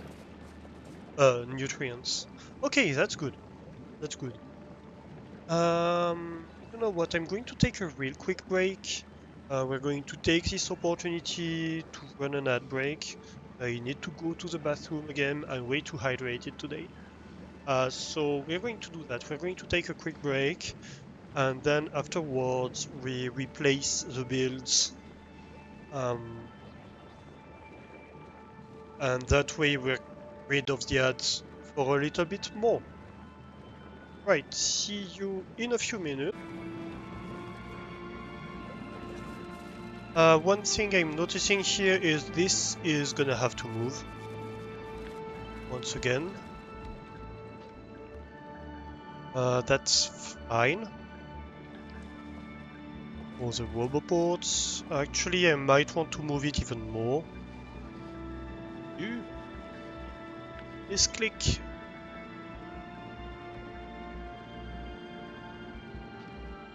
Oh. A What's it doing? Hello, bots? What are you doing, bots? Hmm.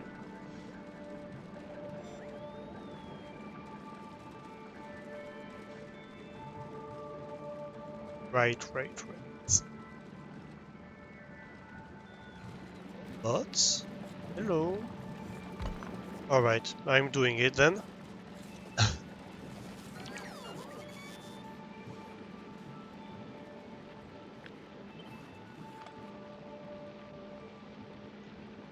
So that would work. That should work.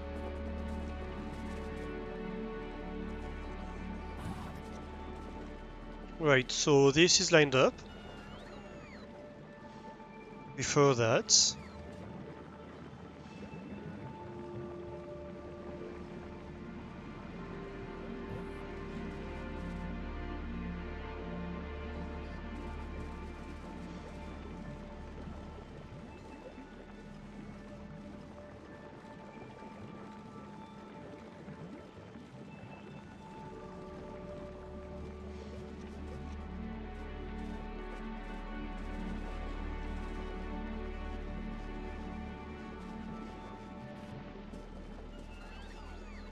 Okay, so here we are out of nutrient on these machines.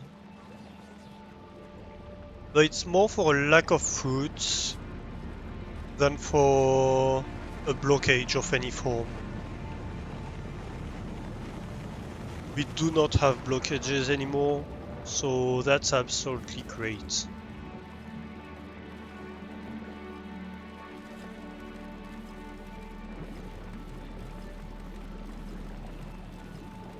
Even here, when we have a little bit of nutrient spoiling, that's okay. It just goes to the spoilage belt.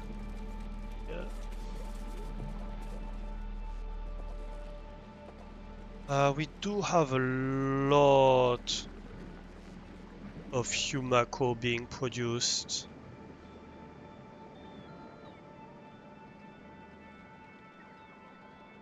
A lot of overproduction of Humako just because the stuff is coming here without having jelly nuts, but that's more for a lack of jelly nut than for a design issue, I think. Okay, so let's rip out, sorry. Want to rip it off? We don't want to rip it out. This thing, and then, yep, that's it. We place it something like that, I think.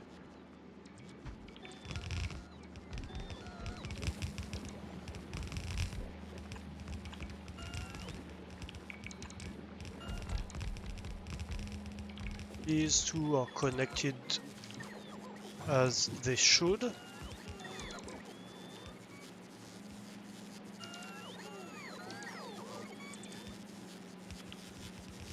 Aha, but here we do have some alignment issues. Wait a minute.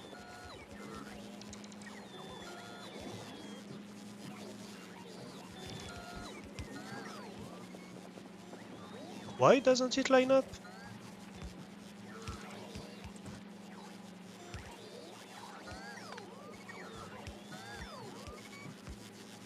No, it should line up. I don't know what I did.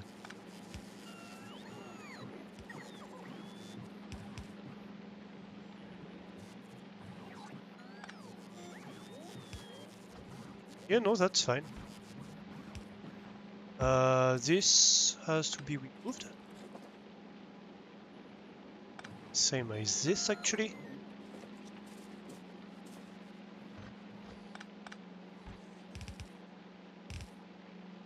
Alright.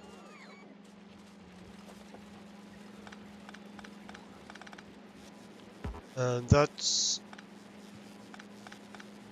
extra as well.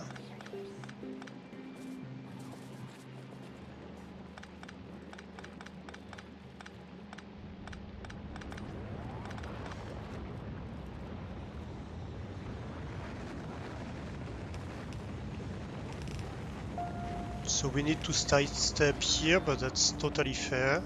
Actually, we don't really need to sidestep here. We could just line stuff correctly right here.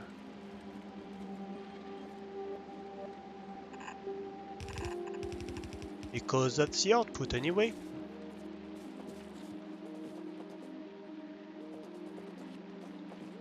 Alright.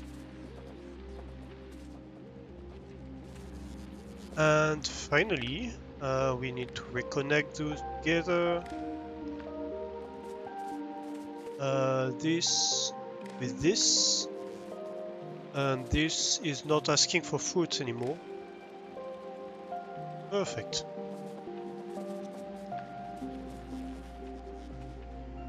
Yeah.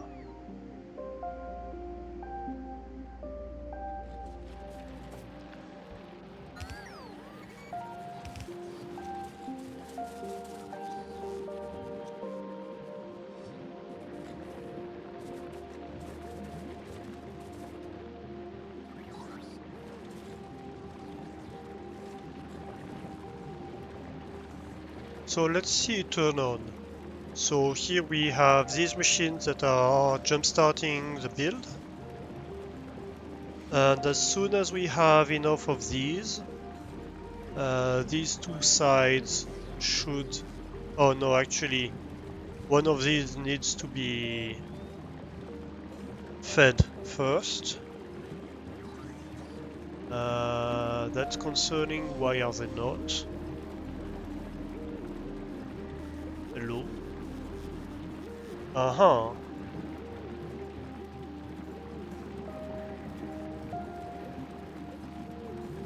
Is this a stupid mistake? Like this? Yeah.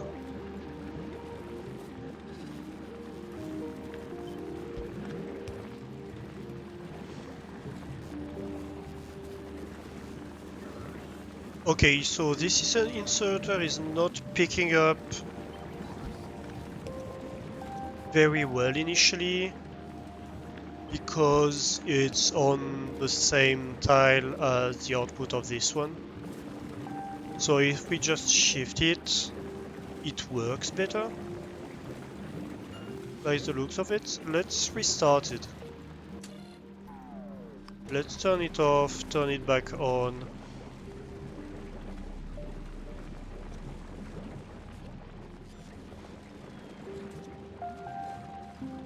So right now we are stopping the fruit input. Oh, another thing, I might want to filter forbidden the output.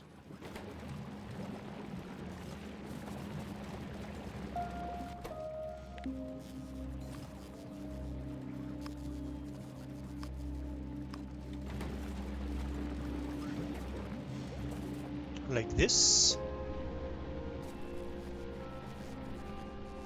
Yes.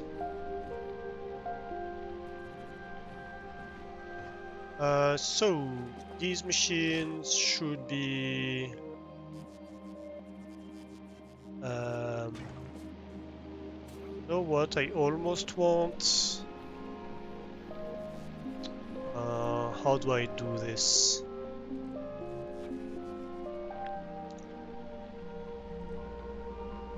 Let's copy this. I'm going to take out these machines.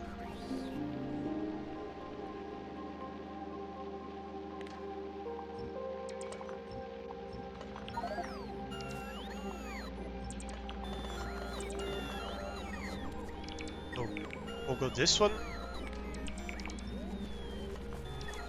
Alright. Now I can repaste. And so the machines are all brand new. What can I throw away? Let's just throw away a little bit of this. So I have inventory space. Hey, Lennox, how are you doing? Welcome in. Hello, hello.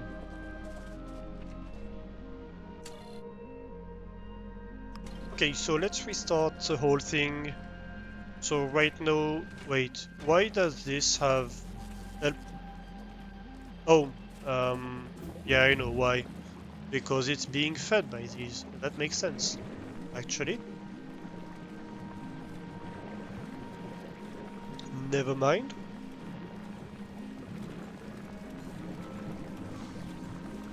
That's exactly what we wanted to see. So now it's restarting immediately, right? Yeah.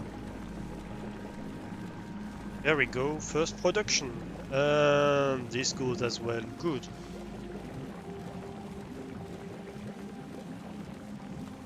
Doing well? Yeah, I'm doing great too. I'm so ready for this new chair to finally get purchased. Waiting on approval for the reimbursement team to say yes. Chair is actually ergonomic before you get it. You had chair issues?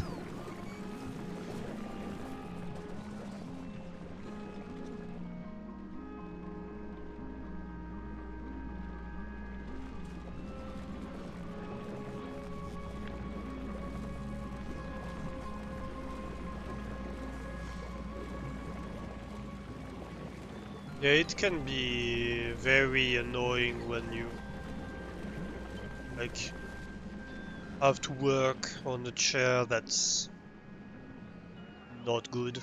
It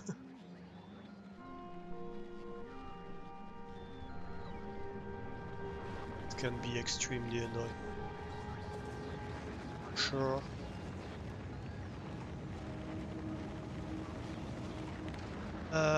Alright, let's... oh, that's gonna be... Right, we're going to turn off the whole build for a moment, I think.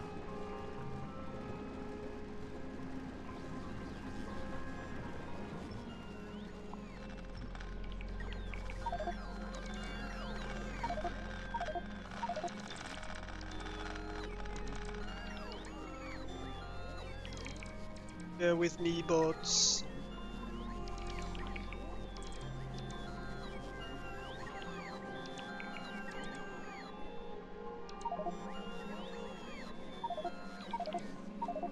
How do I do this? Something like that. So I have more stuff, more wiggle room.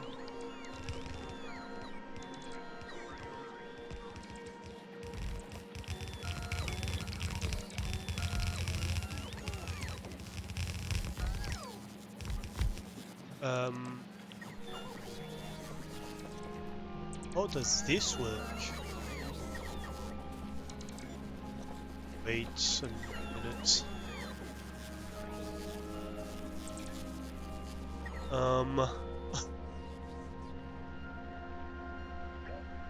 What the? Let's try again. Oh, there were still stuff in here, I see.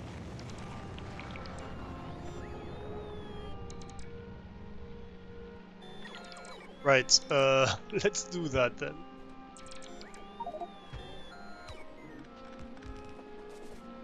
Probably for the best. At least I have a marker of what's supposed to happen.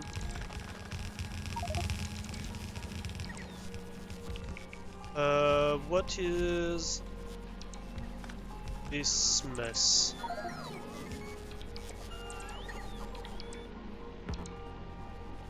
Okay, so first of all, this goes here. That's fine. This I suppose we can remove. Oh, it's this one.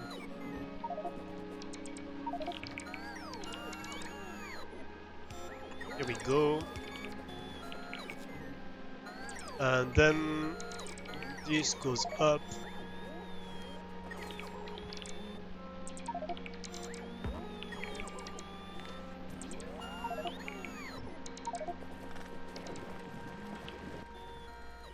Why is my inventory full?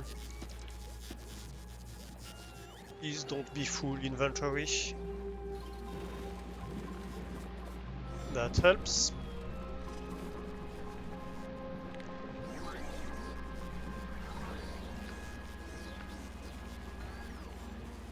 Okay, so next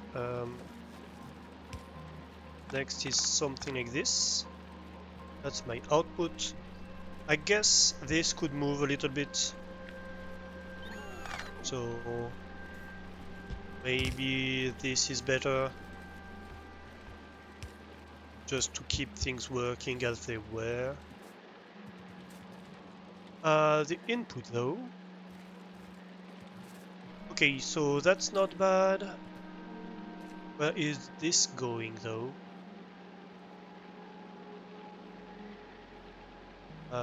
Right, so that's this one. So where is the other one going? Help. Right, this is going here, right here. Oh, I see.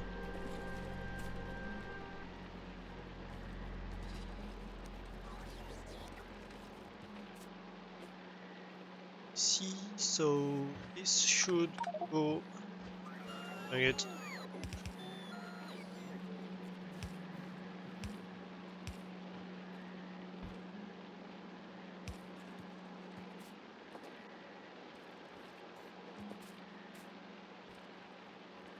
Oh, what? I think I'm going to reverse the things.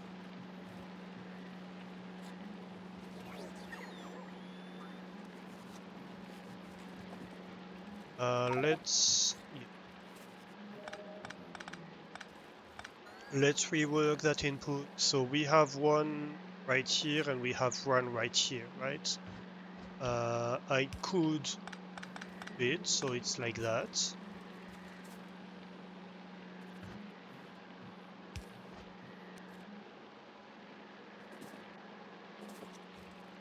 First of all. And then I just have to sidestep everything. And I think that's much cleaner.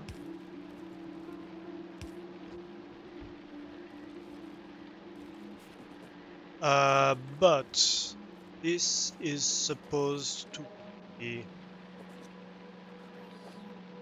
the Yumako fruits. And I have builds that are based around the idea that this is Yumako fruit. And this would be a problem. Okay, I see. I see the problem here. I do. Then I guess they just have to each other.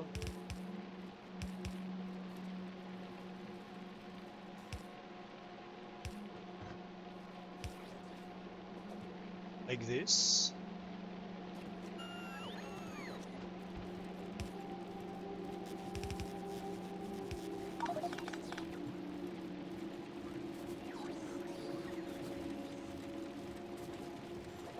Alright.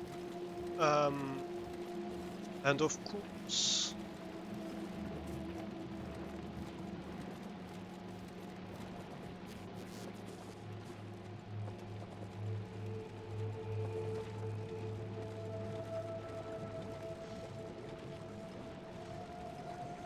I guess this is working anyway. So technically, that's fine.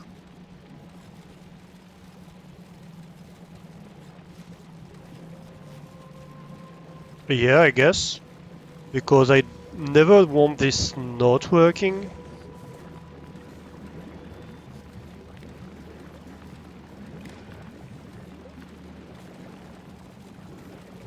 So technically I always want fruit.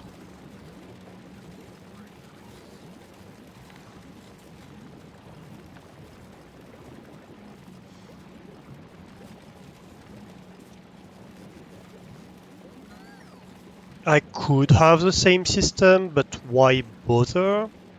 In a way. The chair you have now is good, but it's old and it's for someone that's about 4 or 5 inches shorter, I assume, than your height. Yeah, that would be a problem. Indeed, indeed.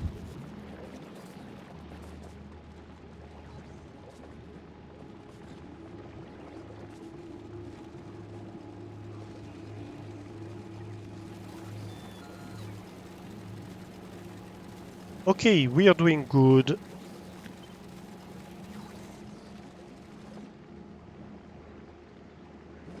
This needs to be outputting to the other side in priority though.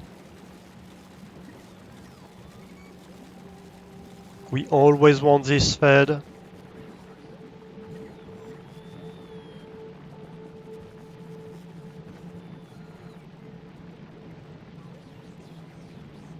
Yeah, I think that's it. Um, that's too much. Yumako, it's struggling to empty. Why is it struggling to empty? Just because this is completely overfilled, I assume.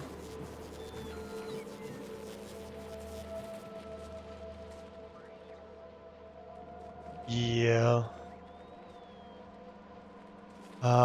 Take from this last.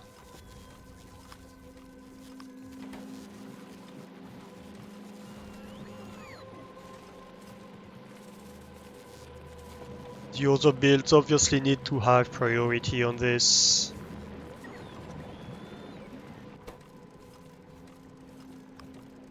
I think the other builds need to have priority on outputting your fruits.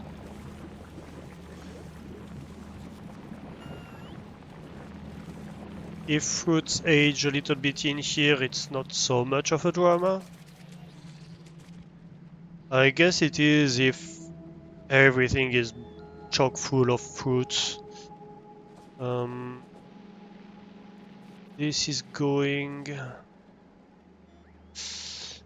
We might have way too much Yumako being produced at the moment. It is a slight concern. What's going on here? I guess it's just a lack of jelly nut.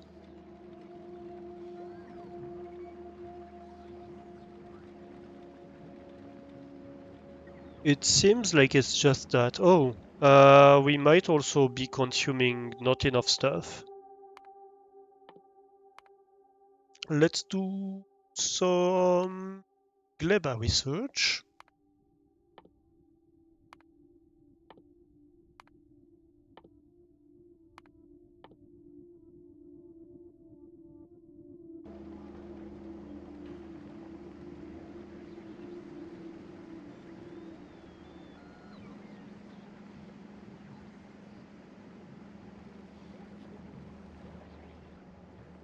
Okay, these belts are running down.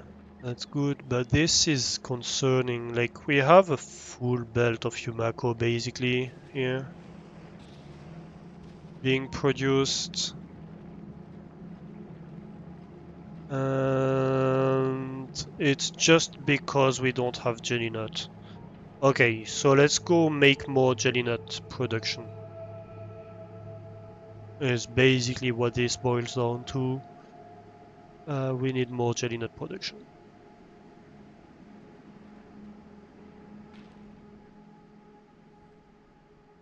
Where can we make more jelly nut production though? Maybe here? No, that's pink, not bright pink. Oh, actually, maybe. No, I don't think so. I think these ones are the ones.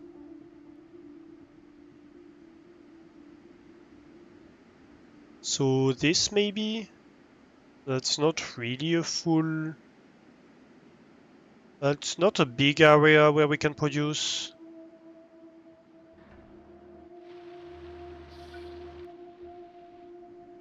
But yeah, I think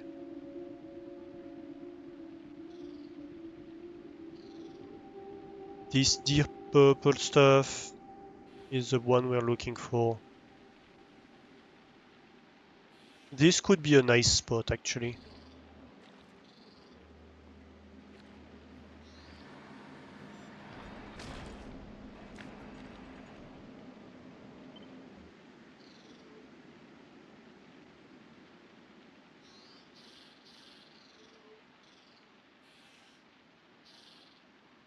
Something like that. Or maybe something like this. Actually, let me place the stuff first.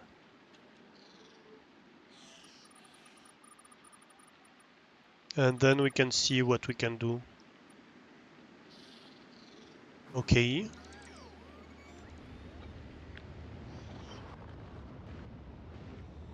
Ah, I'm misclicking all over the place.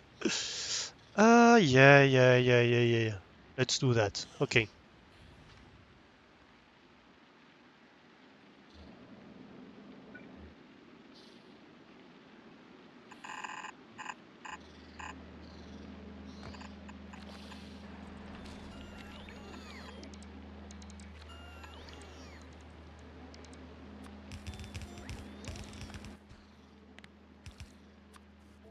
I do not want stuff on the right. Good. And then we just have to set up turrets for this. Let's see. That's not a very good example. Yeah, that's better.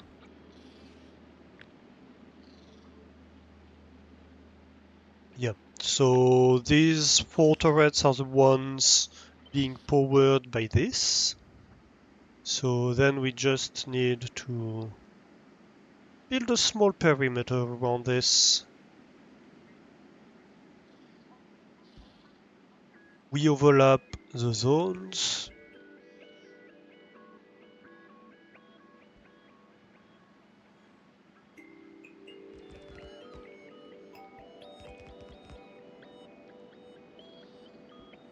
It's a very basic setup, but it works. So I don't really see the need for more. Is what this boils down to.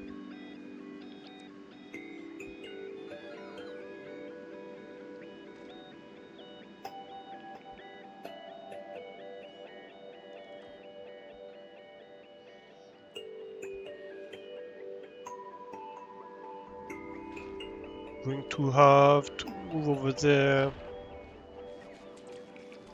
Because I don't have radar range at the moment.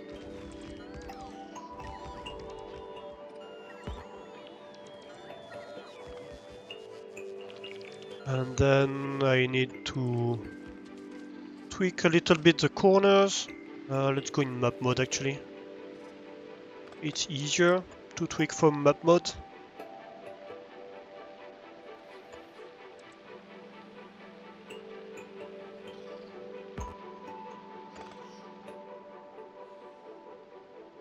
Like this. And of course we need roboports. Where are my roboports? Right here.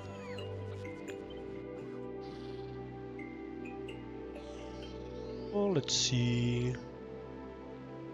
Yeah, something like that.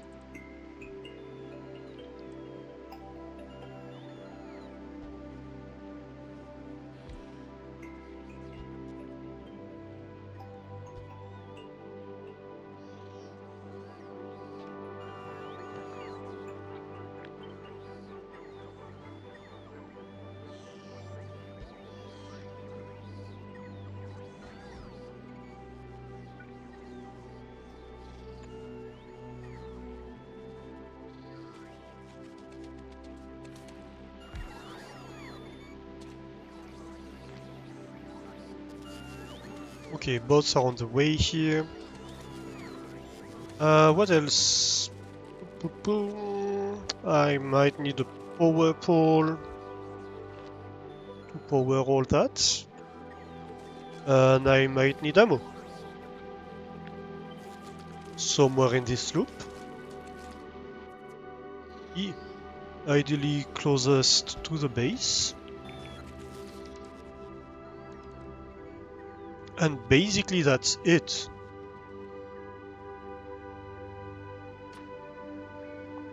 Maybe get rid of the vegetation right here. Because it's slightly explosive. Should have done that before.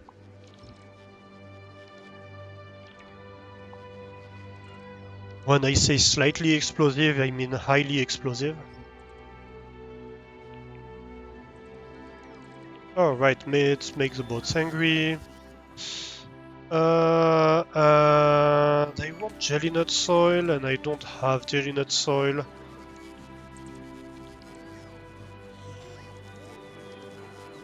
So we're going to have to make jelly nut soil.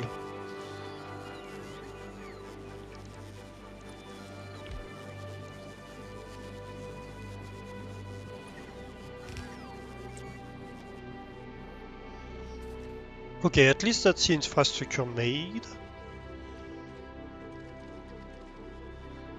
So let's go there.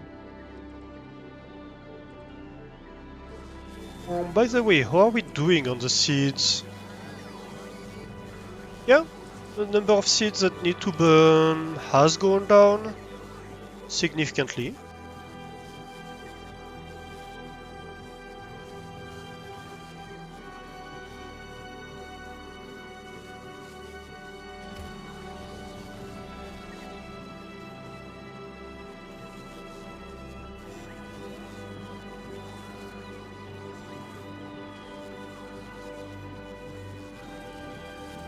Good. Talking about which, I want jelly nut seeds, like 100. I want nutrients. Also, like remove a. Oh,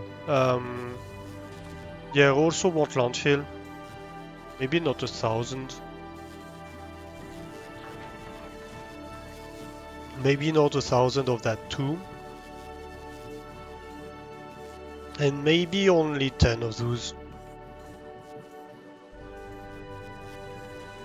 Actually.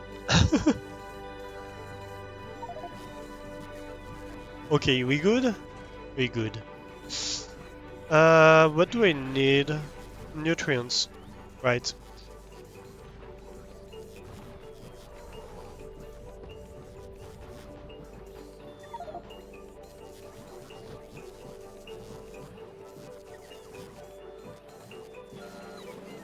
We good now?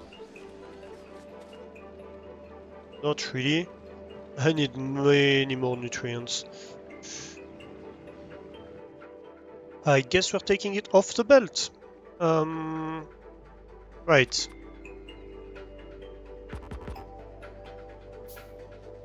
Don't have enough nutrients.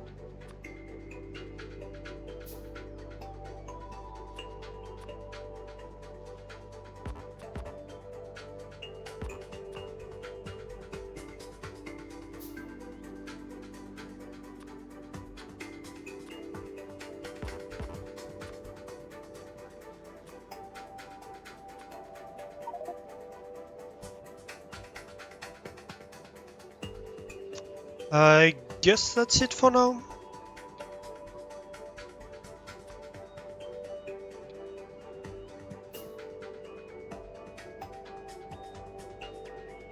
Okay. So,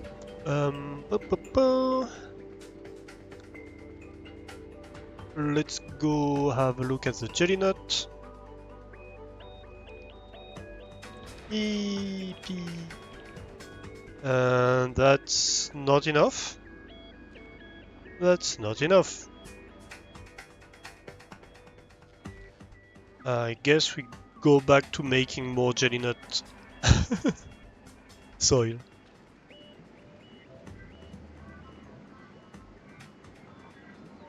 Ah, no.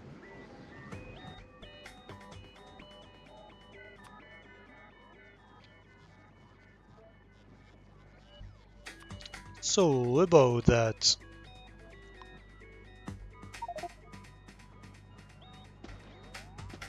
What is it that I have so much of in my inventory that I didn't have before?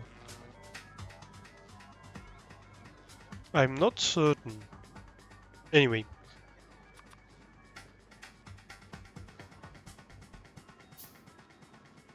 Oh, it's interesting. Now that I have unlocked the nutrients from eggs, recipe, it's telling me like the base cost in eggs for the jelly nut soil. That's funny.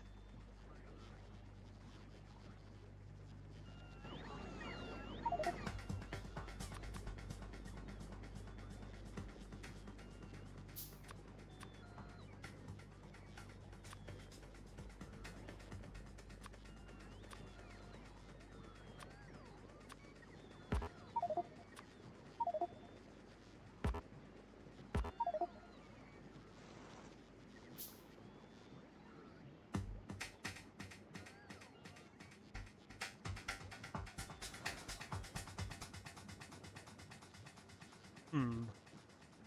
I guess that's it for now. We can't insert seeds, so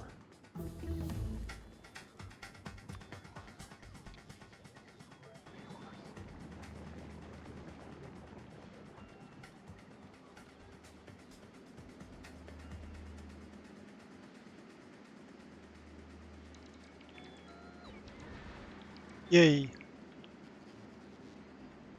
Okay, so that should help quite a bit with our production.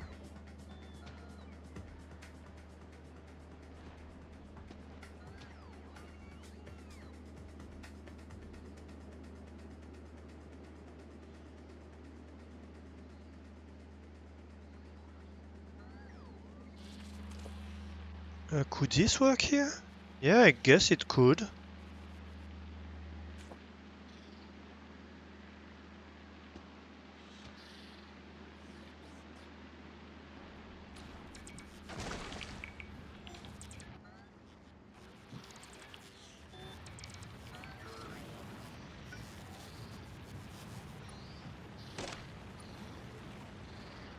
That would be a very good place to put some farming, actually.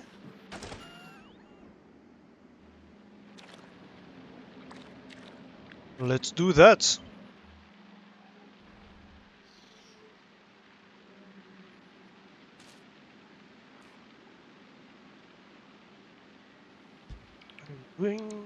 I'm going to do it like this. Like we're going to put one on each side. Yeah. Lined up with each other.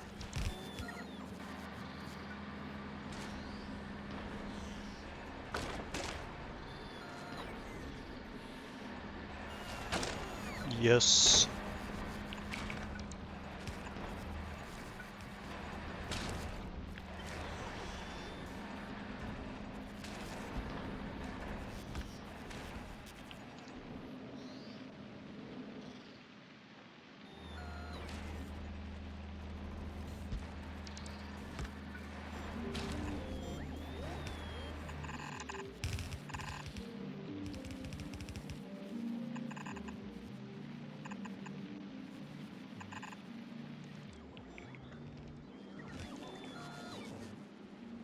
Right.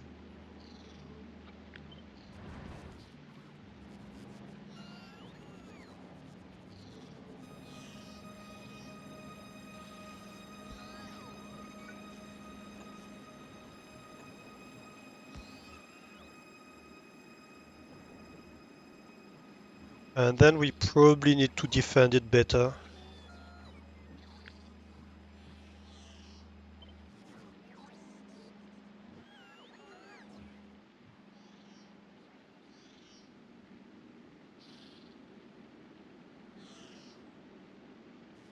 Which I guess, interestingly, can work like this. Yeah. It does look kinda cute.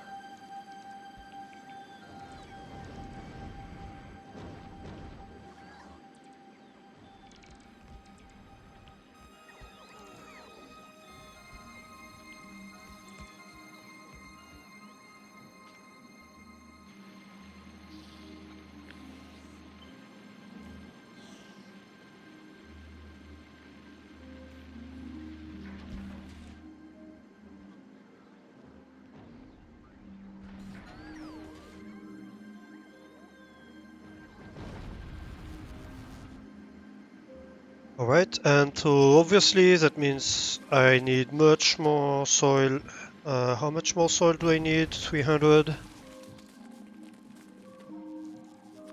I get rid of this for now. Actually, even get rid of this for now.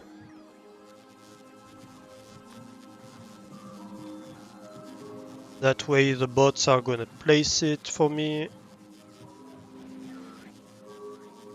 And then I can just request the stuff. Might as well. Am I requesting Yumako seeds? Yes, I am. That was stupid. Giant seeds.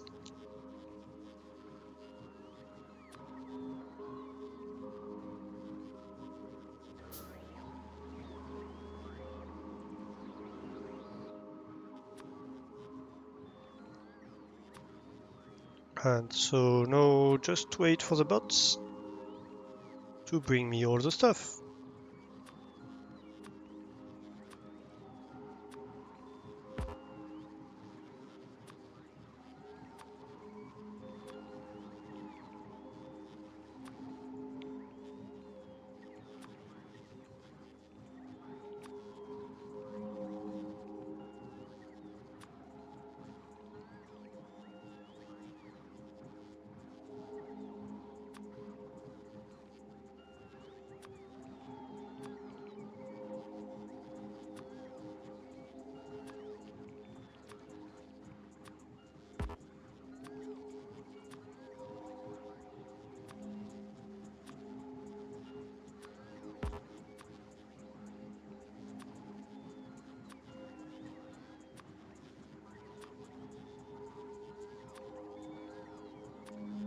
I think that should be enough.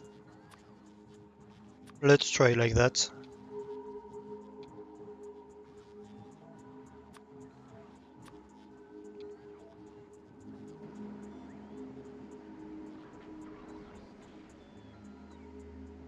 Let's try, yeah, that looks about right.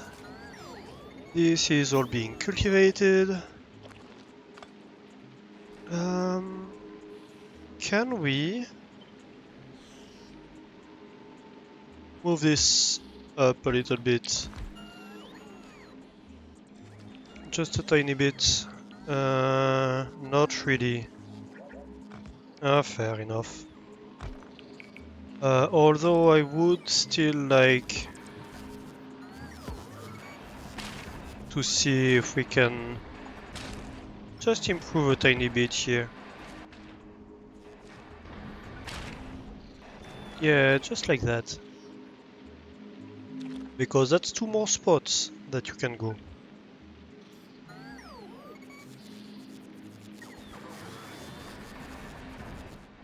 Two more trees.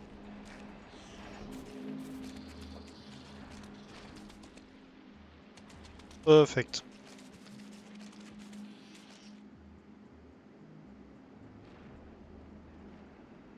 And so this whole thing is more or less defended. We have much less Yumako. No, we seem to have maybe an excess of Jelly Nut even. But overall the base seems to have recovered.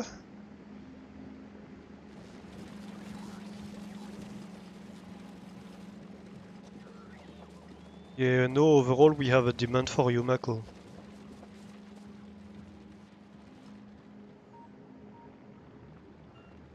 This is being fed. That's a lot of jelly.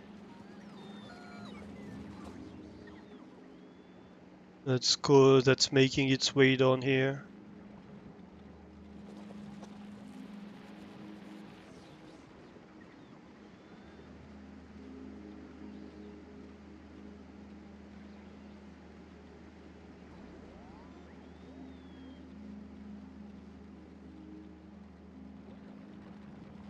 Alright.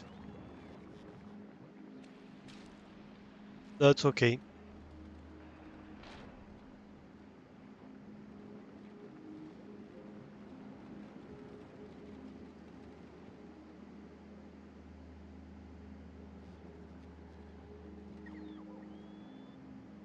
It's not a huge amount of spoilage that's being sent down here.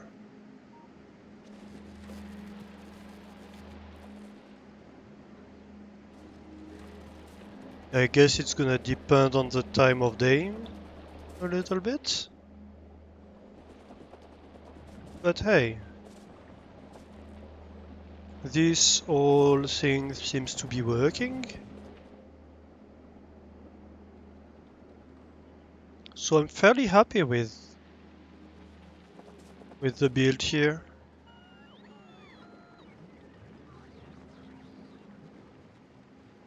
The new design works a lot better than the old one. Okay, so let me strike some stuff from the list. So nutrient redesign, that's done. Burn seeds, that's done.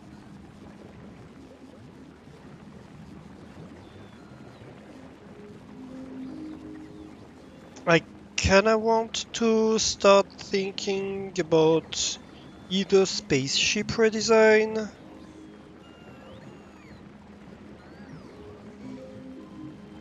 or going to the new planet.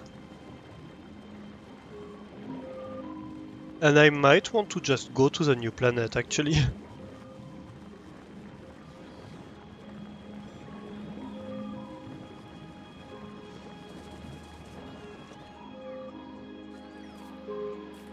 Let's remove this build. It has nothing to do here anymore.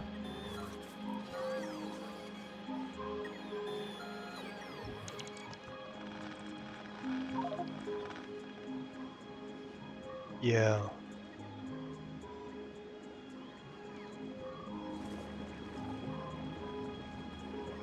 And these are not running, that's a good sign.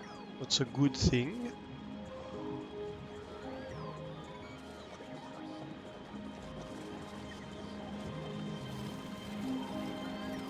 So this has priority, that's good. I think the local builds should always have priority, probably, on the output.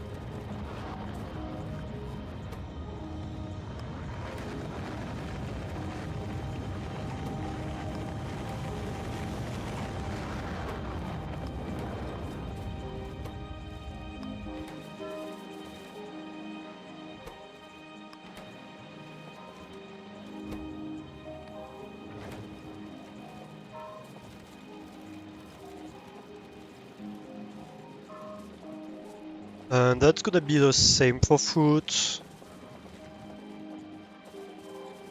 It's gonna be like, let's feed the first things first.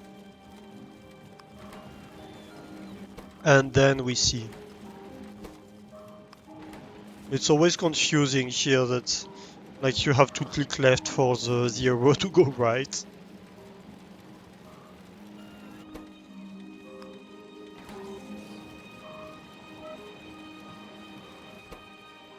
That's fine. Ah, come on.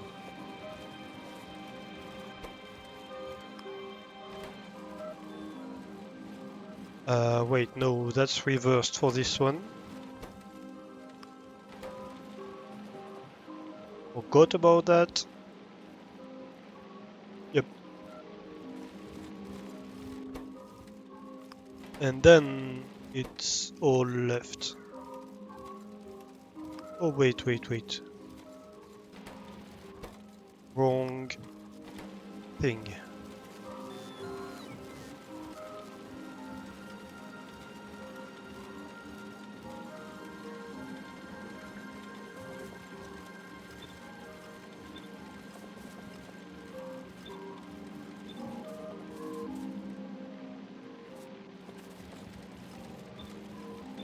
This base is quite heavily instrumented.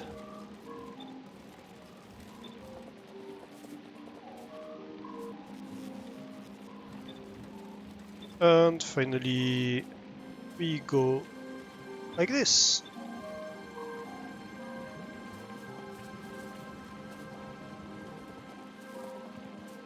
So now we are full of jelly nuts.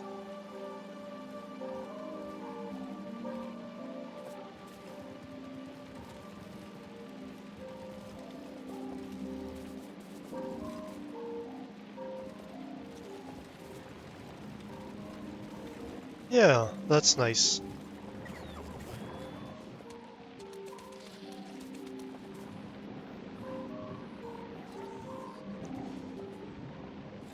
Why?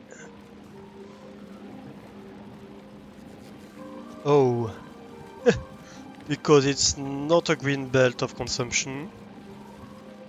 Huh, that's funny.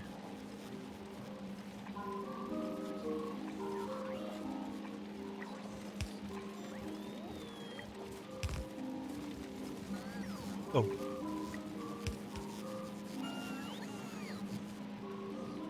Hey!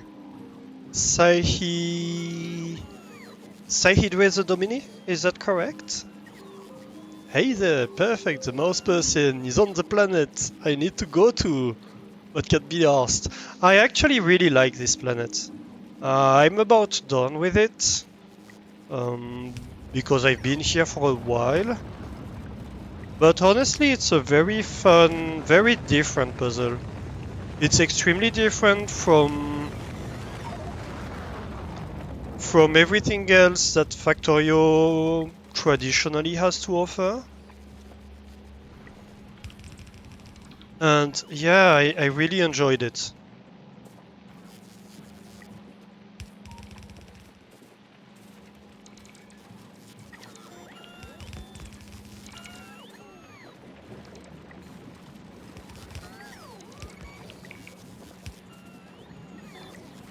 It it is because it's so different, it does pose a few challenges. But you know,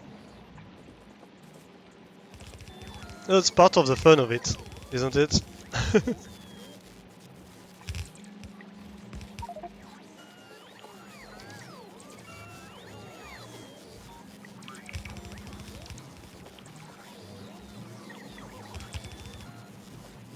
But yeah, we have something functional. We are currently launching Gleba Science.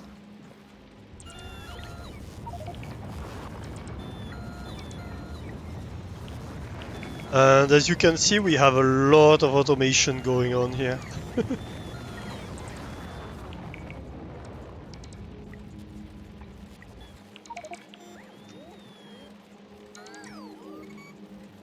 Starting out there seems like such a pain. Power is a pain, resources is a pain, building is a pain.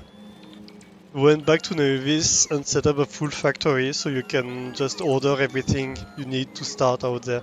Yeah, um, yeah, I would recommend,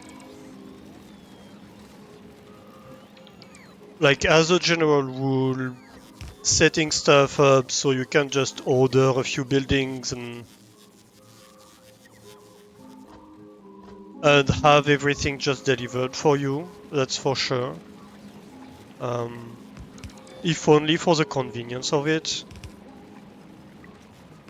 But for example, you're not gonna use that many assembly machines, right? Most of what you're going to use is biochambers, and that can only be crafted here. So you're going to use a lot of inserters, a lot of belts, all of that, yes. Um, Also a lot of the power production stuff. Um, but yeah, as far as the power production goes, it's I think an important thing to consider is that if you rely, like for a while, why biochambers? It seems even more of a pain to have to make nutrients for the biochamber. You have to make nutrients anyway, right? So this is my nutrient build right here. Um, It's not very different than any other build, right? I make Yumako mash, I make jelly, I make bioflux, and just instead of feeding to the other thing, I feed it to a nutrient machine. Um, if you make nutrients using these, you're gonna have a tough time because your nutrient is already 50% spoiled when it starts. So it's not very gonna be very good nutrient. It's gonna spoil very fast. It's gonna be annoying. It's good as a starter build. I had a starter build of nutrients that I just took off. Um, but then after a while, you kinda want to move to a build like that. Um, and these machines have a built-in 50% productivity too, right? Actually, can you even make these other products in the not in the biochamber? No, you have to use a biochamber. Like you have to use a biochamber for this recipe, you have to use a biochamber for this recipe, you have to use a biochamber for that one. You have to use a biochamber to make your iron, your copper, um, your rocket fuel, your plastic, your sulfur,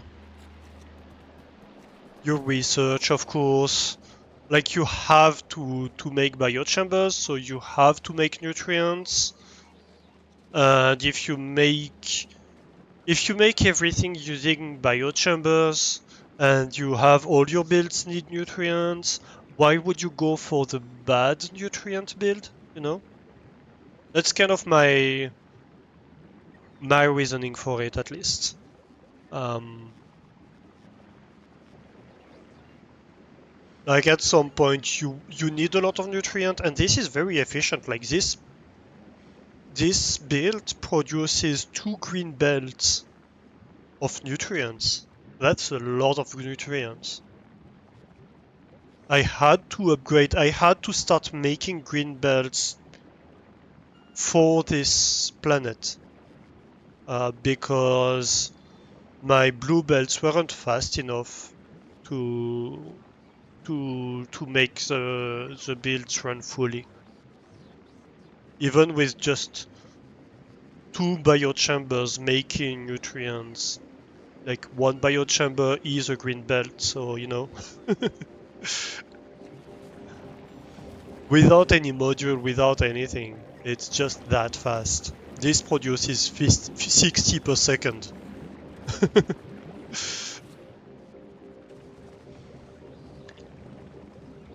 So yeah,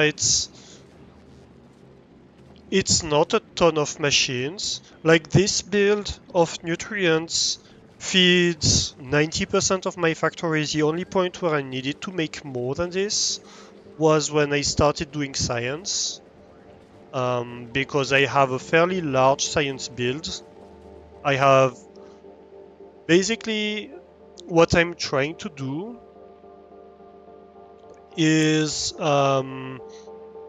to make my science in bursts, right? So most of the time, this science build is stopped, and when the spaceship makes it here, I produce a thousand science per minute with these 24 um, science machines.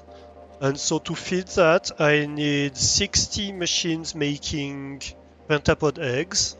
And to feed 60 machines uh, of pentapod eggs, I need 4 green belts of bioflux. So 2 of these builds. So I have, like, just for the science builds, I have 2 extra of these builds.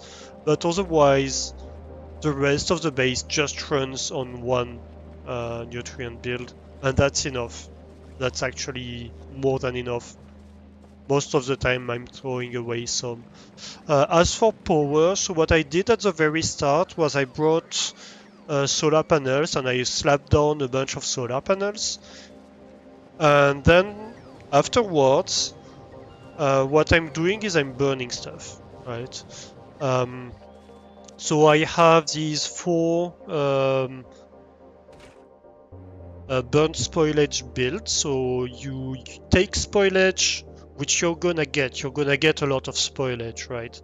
Um, Anything that spoils is basically gonna produce spoilage, so it's gonna accumulate. You're going to have to deal with it.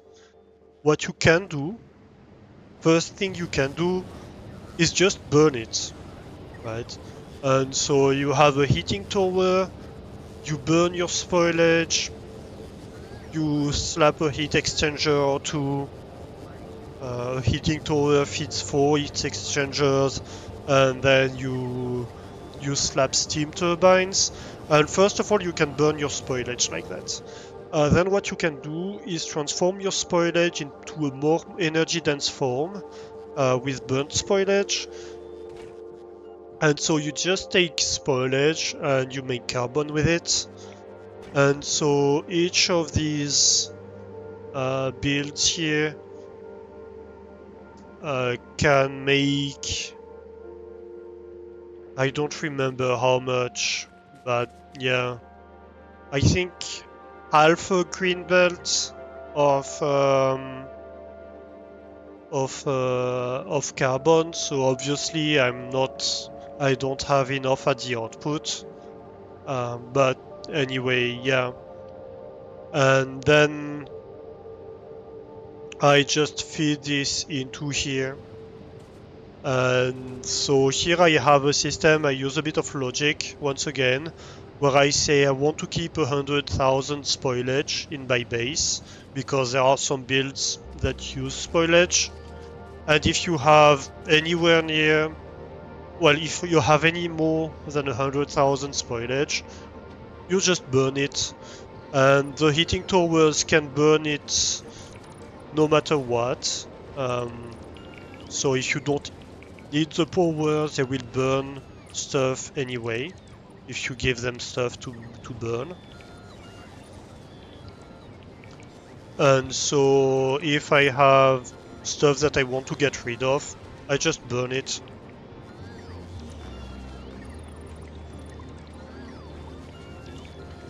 And really that's it. So right now, a lot of the stuff I burn, I actually burn it to get rid of it. You see that, like, I'm currently burning quite a bit of spoilage. And then on top of that, I'm burning a little bit of carbon. But yeah, I'm using very little of the power I could produce.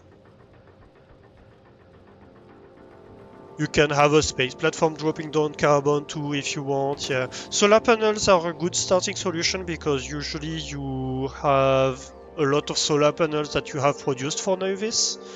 But they're a very bad long-term solution. I have removed all my solar panels because they produce, like, I think half of what they would produce of Novis. So, and you need also a lot of landfill because it's a swamp, right? So a lot of the land you have is wetland, and so it's not very practical. Let me check. Solar power in atmosphere is 50%, yeah. So they produce half of what they would produce on Novis, and they produce like an eighth of what they would produce on Vulcanus. So solar power is great on Vulcanus. It's terrible on Gleba, but if that's what you have, it still produces energy, right? And then as soon as you start producing stuff, you're gonna have spoilage, and as soon as you have spoilage, you're going to want to burn some of it, if not all of it.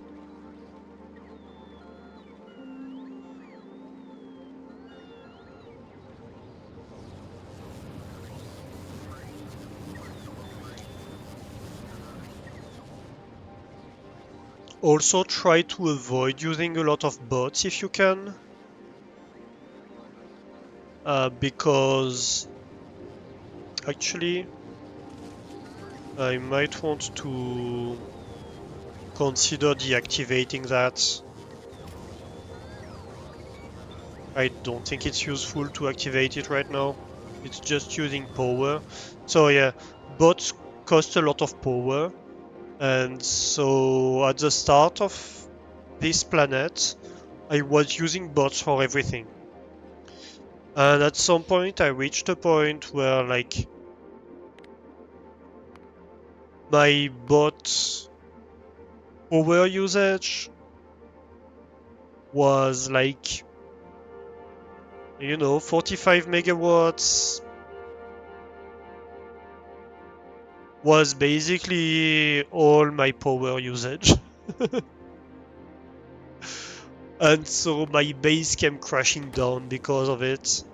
I think at some point I had like 3/4 of the bot's consumption um, was my power usage, and most of it was just to feed uh, the burners. So it was completely silly. Like 3/4 of my power consumption was just to feed the burners. You tried to do it without bots and you think it was a mistake. Yeah, I would say don't rely on bots for your power production at the very least. Because then it's just a never-ending loop of you need more power because you need more bots to feed the power and then you need more power. And it never stops.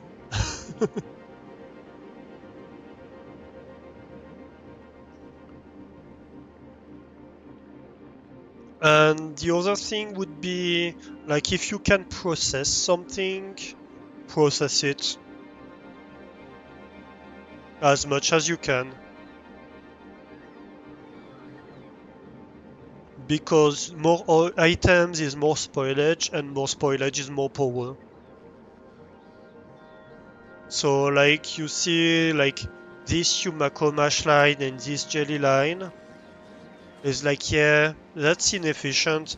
That's basically extra items that my builds produce and I don't need.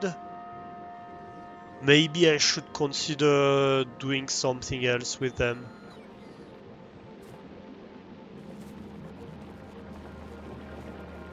Or like having the stuff controlled so I don't use it when the build is running, something like that.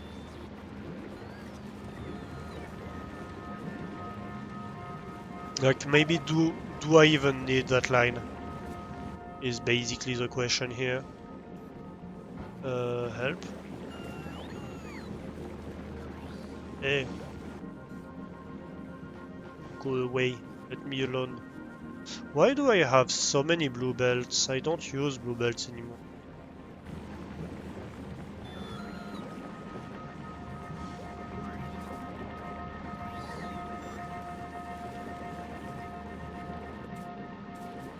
Maybe I can get away with just doing that, right? And maybe, okay, that could be a redesign option. To have the stuff cycle through.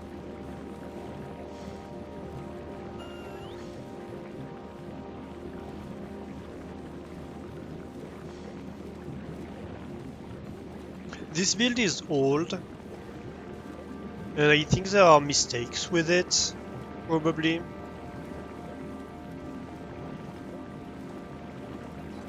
There are stuff that probably should be different.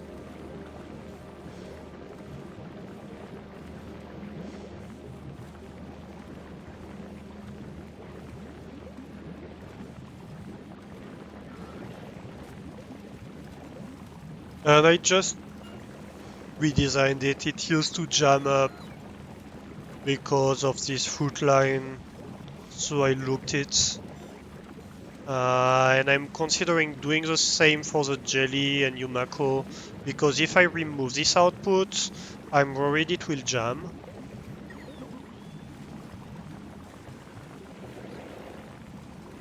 Basically.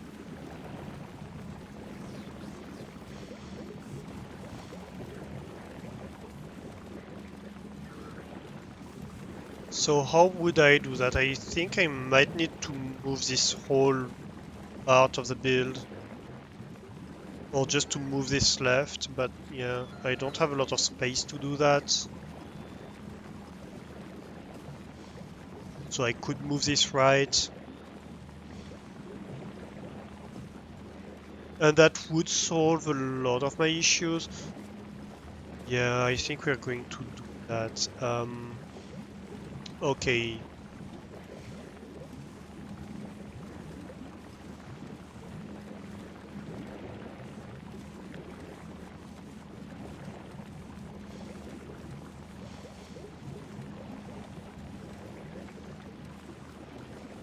Wait a minute. That's better. And I think I want to include all of that.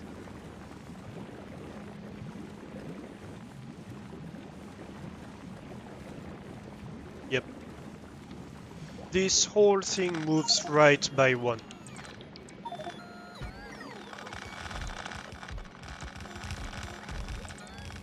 Not this, obviously.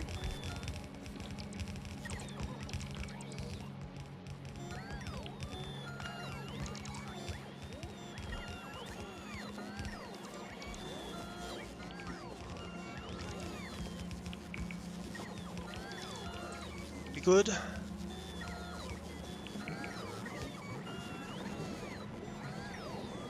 I think we're good. Okay, this here can move back left. Alright. Then. Oh my god.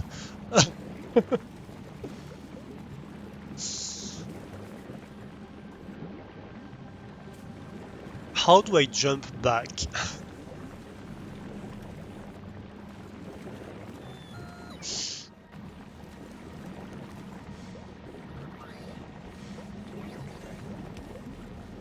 Maybe like this?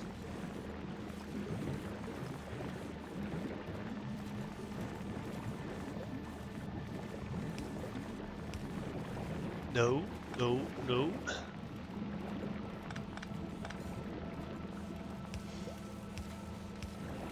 Hmm.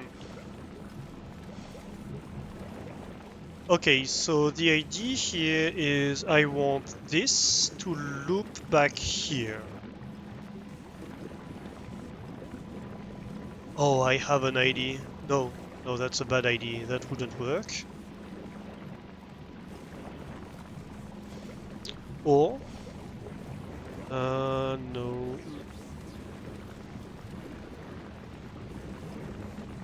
Come on, Alastor. You can do it. Yes, I know. Okay. So I'm going to change the side of this. Right.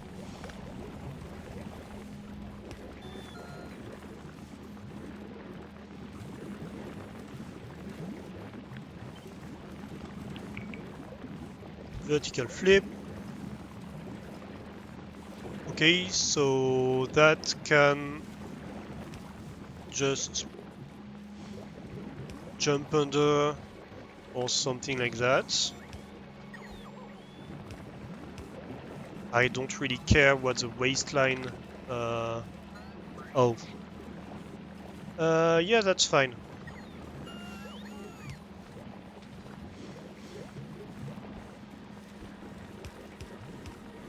Does. Because it's just waste.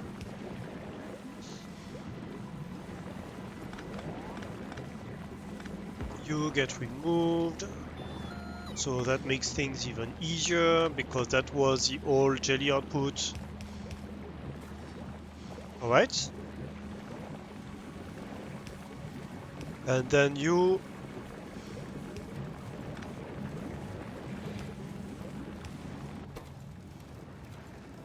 Input priority from the top.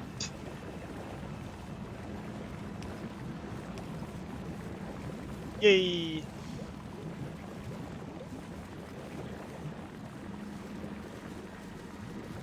And so this loops back.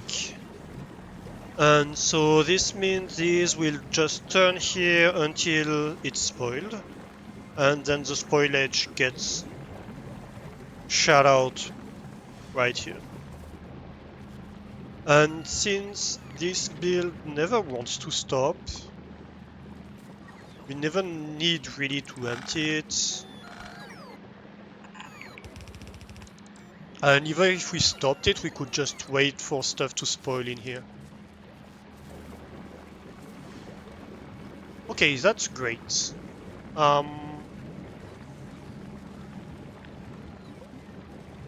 Let's take a copy of this.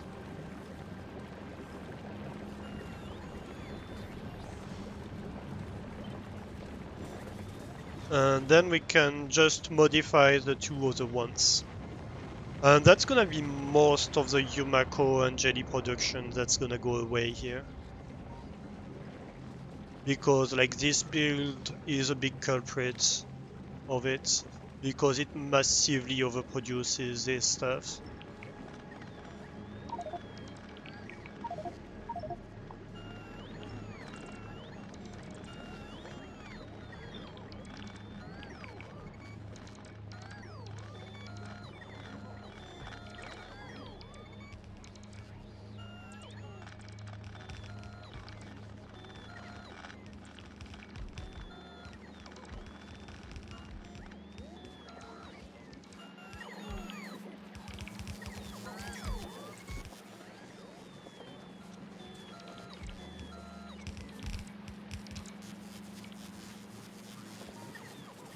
What was this again? This was... Wait, what is it? That's my spoilage return. Right. Why did I have spoilage return here?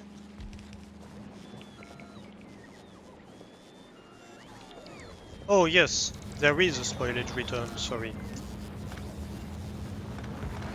I am derping.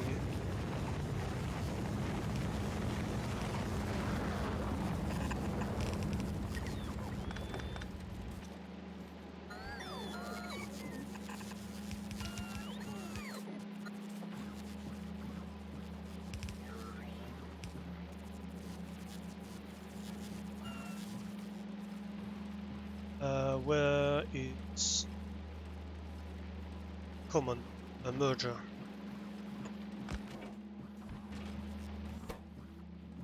Hey! Perfect.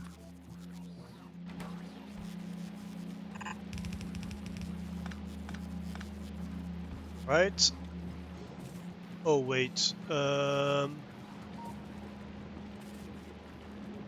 it. Messed it up.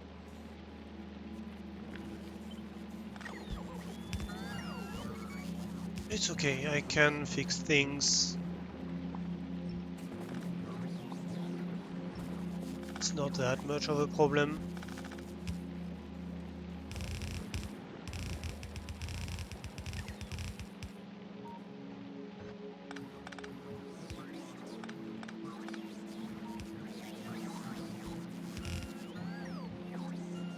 Eh.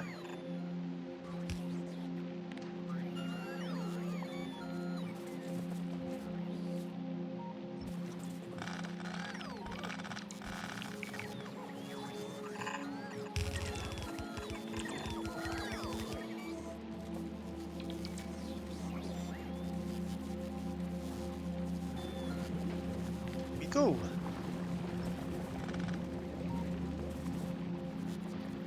So no, the spoiled stuff can come here.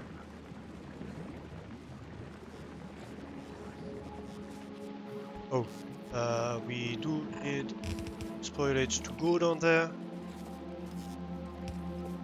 And spoilage return right there. Alright.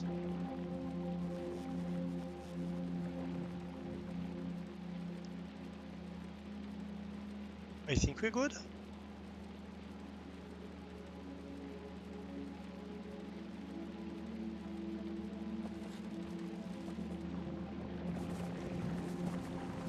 Yeah, it does look fine.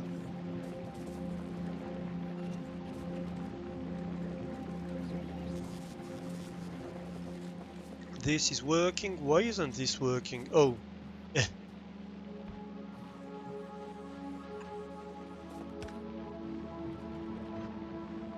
Because as it turns out, this was going the wrong way.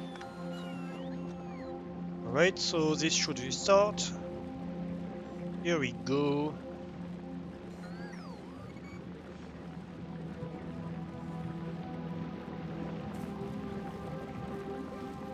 Very good, very good. No more jelly and Yumako production from these buildings.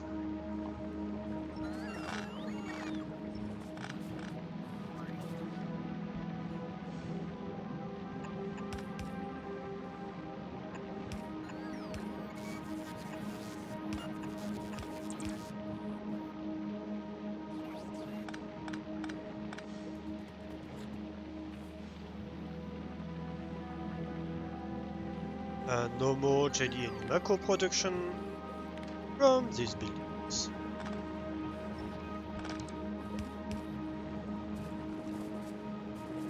Yay! I know that's most of my jelly and Yumako production gone.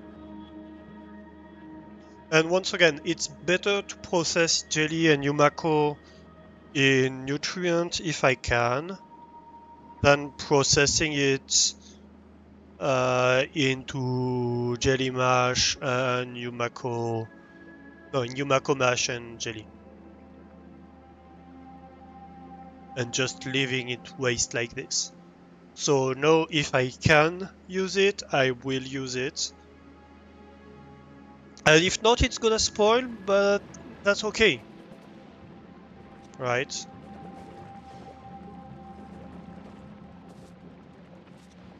It is what it is. And so same deal with these fruits. As long as I can use them, I will use them.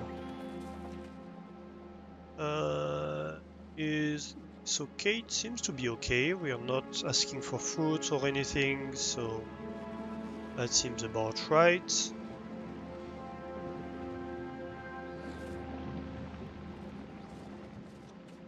Because yeah, nutrients is more items.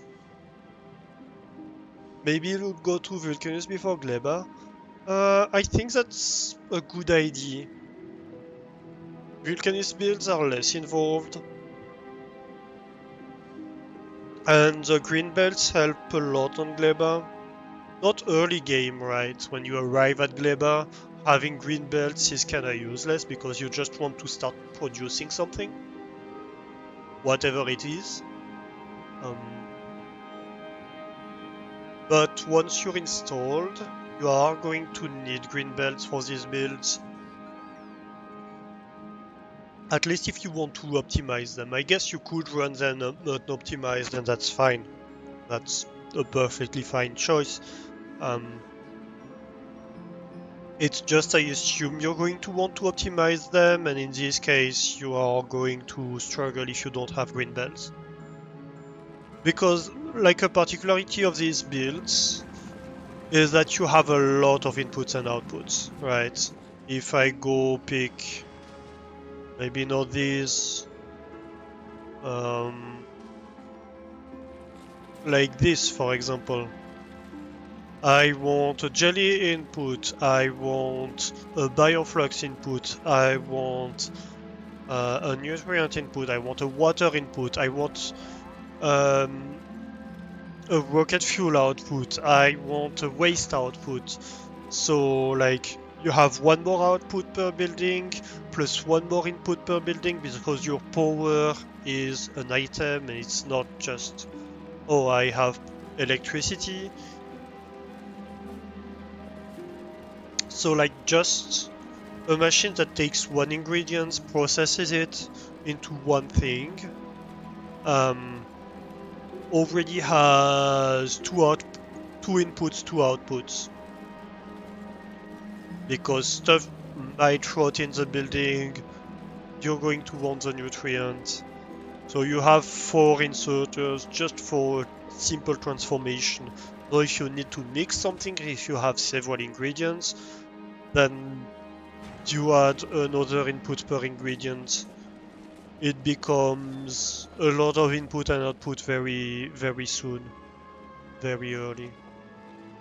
So having faster belts that can just feed that without making a fuss is a big plus.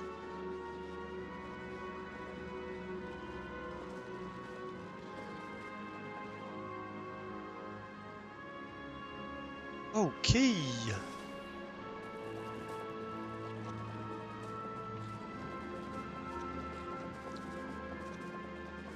Yeah, I think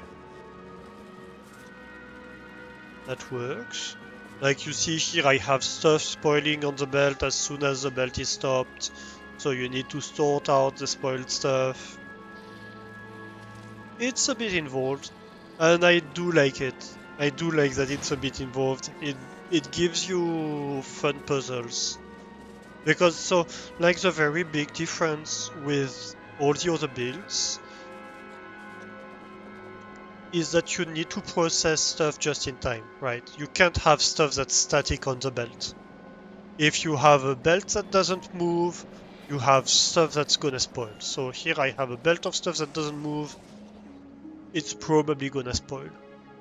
Um, that means I need to deal with the spoilage. Otherwise, if you have a build that's full of stuff and that doesn't move, all this stuff is gonna spoil. So that's why I have a lot of controls here. I have all controls. I have controls. Why? Because I'm going to put food in the build. I'm going to put nutrient in the build only when the build wants to run. And when the build needs to stop, I'm going to empty everything out of the build so that I don't have stuff in there that's gonna spoil. You don't have to do it like that. You don't have to use logic. For example, my carbon builds don't use logic, or not much. I start them and stop them based on controls, but I think right now I pretty much always start them. Um, but what I do is that I loop stuff back in, right? So here I take the nutrient, I loop it back in, and I, in priority, take back the nutrient that's already in the build. I take spoilage, so if it's not nutrient, it's going to be spoilage. I loop it back in, and then the extra spoilage I throw out of the build, and then I just have to deal with the spoilage that's out of the build. But so yeah, either you need to deal with loops or you need to deal with logic, possibly both. And that makes it a completely different puzzle than Nauvis. Your builds are going to look nothing like Nauvis builds, right?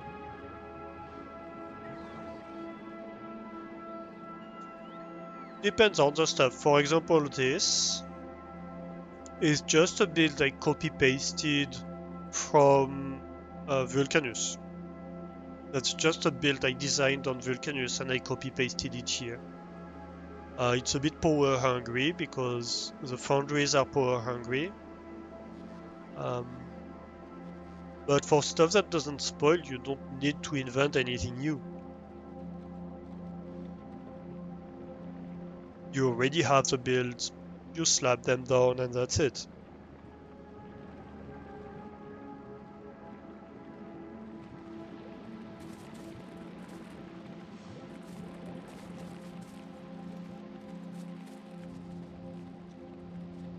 So this is working. Yeah, this seems to be working well, actually. I have a bit of spoilage that gets burned, so that's good sign. Alright.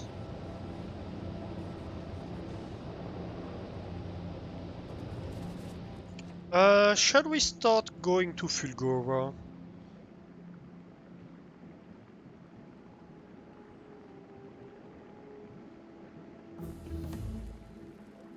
Oh, hey! Work at fuel productivity 3. Nice. Yeah, I think we start going to Fulgora now. I don't see anything more to do on this planet right now. Everything seems to be working.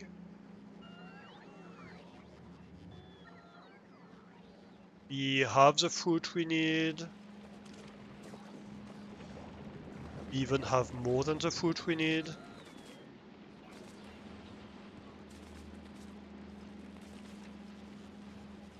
We're processing the rest. We have enough spoilage, but we're dealing with the spoilage, the extra spoilage. We have burned all the seeds extra.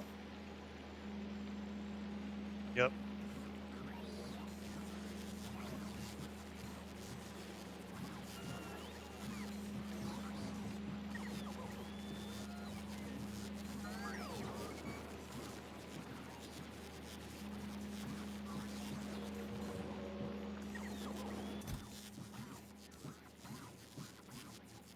So every now and then we have Yumako seeds that we need to burn.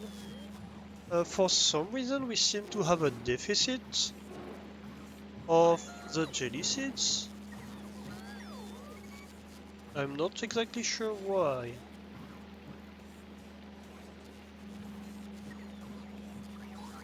It seems to be catching up anyway, so that's fine. Maybe it was just bots in flight or something like that. Yeah, it probably actually was just bots in flight. So, yeah.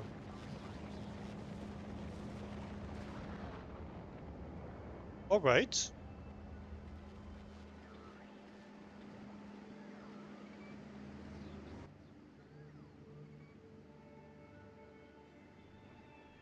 Uh, uh, um... Yeah, I think we're good on this planet. So, let's trash unrequested. Unrequest everything.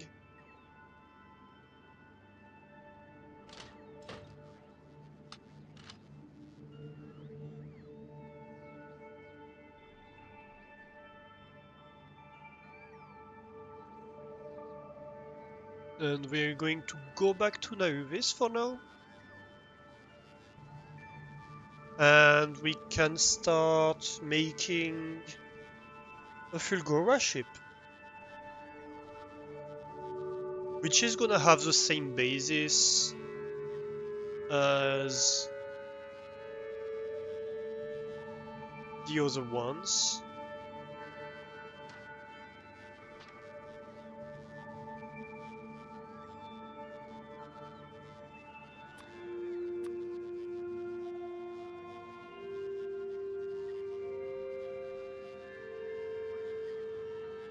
Come on, bots, you can quit. Take these 2 extra turrets. Thank you.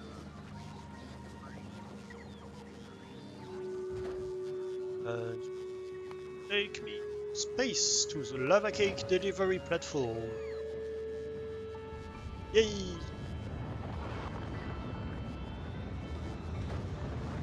Infinity and beyond. Well, not quite infinity, but close enough. Alright, I had a build right here that wasn't really needed. It was just there for the design of it. I know it's all design anyway.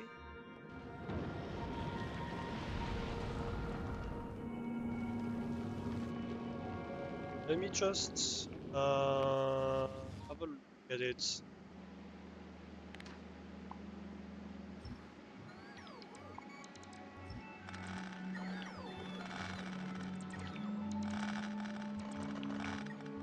Let's not leave any trash behind.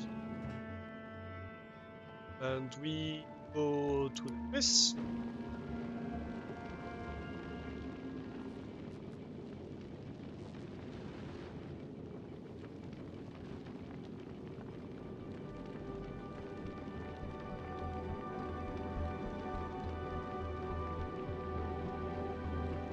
Well, I guess we don't really need to go to Navis, but well. I still kinda want to take a stab at ship design, although it's been 5 hours, maybe going straight to Fulgora would be a better idea.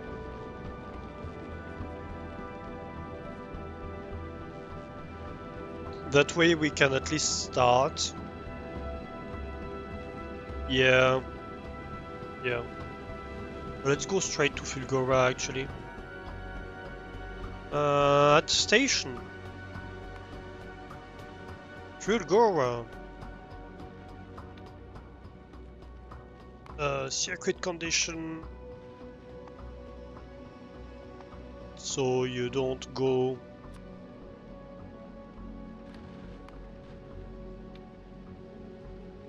And we do want to have full power.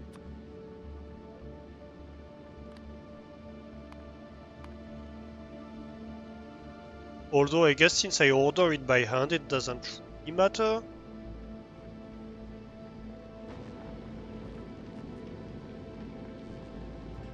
Do we have anything we need to refill? I guess it can refill a few stuff.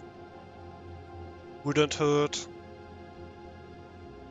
While this refills, I'm going to take a real quick break. I'm way too hydrated today. So I will take quickly right back. And when we are resupplied, we can move to Fulgora.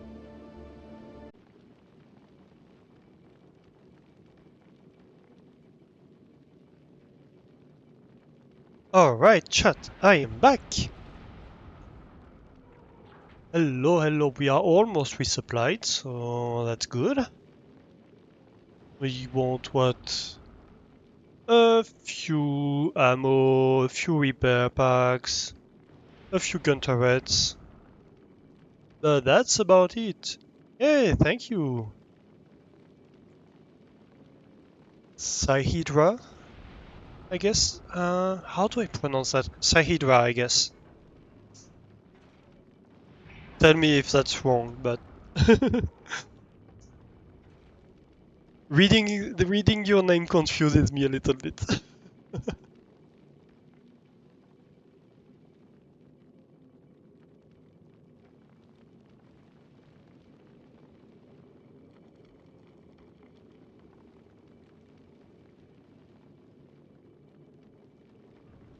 That's one thing to know about me. I'm very bad at names.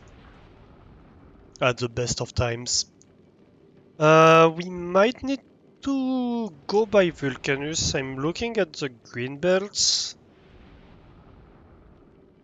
And we're not doing excellent on the grid belts. Do we have big miners? We do. Do we want small miners, really? Not really anymore. Why do I have them? Where are they? I guess they're just remains from a long time ago.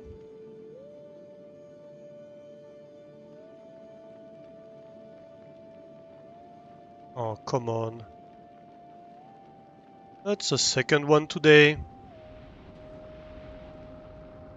Who cares about these bots, really? They're just... I don't understand, like, who falls for that? Everybody knows it. It's just scams.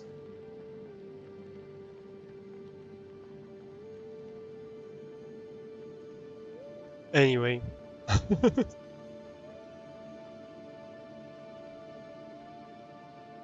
Yeah, I'm thinking maybe we dump these main drills. Maybe we request like 3 stacks of those instead. Someone must be falling for it or they would not go this hard at it, I guess. But like, how and why? Nuggets. No, I found the mining drills. I guess we have 100 back on the way.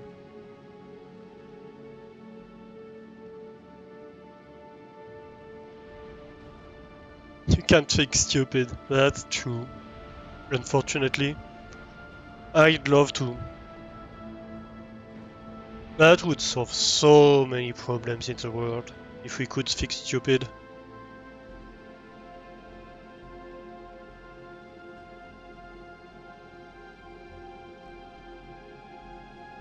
But unfortunately, it is what it is, right? Okay, we're almost there. This is in the way, this is in the way. I think as soon as we have that, we are full. Well, not really full, because it's hard to fill up this ship. Like, this is a large ship.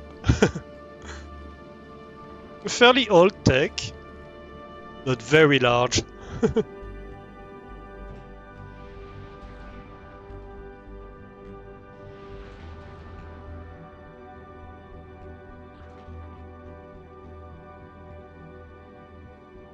You'd had a guy at your last work who gave his bank card number and quote on the back to a Facebook post that told him he had won a prize. Wow. Yeah.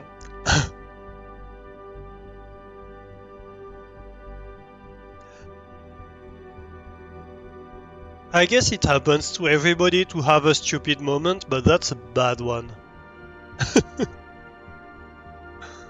That's a very bad one.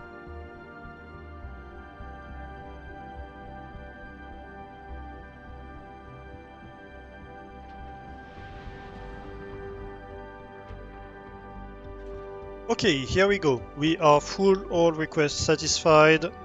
Let's go to Vulcanus, where we are going to reload a few of the other materials.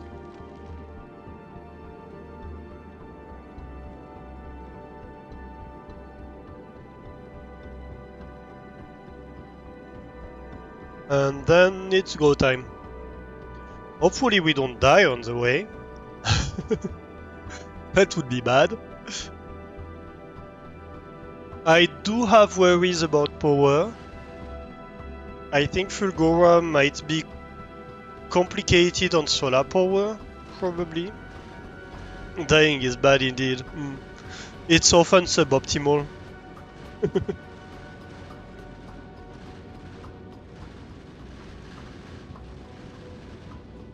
Yeah. Solar power in space is still 120%, I guess. But it's even less than Gleba.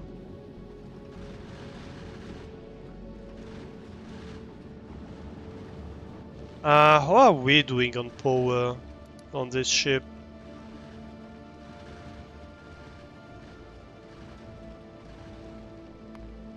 I mean, we're generally pretty okay.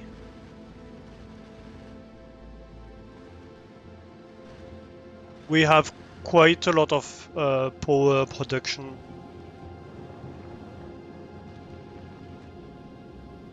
So hopefully we'll be fine. So what do we have here? 400 on the way. Yeah. We need to refill on all that good stuff. Gonna be useful.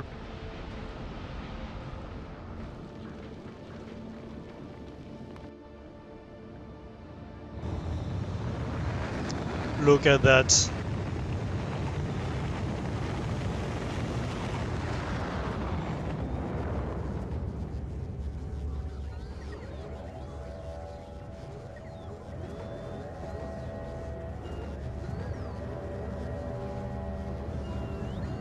I love watching the rockets launch in this game.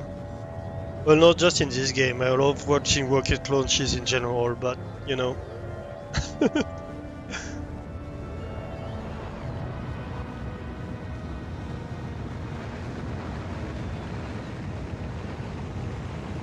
The alarm is a bit annoying. Yeah, when it's a constant barrage of alarm, it can be a bit annoying, I agree.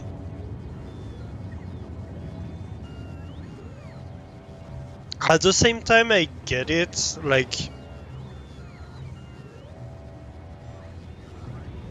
it makes sense, you know?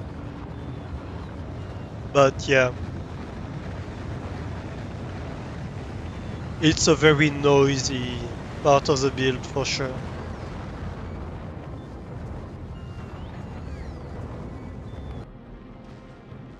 And while it's doing that, we might want to take this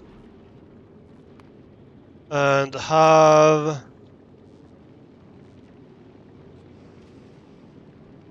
a new design. We can rename it later, right? Can we? I think we can. Worst case scenario, we can copy it to a new one and then remove the other one.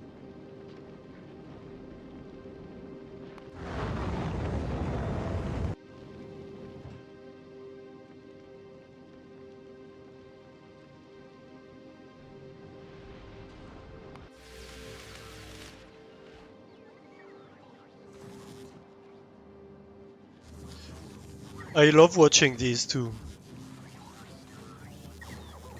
I'm very proud of this system.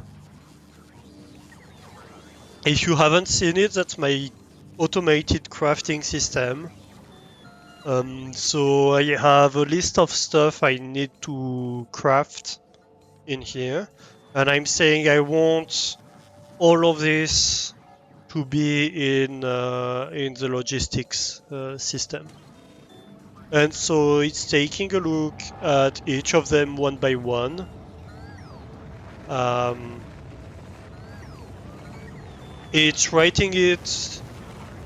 So like that's three separate builds that are just the same basically.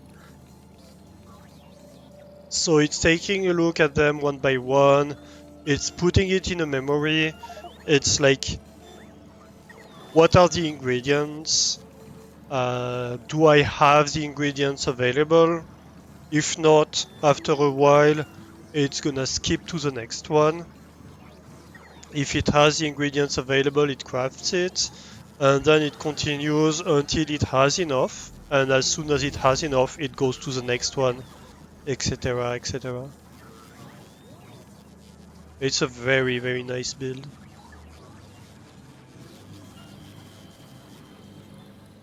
Um, why was it complaining? Is it full? No. I guess it's a new design was put in place.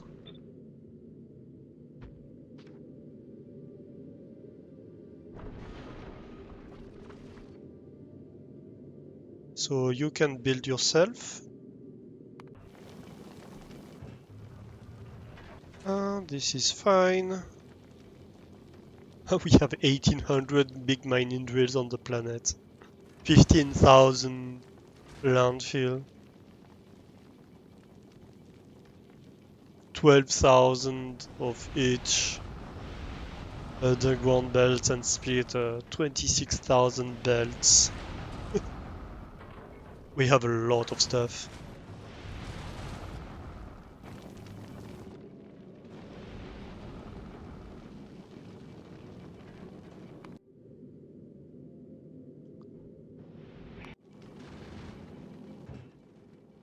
Hey, we good. We collected everything. Let's go to Fulgora, no?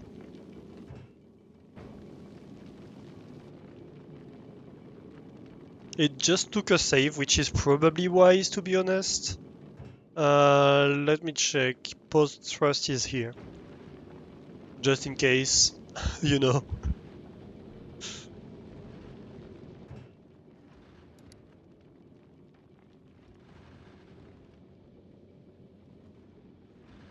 Power is fine right now.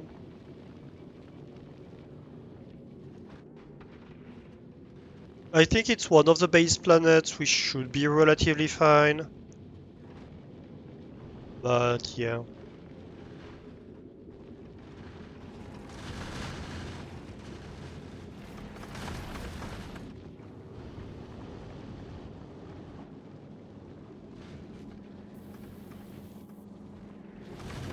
Lots of materials cycling.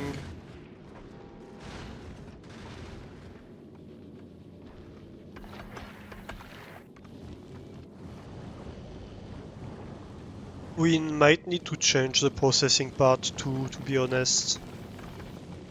A lot of this is just old design and might cause issues. We'll see.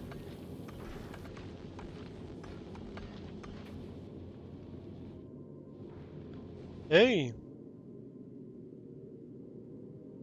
not much asteroids left. Might actually be a good thing for us.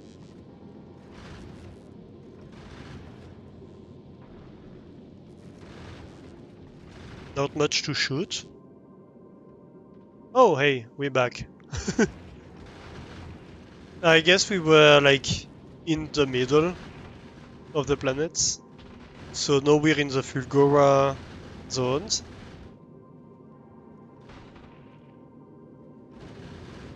So far so good. How's power looking? Power's looking fine. Absolutely fine.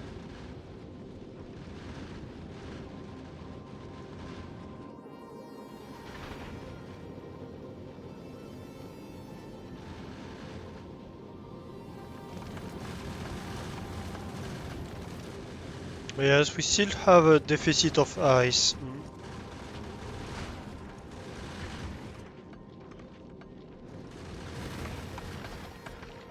Oh, you're full. I see. Yeah, it's a bit of a problem here. Might need to upgrade a few belts actually on here. Oh, hey, out of power. Yeah, well, I guess we are at Fulgora, so it's not that bad. Hmm.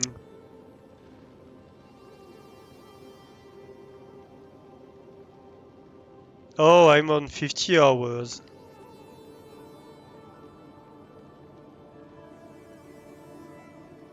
Yeah. Makes sense. To be honest, that has been running quite a lot.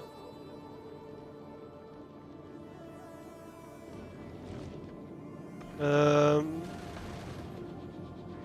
the laser turrets are logic controlled, right? Yeah, they're only enabled if we have more than 20% power.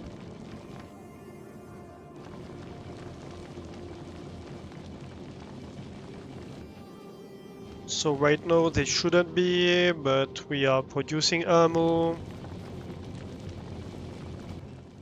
which is a fairly resource-intensive process, no matter the ship.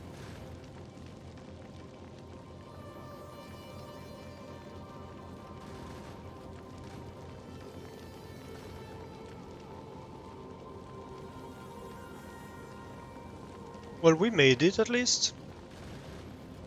Crushers are running.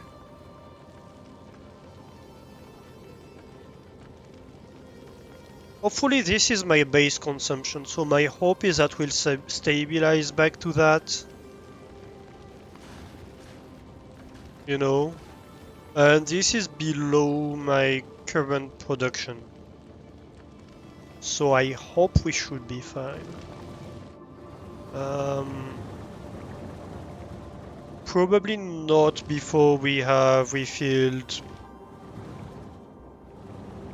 the engines though.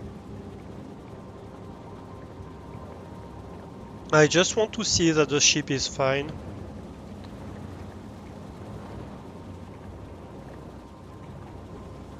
But I think it will be.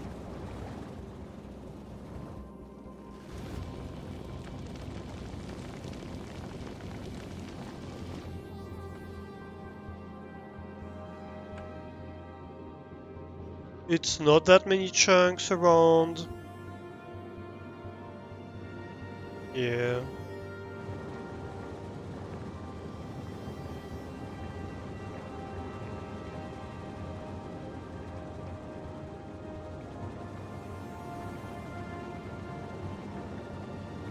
But hey, now we know. We definitely don't have the power supplies to run the ship at full power.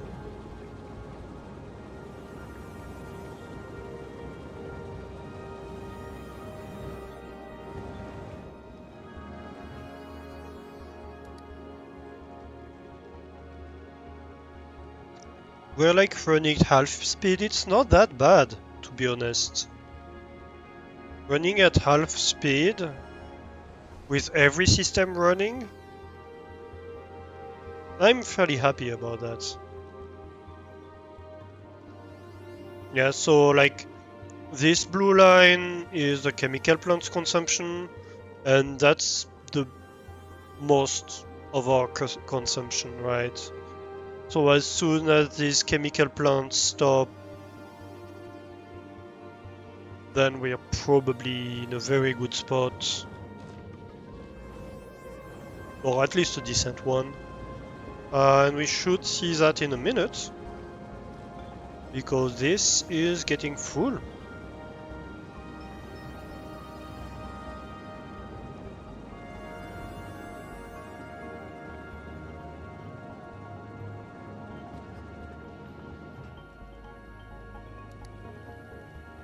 What are we doing now? Yeah, we are fulfilling the demand. I think we are charging even.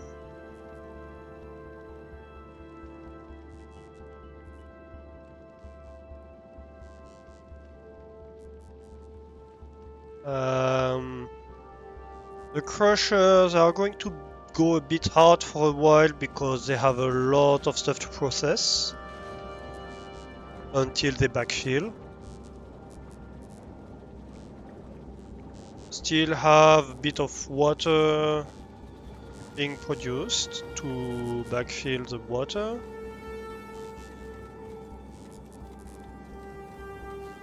But other than that, we good.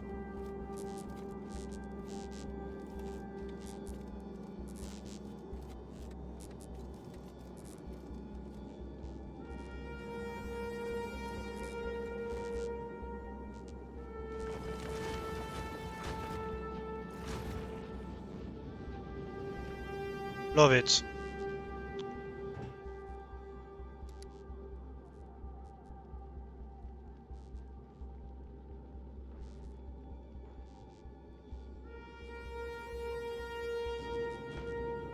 Okay, so let's drop to the planet.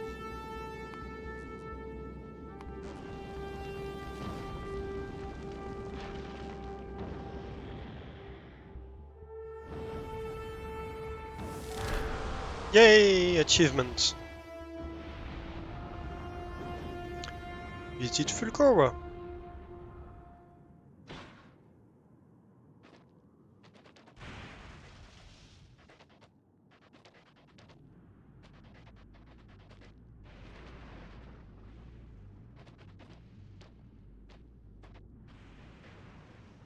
What happens if I stand here?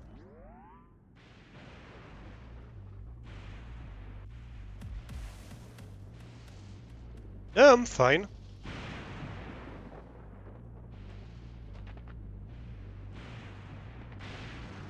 See, no problem.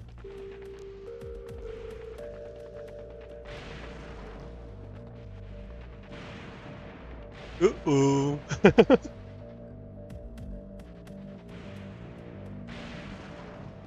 Alright, so we have a lightning attractor. Protect a small area from lightning strikes.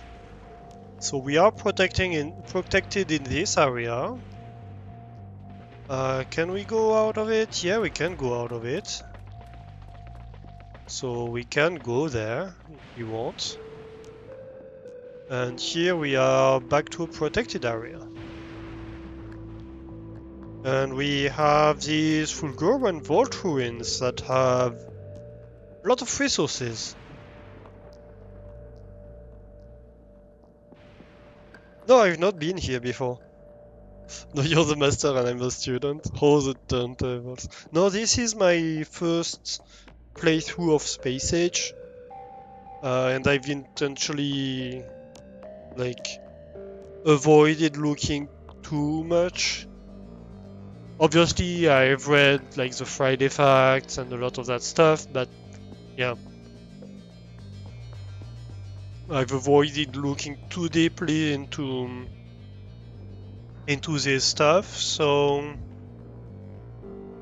this is discovery for me, the gameplay on this planet. This is the first time I try it for myself.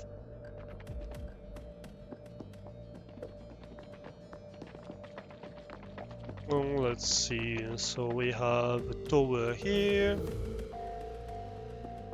Ooh, that's a cliff.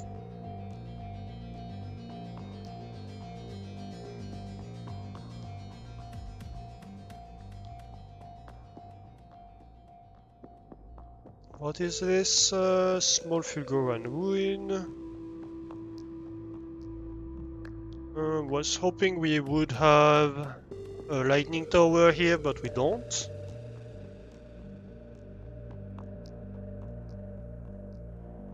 Yeah, that rings a bell. I think we have like small chunks of lands where you do have lightning towers, and big chunks of land where you don't.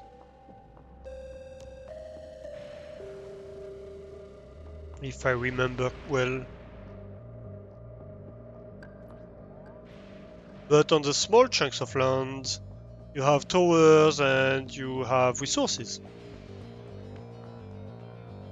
So you kinda have to make your choices.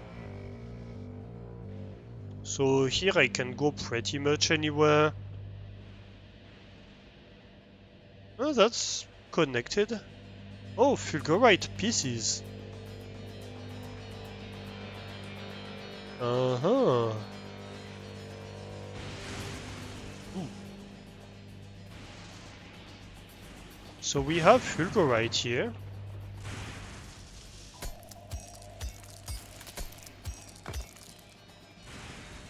And we get chromium ore from these. Interesting. Maybe I should go back to protection.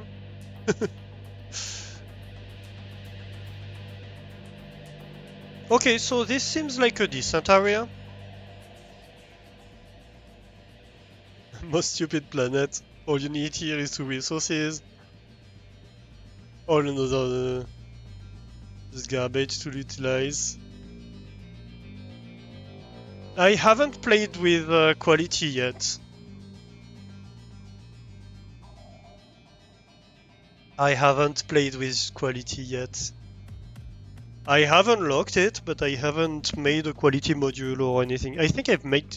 actually, I think I've made quality modules, but I haven't used them at all.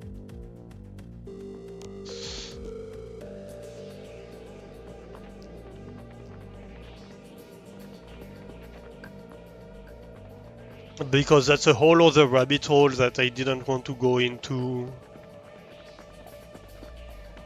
Like, well, you have to choose your battles, right? Is basically how this goes. Let's see. Maybe not trash everything.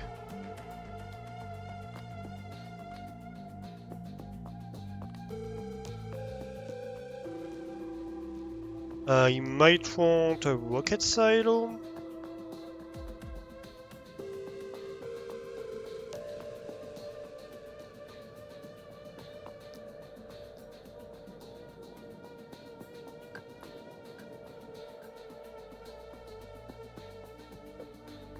And I'm going to need the ship to send me a landing platform. I kinda neglected that.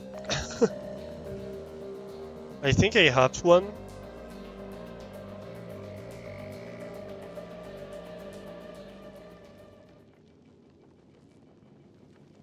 Where would that be?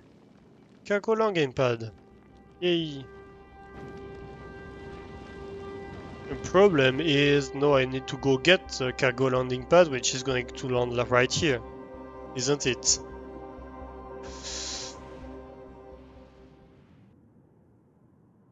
Yeah, I don't think it's gonna land near me.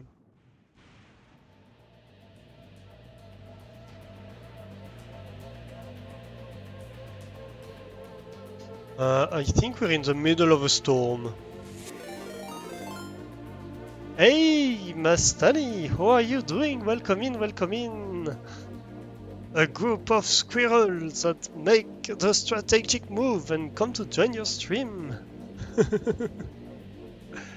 How are you doing? Welcome in, friends.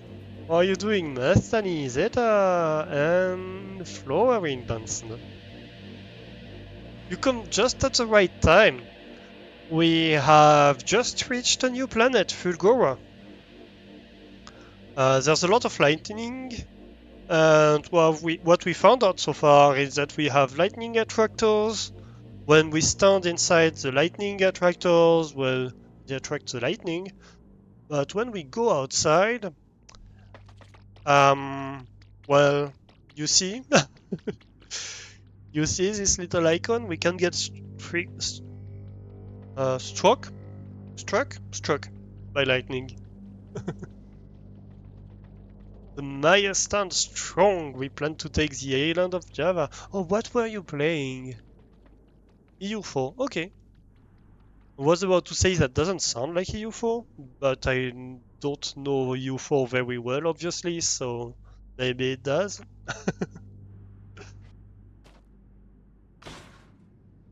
Yeah, we have a landing pad.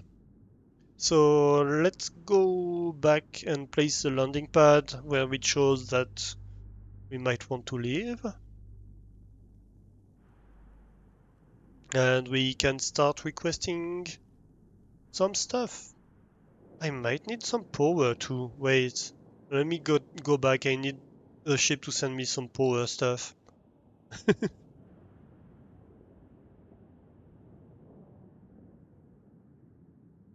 Planet is cheese, you say? Don't mind me. Quality is so good, especially for things like mining grills and pump jacks because they lower the resource drain, meaning you get more resource out of it. Just around one lowers it to 66%. That sounds good. Right, so it seems like we have storms at night, doesn't it? Lightning storms.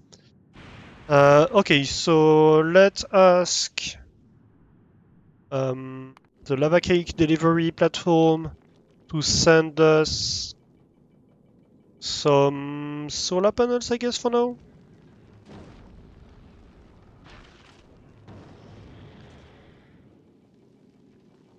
What else? A few accumulators. And probably some power poles. And that should be good enough to start with.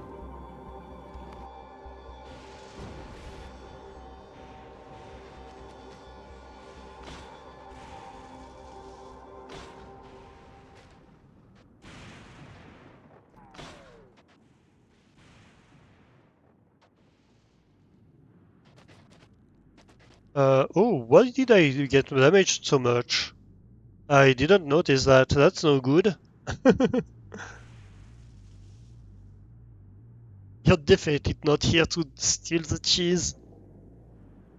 Hmm. I can offer cheese crumbs. There are regular supplies of cheese crumbs for anyone on the planet. On the... Well, on the planet, that's not bad. I wanted to say on the channel, but I guess on the planet works. You started as a minor nation of Mayan culture and Maya faith. Last stream, you consolidated Mexico under your rule and restored the Maya nation. And today, you beat up the colonies of the Europeans that dared settle up the New World. And now you own the coast from Florida to Panama, from Panama to Lima, and Central America under your control. And hey, Jess, welcome in, everybody. The Warrior Raid. Thank you for the raid. Hey, Jason, Flame, W Kitty, Vector Gecko. Hey, everyone, welcome in, Warriors. As I was saying, you're coming just at the right time. We landed on a new planet, a brand new planet, Fulgora, which has lightning storms. And so we just gathered a few resources. Right now we are in range of a lightning attractor, which is protecting us. If we dare step out of it, we might have issues. Hello?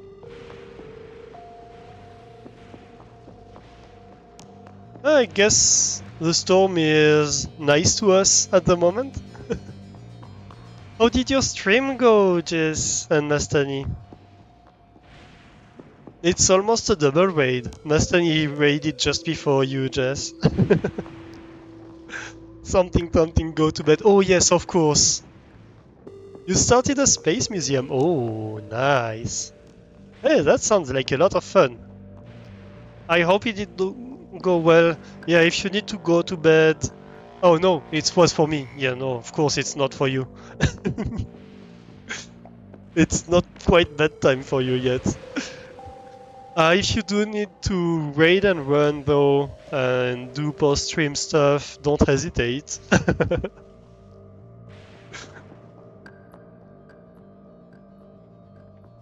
Look, way too many people coming in. I'm a bit discombobulated. That makes sense, right? Alright, the lightning has subsided. It's only 5 p.m. Plenty of time to get hyper focused on Marvel Rivals. Yeah, right? And then not go to bed and then be tired afterwards. Yeah, I know what it is. I don't play Marvel Rivals, but I do it on plenty of other things. So yeah, this is Fulgora, the brand new planet that we just landed on a few minutes ago. So welcome in, everybody. If you don't know me, I am Alastair.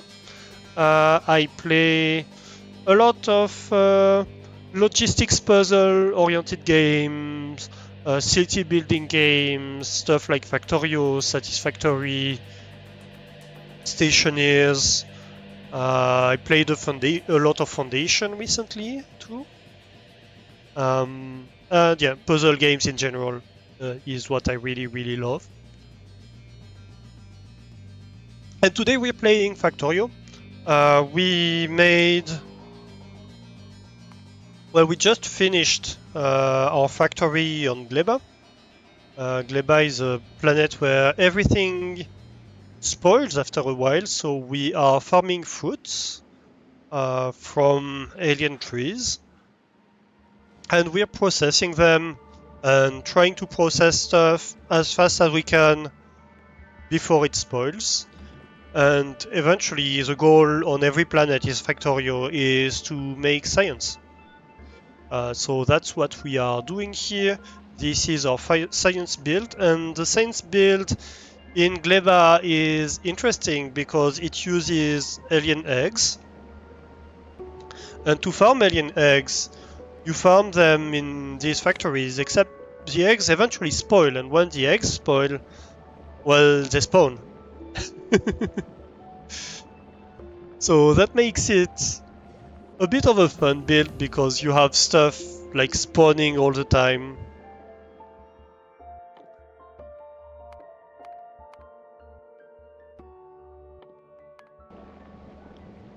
And yeah, we export eventually this research towards Nauvis. And on Nauvis, where is my research build? It's right here. Well, you see Gleba Science just arrived. So you see it coming from the landing pad and feeding these labs here. And so we just landed on Fulgora, looking for new opportunities to do research. On Fulgora, we have these ruins that we just found, which are covered by lightning detractors. They are ruins of an ancient civilization that died, you know, as you do. And we can mine stuff and get a lot of scrap. I don't know much about this planet, but what I know is that we are going to process that scrap to extract resources and basically recycle stuff. So first of all, let's start. Oh wait, you don't need power because these things will provide us with power, right? I think that's the case. Yeah, I think that's the case. So let's request like base building blocks. What are my requests on other planets usually? For this one, 0.2 base building blocks, 0.5 combat, and 0.2 crafting supplies, right? Because if you just request the whole thing, it's a little much. So zero point 0.2 of the base building blocks. Then I want what? Combat supplies, half of it. And then I want you to send me crafting supplies. So right now in orbit we have a colony ship which we designed earlier, which is a lava cake delivery service. This is our colony ship and we just used it to come to this planet. And so that's the one that's sending us stuff. So you see these little capsules are going to land on Fulgora in here. And then make this stuff available to us.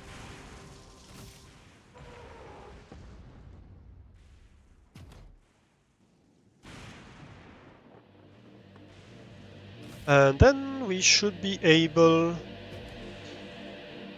to collect it. Let's manually send a few bots, shall we? Because they will allow us to transport stuff and to manage our inventory easier.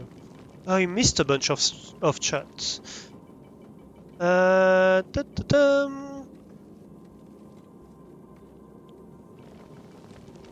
Dropping a lurk, going to forage for a snack. Yes, of course. I hope you have a great snack and a great lurk. Thank you very much again for raiding in. Mustani, your plan for next stream is to conquer the island of Java. For the achievement you're going for, which is called Mayapahit. The island of Java is the starting island of the nation of Mayapahit. So the achievement is play on words between Maya and Mayapahit. It is currently the rarest achievement in EU4. Interesting. You've watched this movie before. Don't let the aliens implant their eggs in you.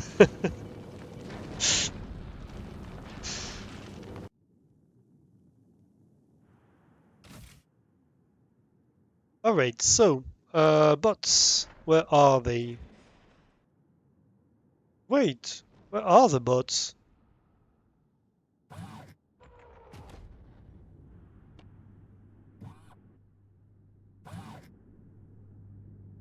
Oh wait, I can't place that here?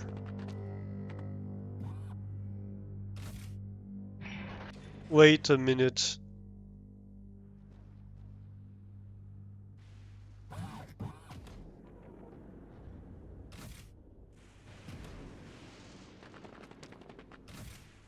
Okay.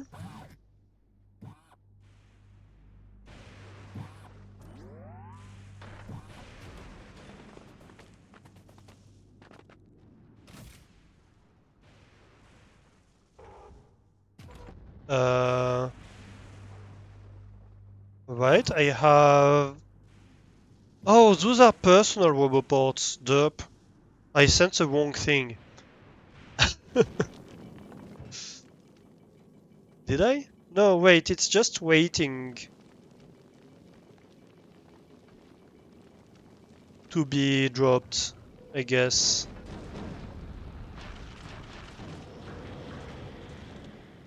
Can you drop me stuff, please?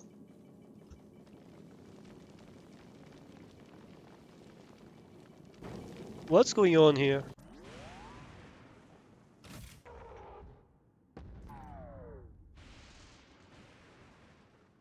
Right, so I have the personal roboport, but it's not sending me the stuff I requested. Oh, rude.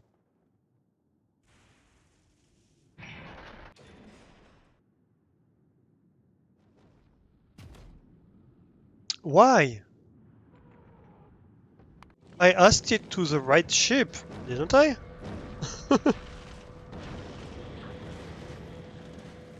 Hello there?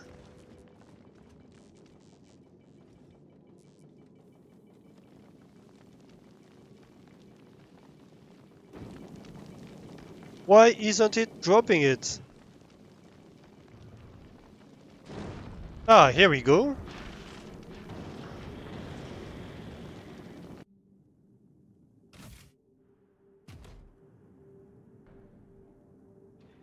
I guess it derped. Then forgot it was supposed to send this stuff?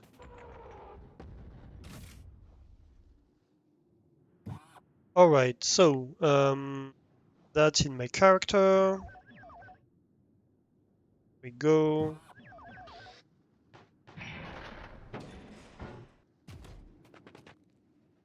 Alright. No, not personal roboport, please. A roboport. Ah, here we go. And power thingy.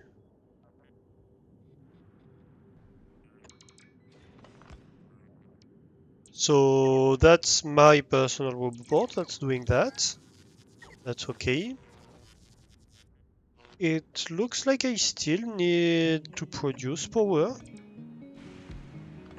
Oh, that's a new music. That's a cool music.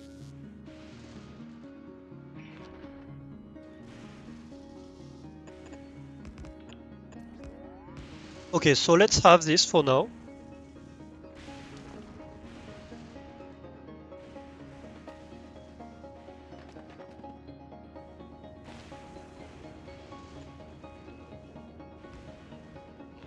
I think we need to stay within the area covered by the turrets, otherwise our buildings are going to get ruined. Maybe let's line things up with the power grid.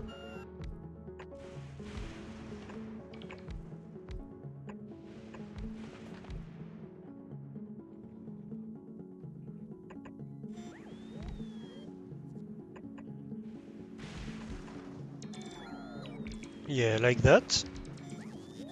Solar is not a very good power source on this planet. I think we're going to be able to utilize the lightning that's falling down. But right now, I don't know that we can do anything about it, so let's go with a bad power source for now, and then we can progress towards better things. Okay, so now we have this, we can work towards requesting the stuff. Why isn't it? Oh, I know why. Because we need to give it bots.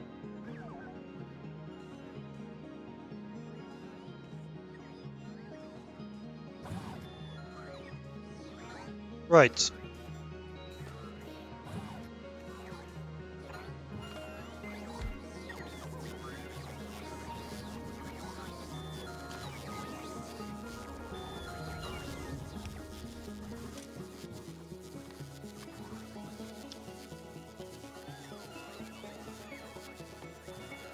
And so let's see here. So we are going to have a fulgora power grid.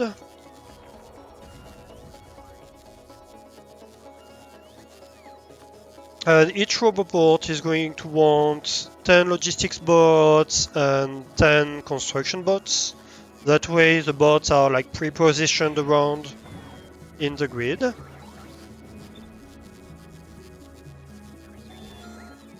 And so what I generally like to do here is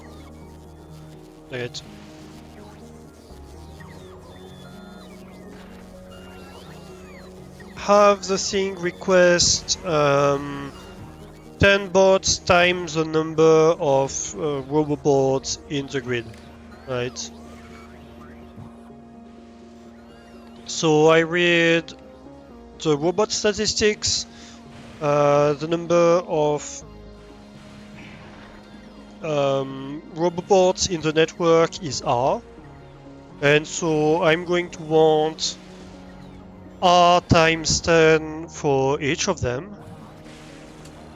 So what I want is R times 10.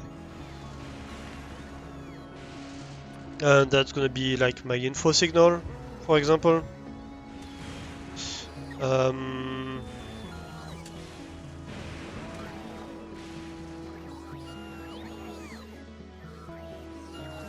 Right. That's way not enough power, is what this is telling me.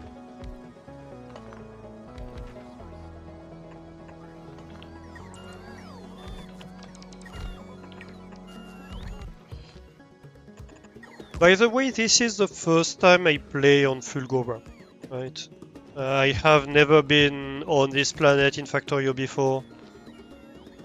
So if you have played the game before and I do something that seems stupid to you, bear with me. If you are discovering the game, well, you know as much as I do about Fulgora. Maybe a little bit less because I've watched a bunch of dev blogs and stuff like that, but you've played as much as I have on Fulgora at the very least.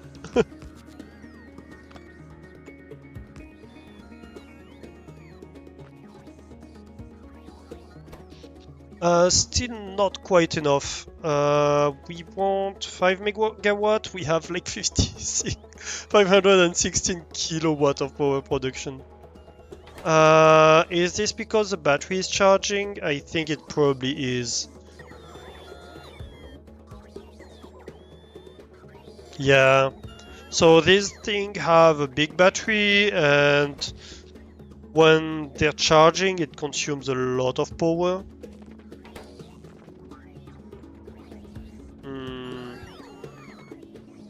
So what do I do here? Did I unlock any tech for the planet?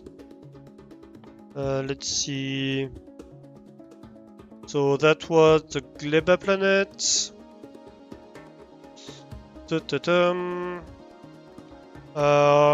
Fulgora tech. Right, so the first tech we can unlock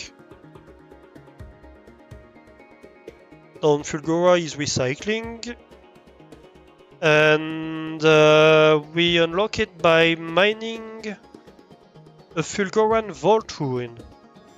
Right, so let's do a little bit of research. Huge Fulgoran ruin, colossal Fulgoran ruin. What would be a Fulgoran vault ruin? Oh, hey, power. Well, at least there's that. Maybe it was nighttime, actually. But still, this is not getting charged, so that's a bit of a concern. You know. Oh, maybe this is a vault ruin? No, that's just a colossal Fulgoran ruin. This place is a colossal mess. Isn't it?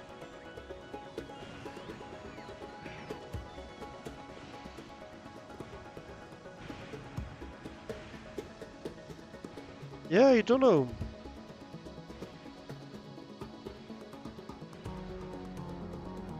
None of these seem to be a vault ruin.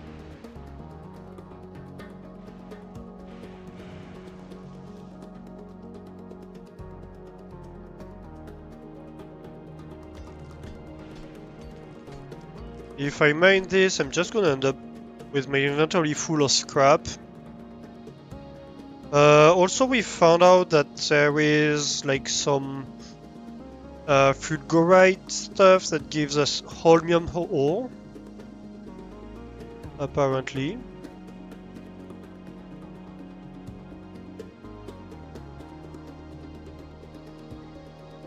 If you plan on taking over a planet, you need a plan of attack in Factorio to the dungeon with you.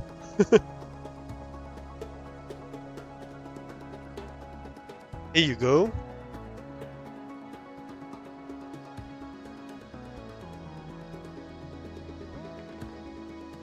So, how are we doing here? Not great. Yeah, so on the different planets in Factorio, um, you have things that change. You have unique buildings for different planets, and in particular, um, the power that your solar panels are going to generate changes a lot. On this planet, we produce 20% of the solar power that we produce on the starting planet. So power here is very powerless. Solar panels here is very powerless. Look at the planet research again. Yes, I can.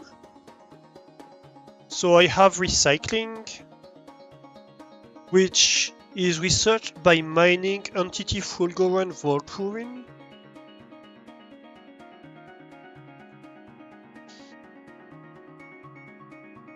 And that's the only one I can research right now.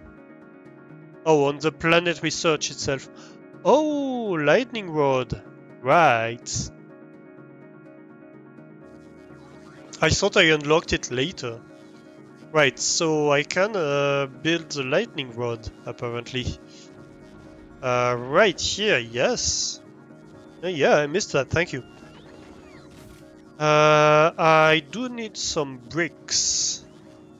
Do I have any brick in here? I don't think I do. Can I get... I don't know that I have it on the ship. We'll try to see. Like a stack of bricks, maybe?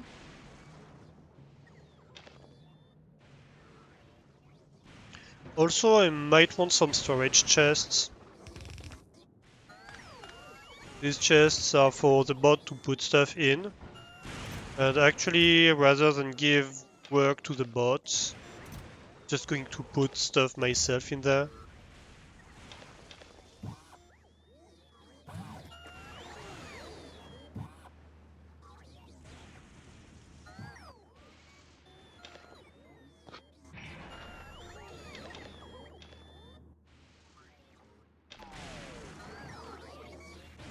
So, any bricks? It doesn't look like it. I might have to smelt it. I'm considering...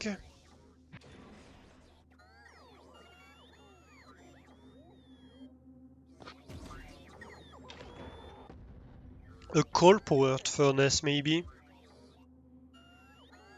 Or something like that. Although I don't have coal, so...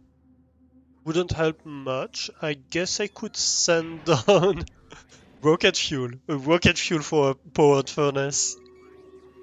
Hmm, that sounds like fun. I might actually want to do it just because it's stupid.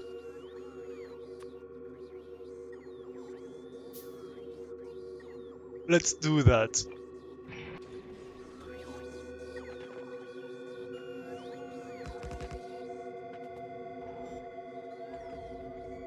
Um, can you send me rocket fuel?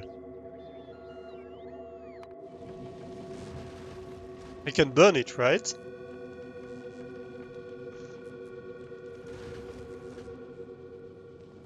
A few stacks of rocket fuel, I guess. Oh, and I guess the reason it wasn't sending it, maybe...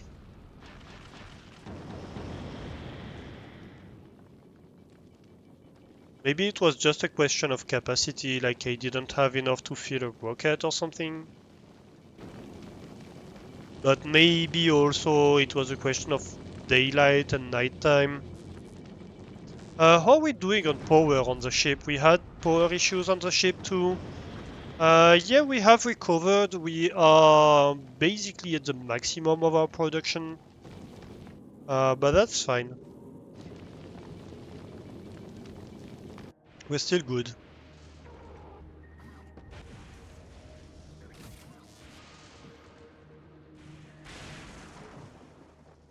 So, any rocket fuel? Yet? No. No, no, no. Come on, ship. Please. I know I'm asking for a lot of stuff right now.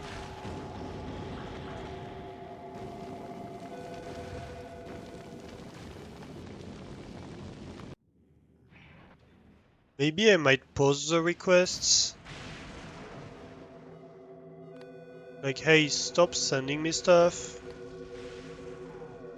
Just send me what I requested for a little bit. I guess if you have crafting supplies, you can send them, but other than that, I don't want it.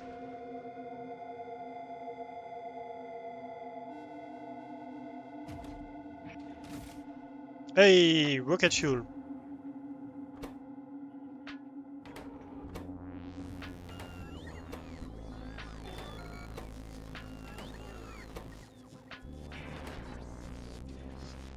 Stone, I'm going to want.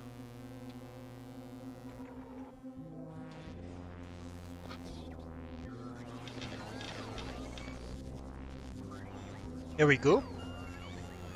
So that should produce bricks.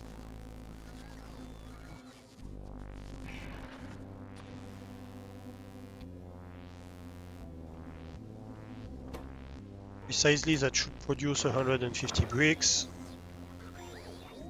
So that's gonna be very helpful. Alright.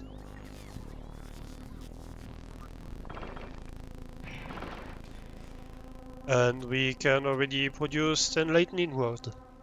Okay. And yeah, I think the lightning rods should allow us to get power more easily. Oh, and also to extend that. Oh, that's nice.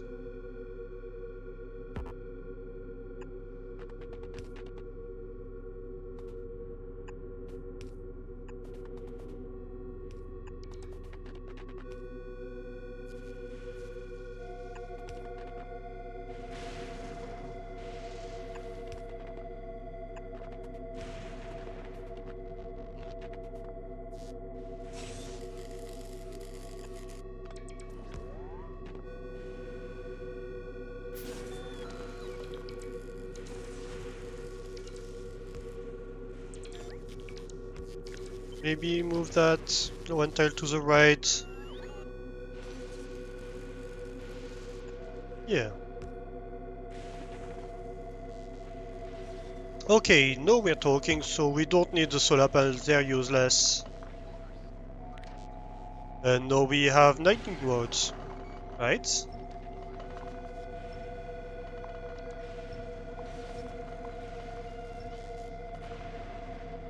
Yes. We are, however, going to need a decent amount of batteries because it seems that you only get lightning during the day. Oh, right, that's why. Because I can't build outside of this little stone platform. Oh, that's my lightning rod. Yes, right.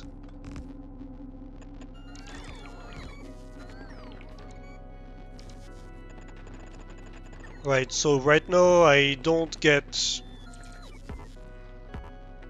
Ah, come on. I don't get lightning right now, so whatever's empty is empty, right? Um, and there's nothing I can do about it.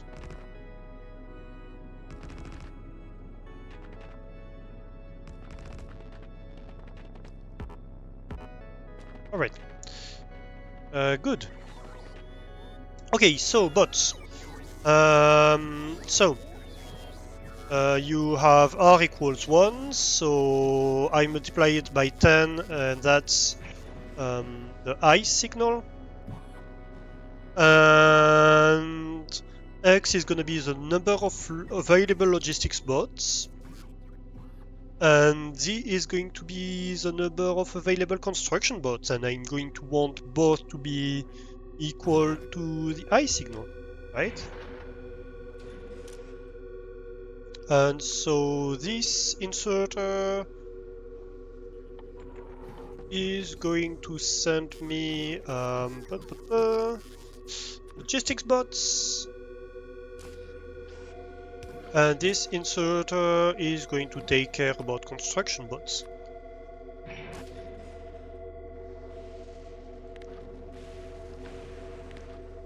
I connect them with wire.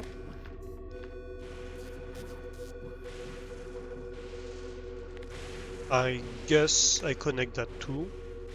So I guess for aesthetic purposes, I'm going to connect it on the back. And so, which one is which? Logistics box is X. So I'm going to insert logistics bots if X is less than I. So if the number of logistics bots available is less than the number requested, and same for construction bots, but it's gonna be Z. So if Z is less than I insert construction bots. Here we go, and now we have construction bots in there. Perfect. And in red we are going to have the logistics range, and in green the construction range for these things. And of course, I need to be on the island to be protected, which is okay. So fulgora. So this one requests the number of bots, of course. I guess purple can be like that. Okay. Oh, I thought the I thought this was in range of I thought this was a lightning rod. Oh, hydrate and stretch. Yes, I can do that. Hydrate. I do have some more coffee. I made coffee earlier. Green Alastor. Oh, no! No frying the Alastor.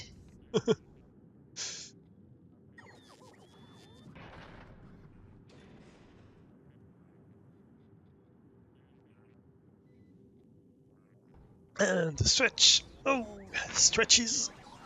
Ah, nice. Why am I getting bonked? I'm a responsible human. Look, I just had a sip of coffee. Gives them back to Kaz. Yeah. Okay, so probably we want to clear the land anyway.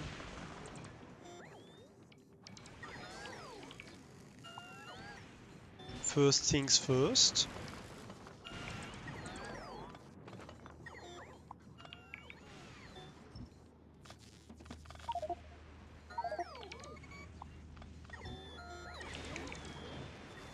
We are getting full of scrap, so we don't want to have our inventory full of scrap. There we go. Oh my god, we're going to get so much overwhelming things. A trash unrequested, please.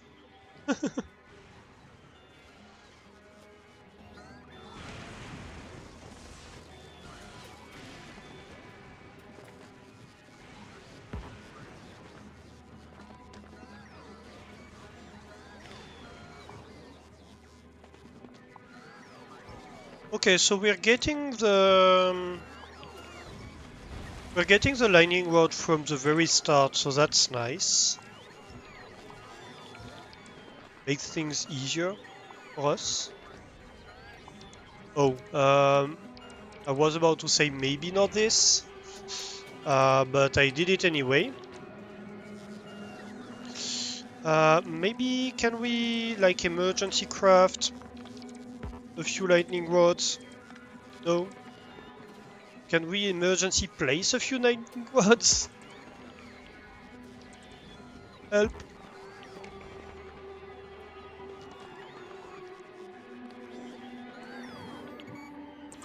Where are my lightning rods? Here.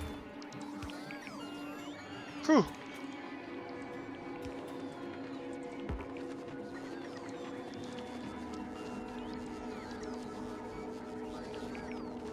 Okay, that was a close one.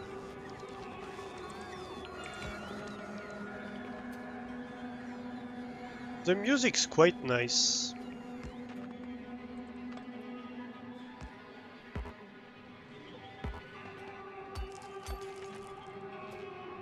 Okay, so we need to be a bit strategic about lightning rod placement. Also, we want lightning rod on us at all times.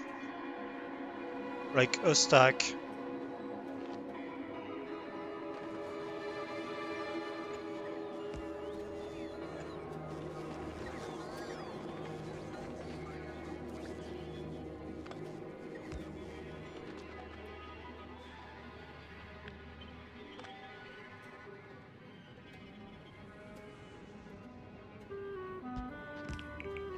Oh, we even get clarinets. Nice. I used to play the clarinet. I haven't in a very long time. I want to get back to it someday. Whenever I can.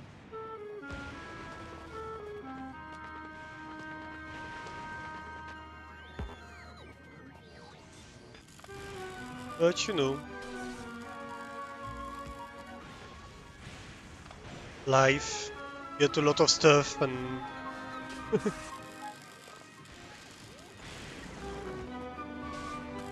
don't take the time to do the stuff you'd like to. Have to make choices.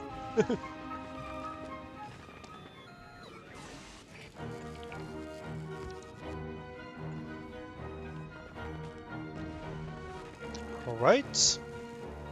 So we need bricks. That's what we learned here. We need a lot of bricks. Do we have any electric furnaces? Yes, we do.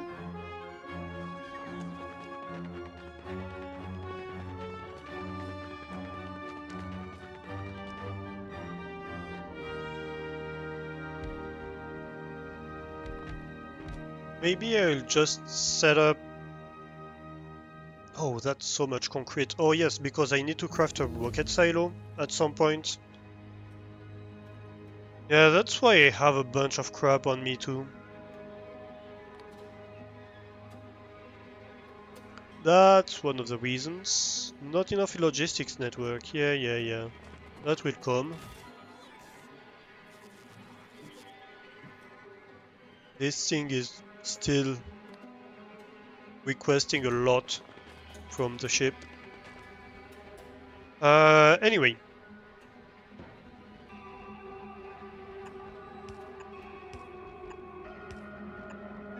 So requester chests are going to request stone.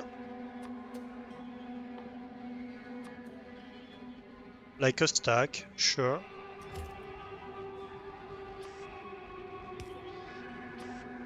And just passive provider, I guess. So if I need it, it can provide it to me. And so that's going to produce bricks, right? So we can remove this. We just need to have this in Roboport range. Oh wait, I removed the Roboport I had placed? I guess I did. Or it got zapped, maybe? Help. Program. There you go.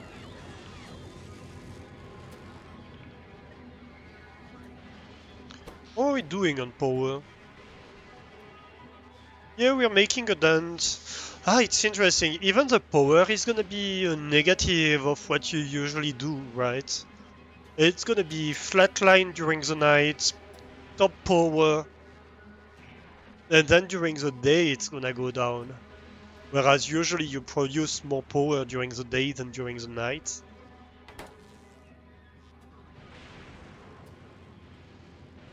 That's fun.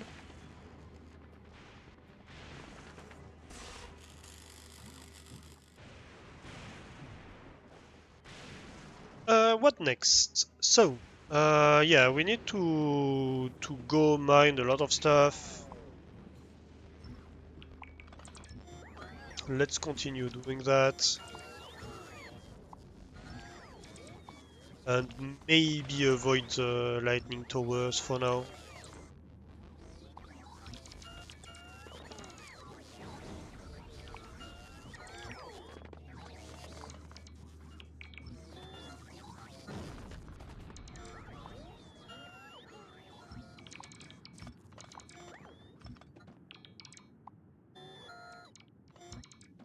Just because they're convenient for us.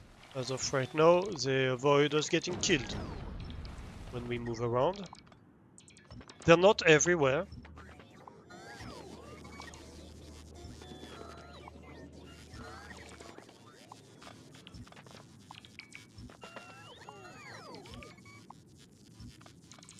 So we do have to be careful about what we do.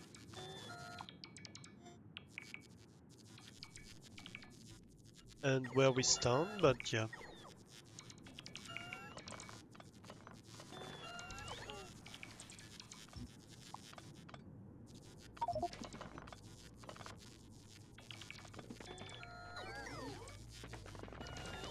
Right, I need the bots to unload me. And meanwhile, the robobot is just getting a lot of stuff. At some point, we're going to need to move to more clear area. One thing we can do actually, and probably should,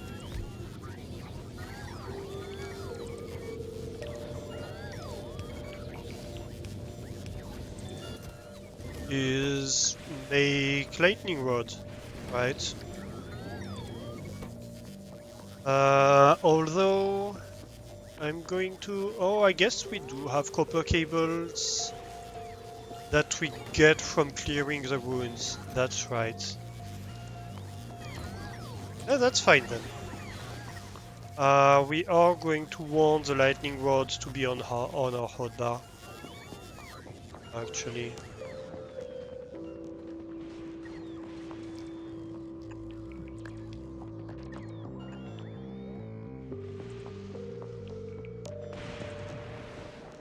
If only so we can act without getting zapped all the time.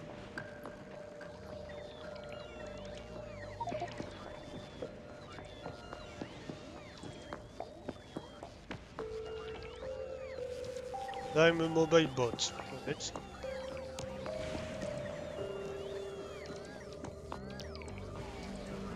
How is this going?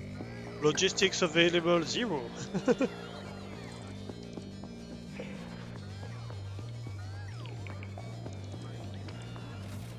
This is requesting a lot of stuff. Actually, it's quite full. Okay, hang on a minute. We are going to need to expand your inventory. Oh wait, no, that's my inventory. That's quite full. Yeah. We might need to expand my inventory then.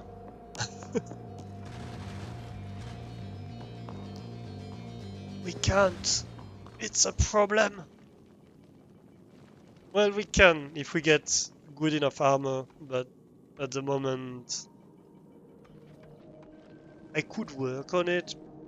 Yeah. Do you have any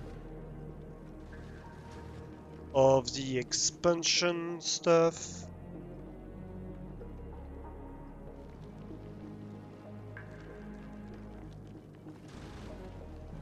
So that's the inventory of my ship. And what I would like be to find a cargo base. Are there... Oh, maybe I can look at... Yes, cargo base. No, that's cargo wagons. Uh... Okay, so we don't have any cargo base. We might need to do a round trip at some point. Or something like that. You're going to request them though for the next time. You want like 20 of them.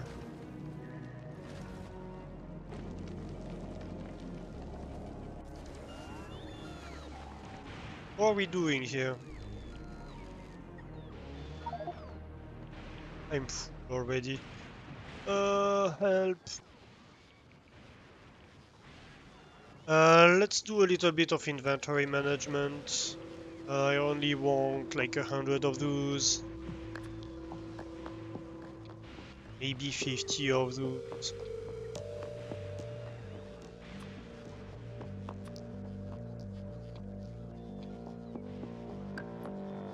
Why do I have... Oh yes, right. Don't put me the rocket silo stuff on me right now. That would be why I was full. Could explain it. Come on, bots. You can do it.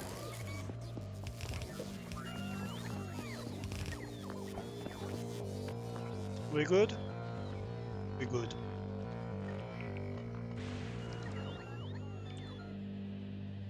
Oh, that's so much better already.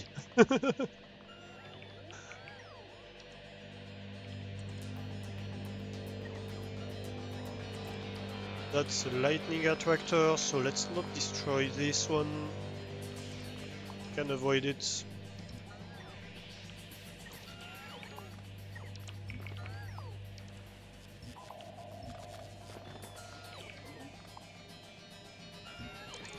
Where is the next attractor? See them like that.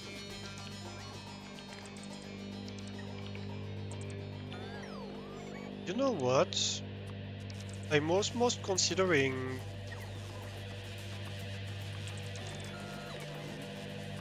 on Fulgora. I feel like we want a construction planner that doesn't do like tree work only, but that does everything but the lightning attractors, right?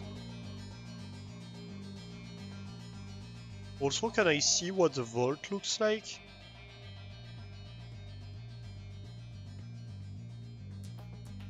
Hmm. That's what it looks like.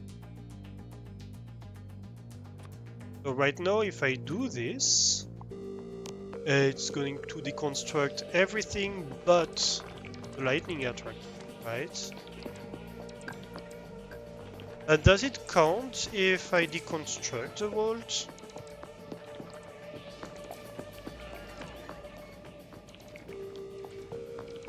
Or am I going to put myself in trouble by deconstructing everything? What I could do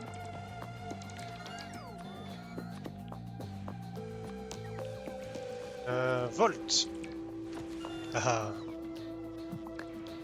Where is a vault? Not right here. Definitely not right here. Okay. Well then.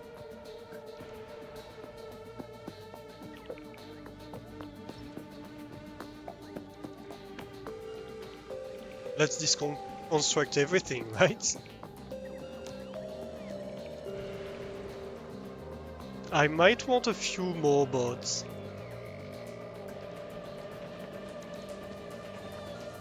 That. Also, I might want to expand my network.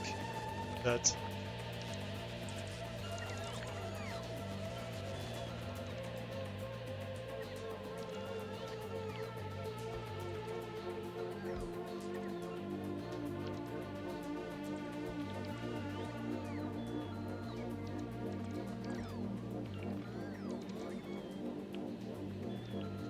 Uh-huh.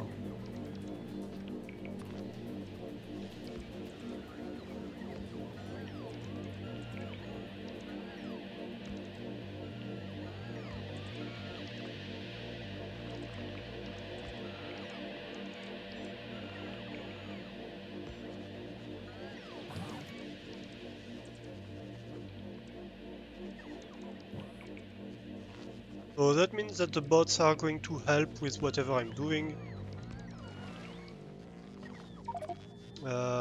Might want to place a lightning extractor here. Here we go.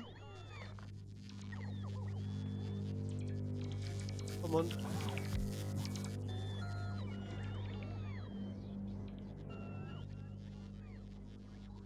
So why am I so full? And why do I have a deconstruction planner like this? Oh, I see.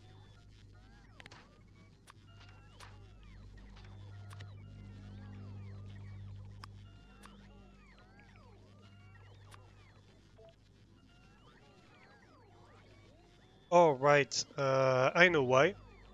Because I'm saying that I want one maximum, whereas in fact I want two. So give me that one back.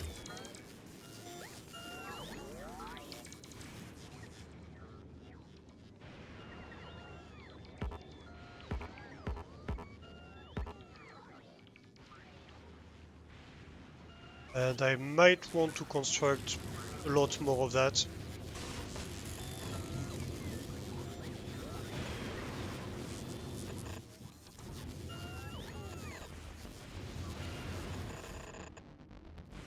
Going to need a lot more energy storage.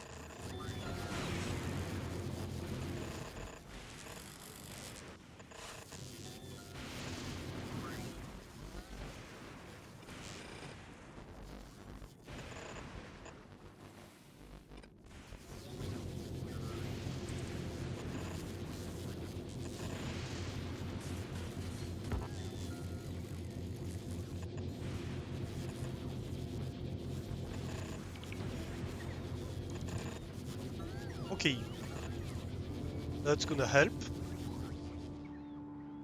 once the bots have built it, obviously.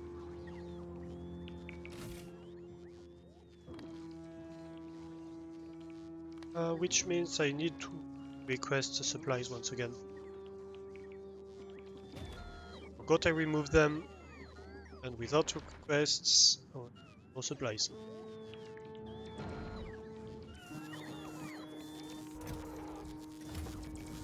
That's gonna be a lot of scrap storage. I'm slightly worried about that, not gonna lie.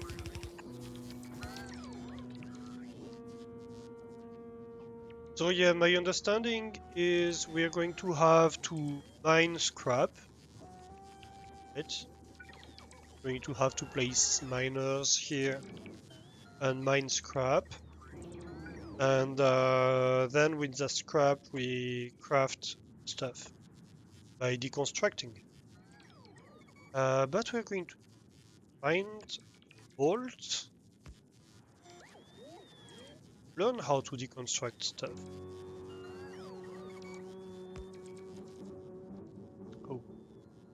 auto switch.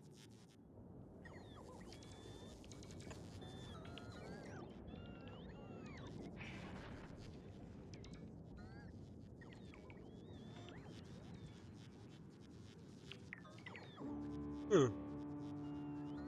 Yeah, that's a lot of. What's my power consumption? Yeah, I'm crashing the power every night. Well, every day, I guess. And then as soon as it starts storming again, it starts recharging a little bit.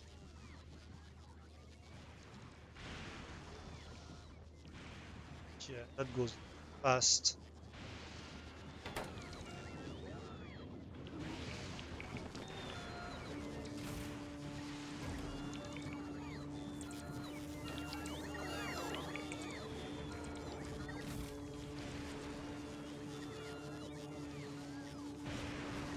It's kind of a shame we cannot set a priority. It would be interesting.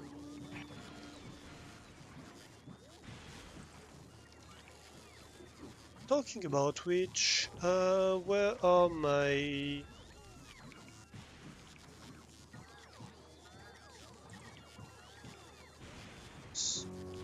the solar stuff in there?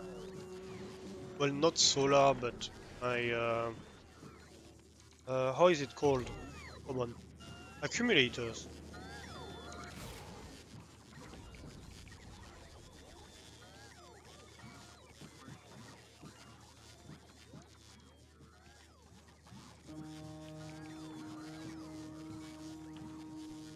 Don't see them. Maybe I need to request them, that would help. Would it? Yeah, that would help a lot, in fact.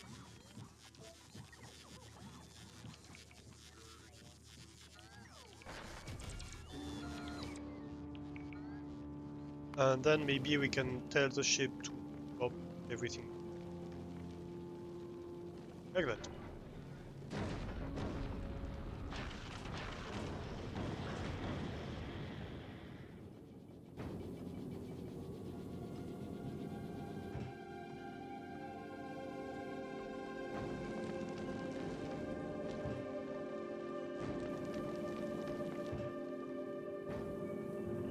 Come on.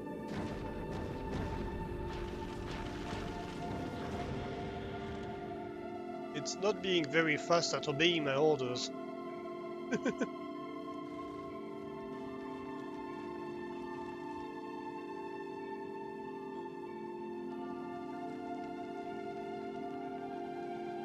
I don't know, usually better, but I guess usually I'm not requesting stuff while it's the middle of dropping me entire base.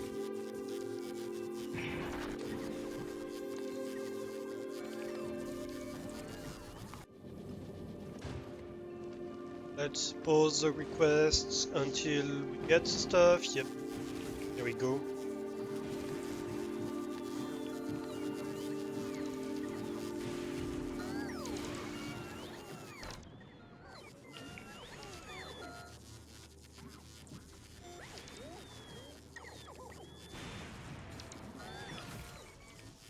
Hey, and now the bots have fun. So that's gonna be a lot more power available. Right, I have 1.2 gigajoules. If my average consumption is 10 megawatts,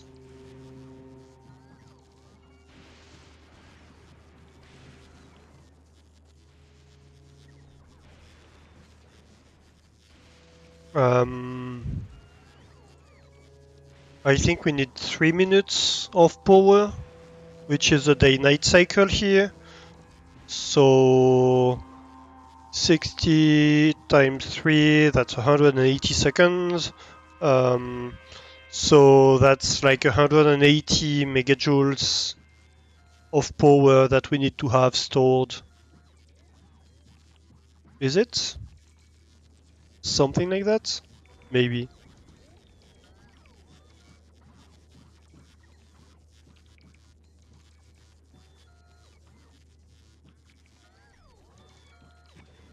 Oh no, 1.8 gigajoules, sorry.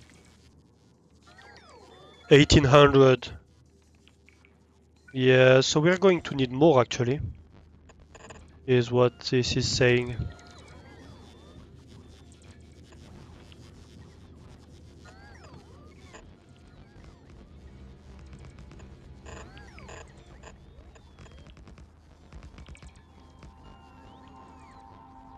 Here we go. Oh.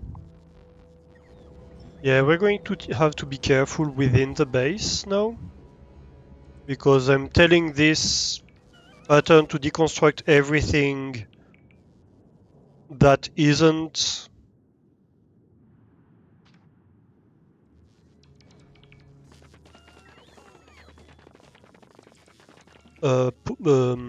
lightning attractor, and my base obviously isn't a lightning attractor, so that would tell it to deconstruct the base. I'm seeing there's stuff over here. Maybe let's explore a little bit. Ooh, that was lightning. That was enlightening. But yep, exactly.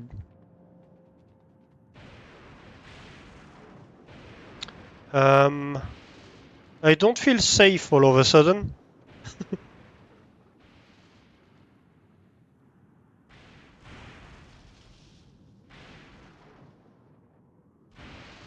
Big fulgora and ruin.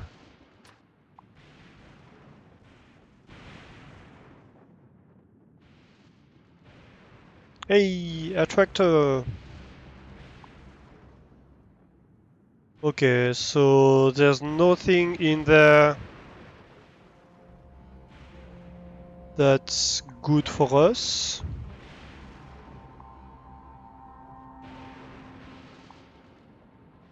Nope, nope, nope.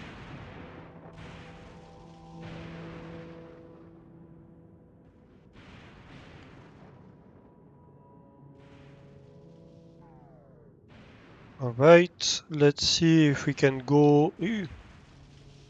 Don't stay static, don't stay static.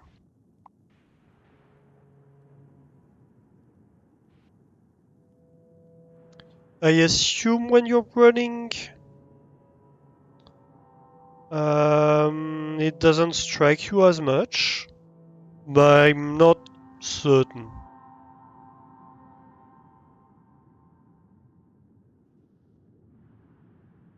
Okay, in here, doesn't seem to be one.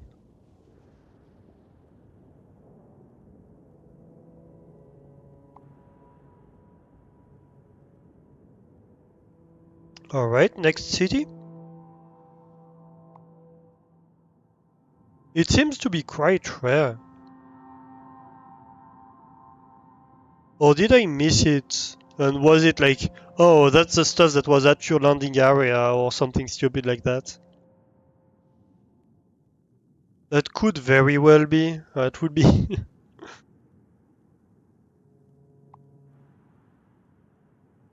I assume you have several of it though.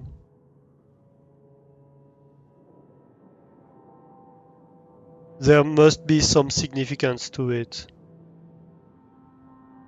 If they ask for specifically this one. 2 a.m. warning. Oh yeah, already. Time is lightning fast, isn't it?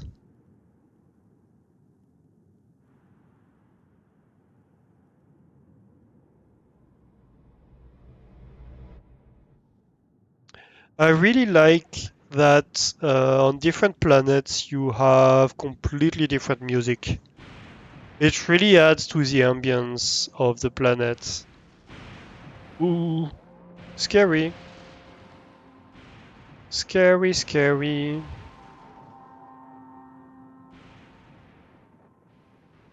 Quick, bring me back in the range of the tower. Thank you. E.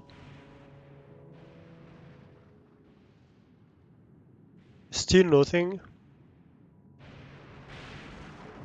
I guess let's move on then. I don't know if that was a wise choice. Ah! I got zapped.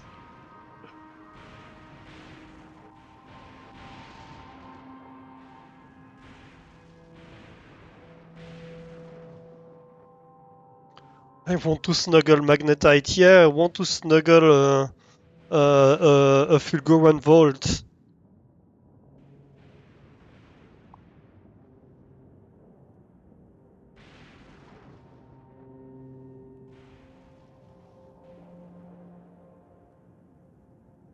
Come on, give me a Vault. We're playing Vault Hunters.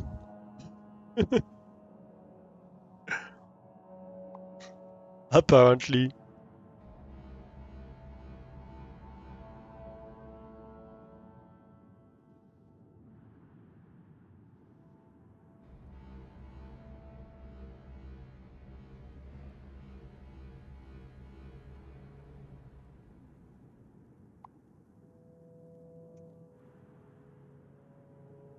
Oh, is that it?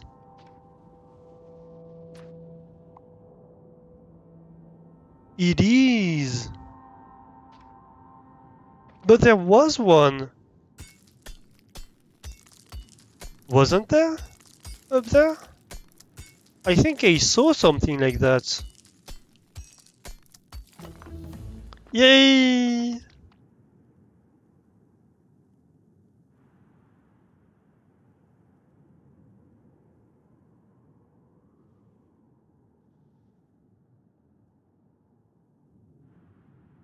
Research! We're making science!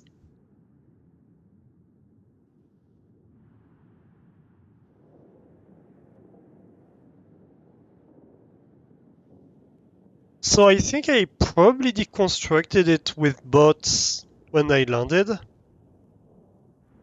Well, when we started. The one I saw earlier. Or it's one I saw and never went back to or something like that. Could be. So let's find our base.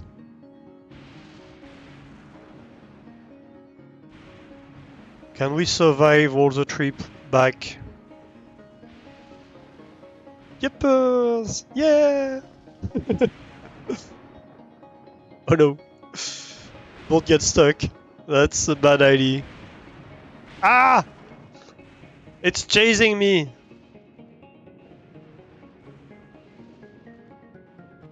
I swear it's targeting me.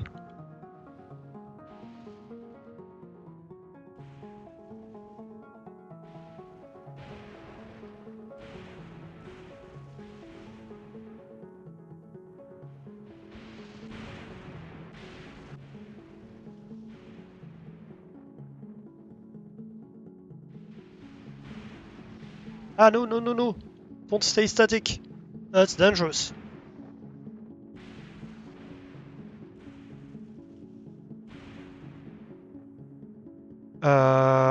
Come on, base. Where are you? Well, I guess we can explore at least.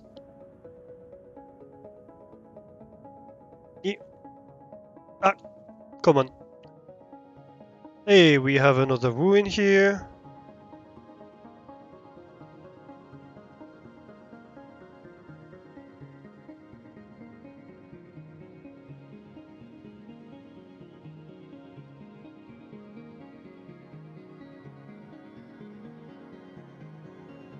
So let me check where we should be going. Right here, okay. So we can go by land.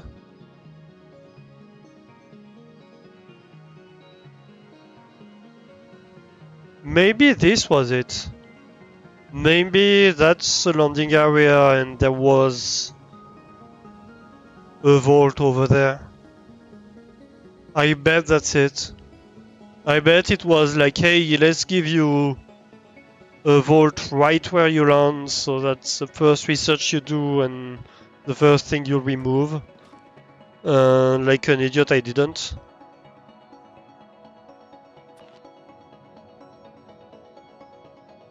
Because I respect no authority.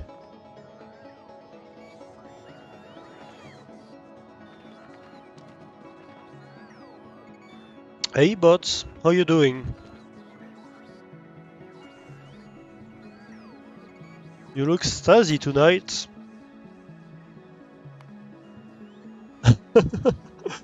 That amount of power usage.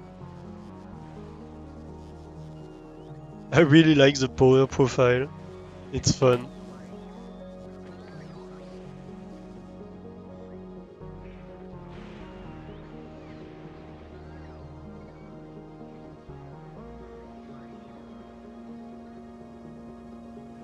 Okay, so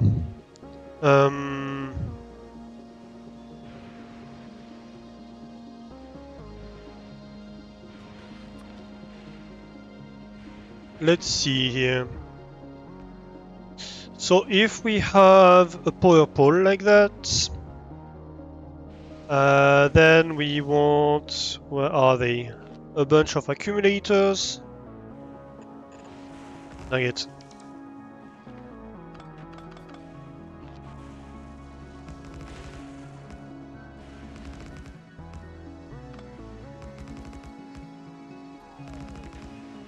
I want my basic, like, power placement blueprint, right?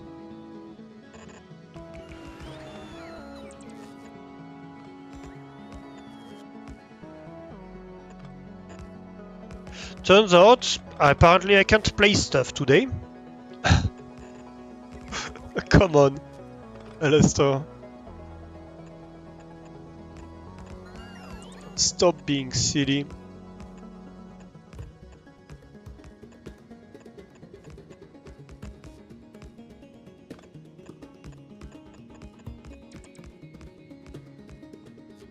Alright. Lightning rod. Lightning rod. Oh, I guess I should have placed it outside. Oh, it does a little bit the blob effect, like in Foundation, and hey, I like that.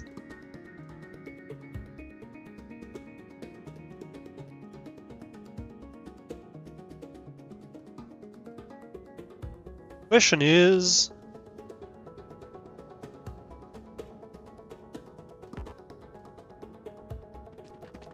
right. Control X. Let's take away the blueprint. I just want to see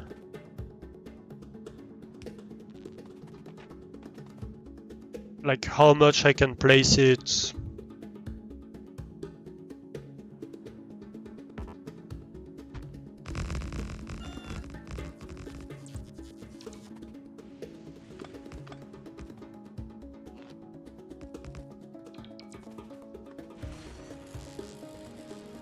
So I guess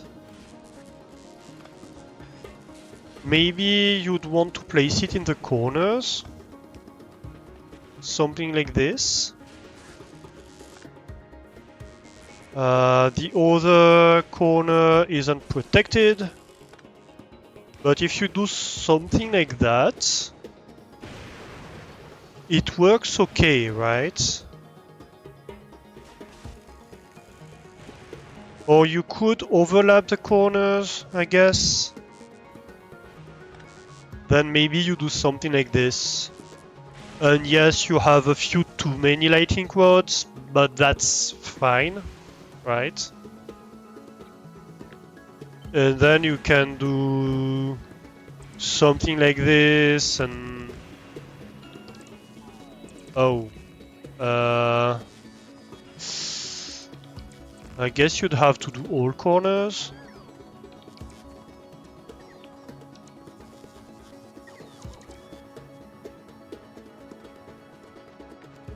Nah, you'd have to go on the outside corner.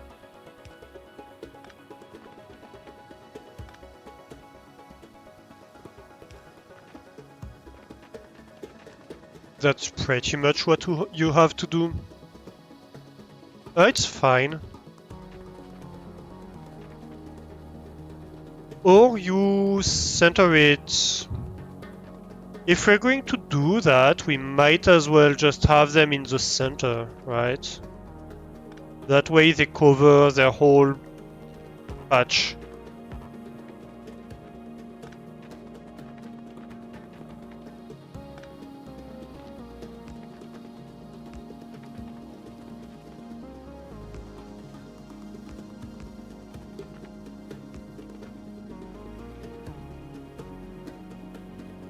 Yeah, that works. I think that's probably the best solution here.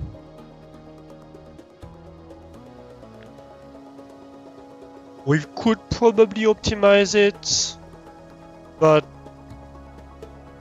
it's not worth it probably.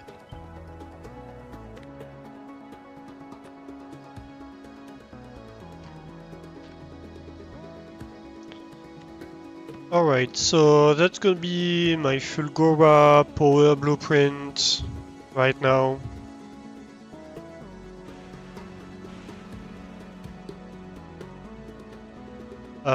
Where do I start building is the question now.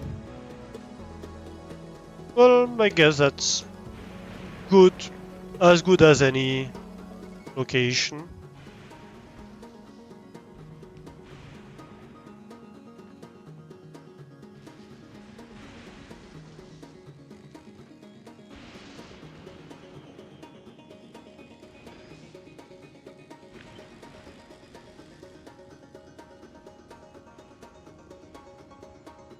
Why? Oh, because there's a bit of,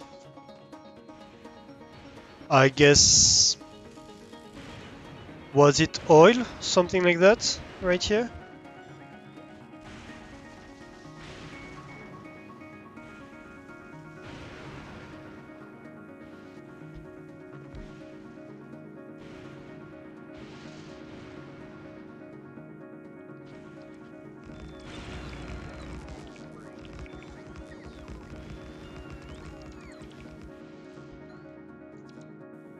So if you're wondering why I copy-paste these, the reason is that it copies their configuration, well, otherwise it would not.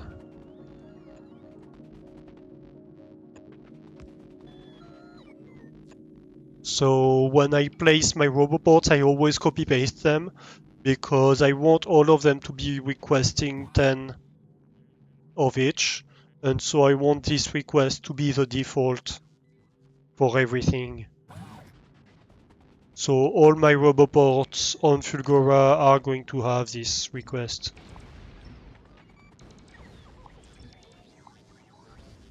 And so, well, that means that copy pasting is the easiest way. Alright, and so that should be a whole bunch of holmium that they gave me right now. Yep, right here. Holmium ore. I have no idea what to do with it yet, but, you know, we will discover.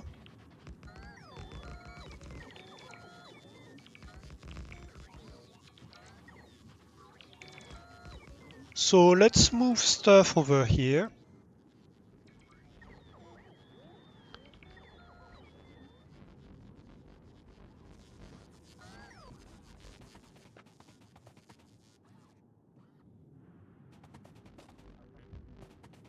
Something like that.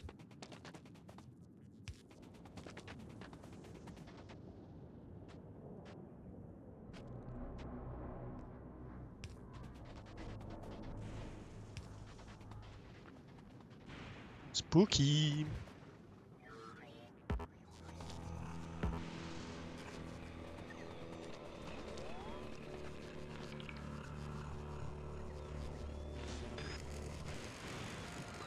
Maybe I want a roboport grid actually with these. Right, they could line up quite nicely.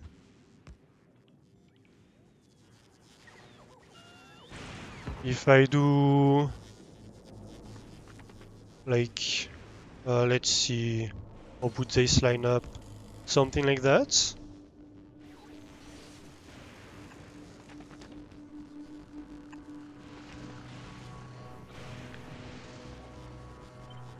And that can be like the base building block for my whole base.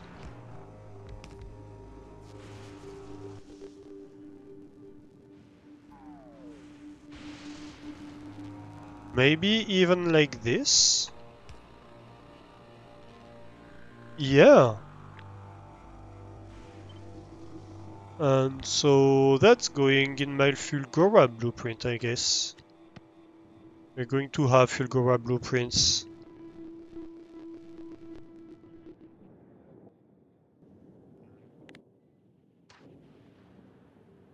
And so now I can just pretty much paste that. How would that look like vertically?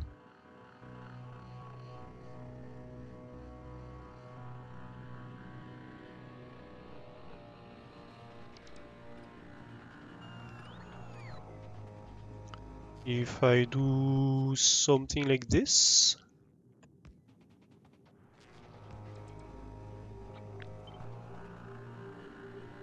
Well, I guess then this lines up. Yeah. And actually, that's gonna be a replacement for that blueprint. Select new contents. Save.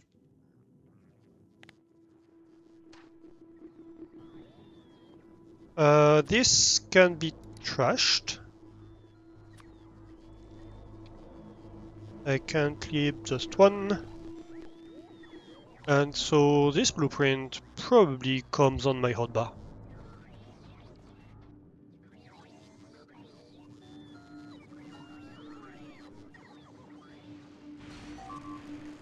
Ow! What got destroyed?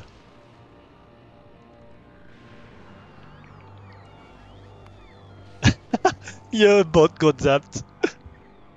Oh no, poor bot. Poor little bot got obliterated.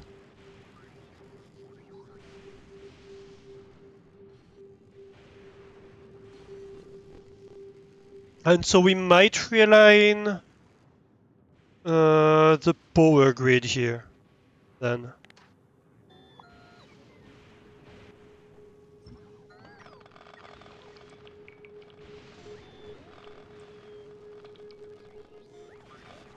Come on bot, be courageous, you can do it. Uh-oh.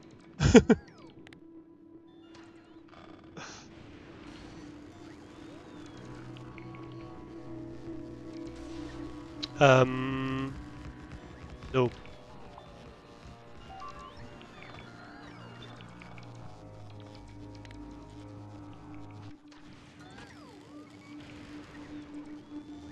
So that last line doesn't exist. Yeah.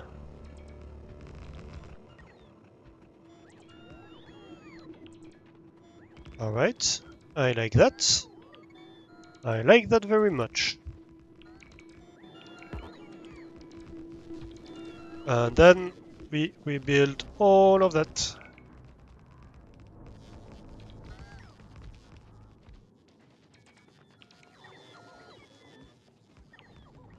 Which then means that the stuff that's not on grid can get removed. And that we should still be fine.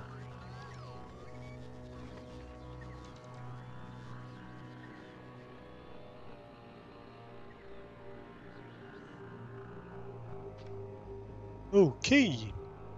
So next storm season we should get a lot of charge. We have about 4 gigajoules of capacity. That's good. That's much more than we need right now, so I'm happy with that.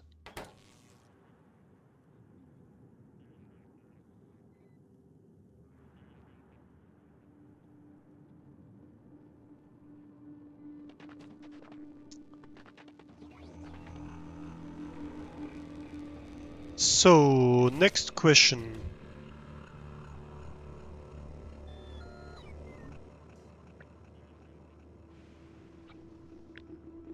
If I take this, and I go like over here maybe? Uh-huh. It doesn't want to.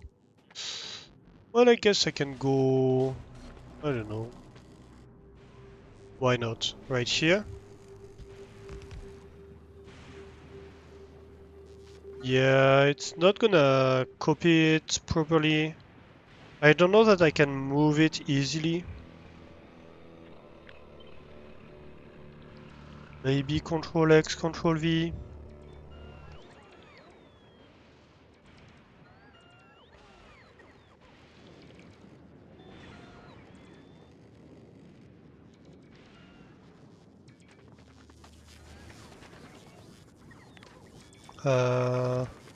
In which case we might as well just copy this and see if we have to force stuff to move a little bit, that's fine.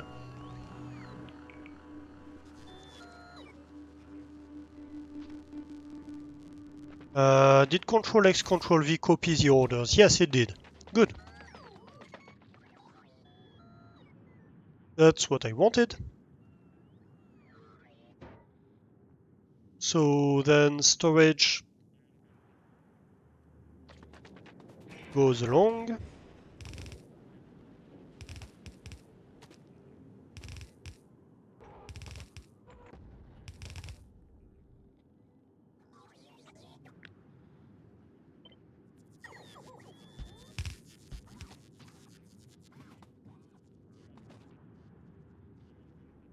That's a square of storage, and then we can probably remove this.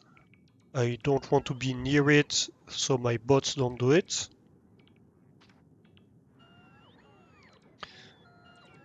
And that's gonna murder the base bots a little bit. They're gonna be very busy for a while. That's fine.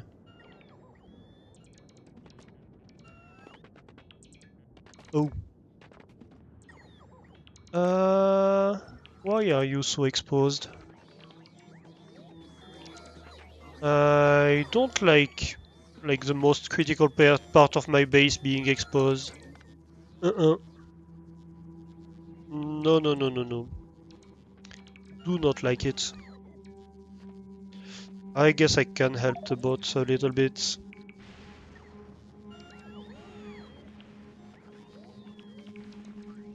Like imagine getting all your storage zapped.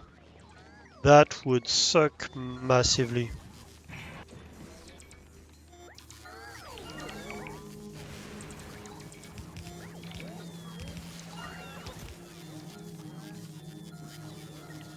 I guess might need requester bots, requester chests actually.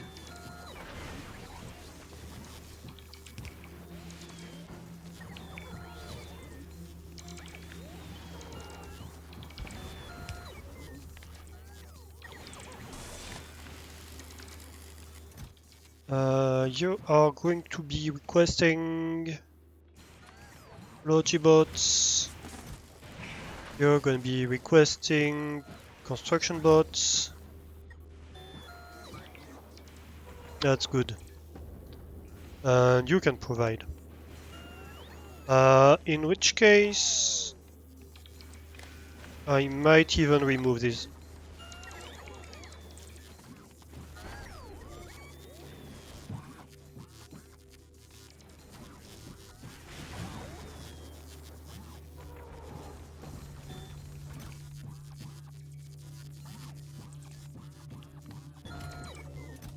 Do request from buffer chest if need be.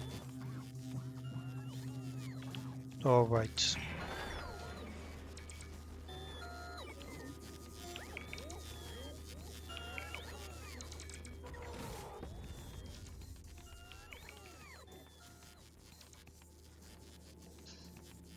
It's interesting that I don't seem to have bots in here. Is that true? Maybe I have a specific request for bots. Do I? Let me check what I did elsewhere. Yep. I have an Ayurvedic imports.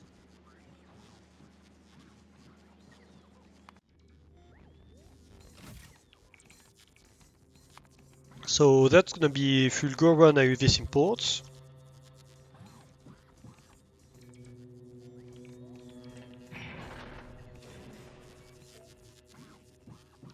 And it will include bots.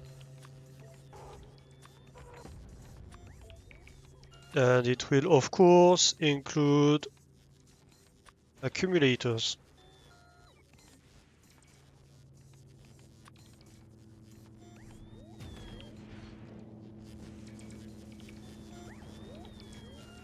And I guess bricks. I don't really need to have bricks on me, but I would like to import them if possible.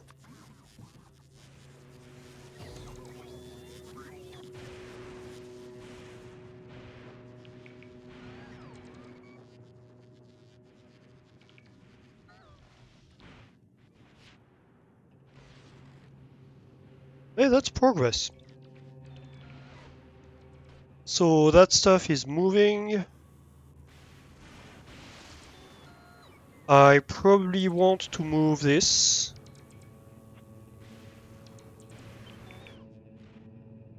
Doesn't really have any reason to be here.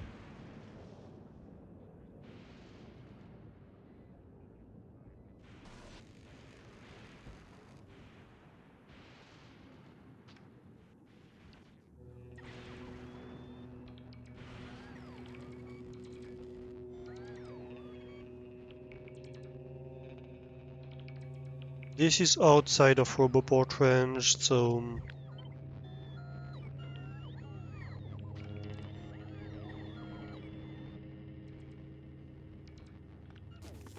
let's get there.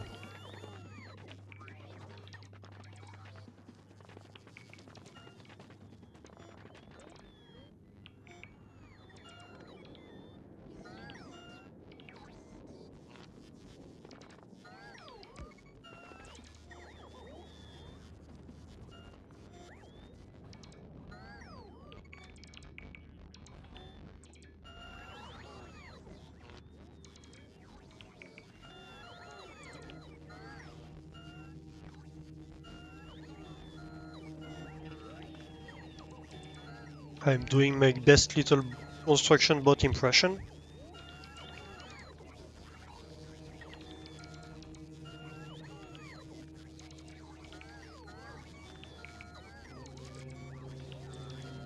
Good. Yeah, so we want to clear this area because it's going to be a mining area. So really our base has no business being here except for the fact that initially we have these lightning towers which allow us to stay protected until we have our own infrastructure, basically.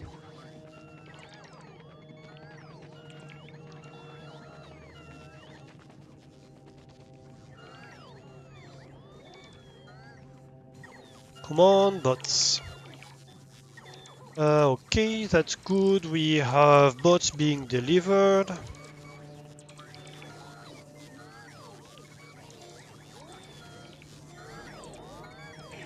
So we should have researched the scrap technology. Yes, the recycling machine, right? So how do I make a recycler? Recycler is steel plate, iron gear wheels, processing units, and concrete. I think I have all of that. Yeah, I can craft 5 of them. In fact, actually, while we're here, And before we forget, hey, who's getting killed? A bot. Don't care. No, please, bots. It's not because I say don't care that you have to die.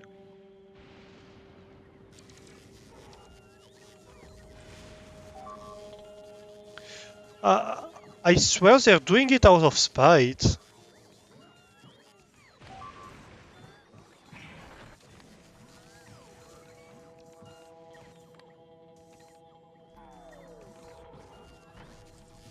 Alright, so we are crafting a rocket silo, and that's gonna allow us to go back to the ship if we need to. Okay, can I build them out there? I can't. That's a problem.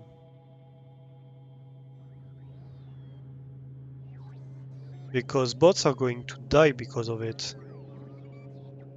I guess it's just a question of don't give them too many jobs that have to go like from one side to the other. But they're gonna have to sometimes.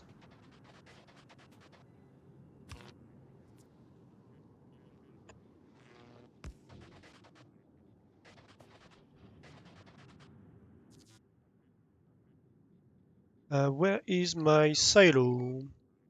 Silo, silo, silo. Right here.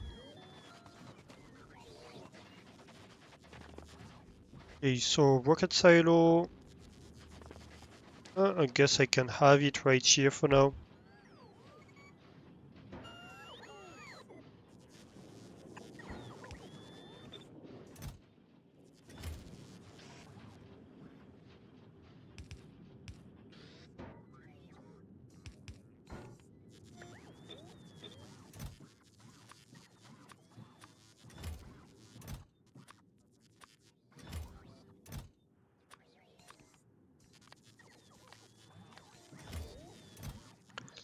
We're going to tell them all to trash and requested. And I probably want not just 10, but like a stack of each. No LDS, we're probably going to want to request them.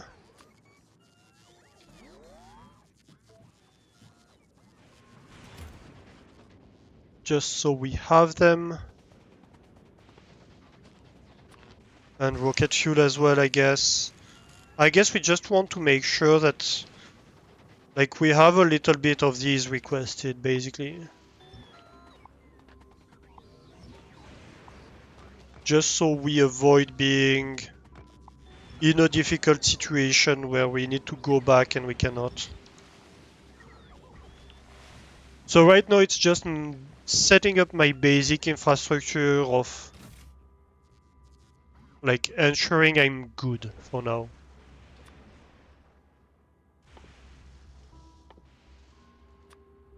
So we want 100 of these. We want like 20 of these. And we want... Where is my LDS?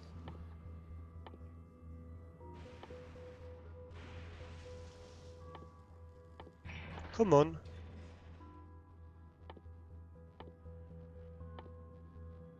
Oh, right here. Dope. And as you can see, like I have everything on ship. So I can get my supplies for now.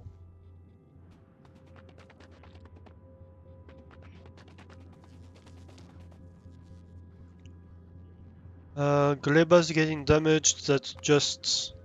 I can show you. It's just eggs production. With eggs, like, expiring because we haven't produced for a while. So that's just basically what happens when the research is not running. And this build starts and stops a lot. It massively overproduces when it's producing, but it shouldn't produce a lot of the time. The reason for that is that The research on gleba spoils, and so it becomes less efficient after it's being produced. So you can see here, like, this is 32% freshness, so it means it's just gonna produce 32% of the science it would produce otherwise. So you can see it's being consumed a lot faster than the other science packs. It's just because it contains less science. So in order to deliver science that's as fresh as possible to this planet, I want to produce it last minute. And that's the whole challenge of Gleba, which is that stuff is spoiling, and so you want to produce just in time. Um, and so after it's been stopped, I let stuff spoil because I'm like, yeah, sure, it's in the build, it's gonna spoil, whatever.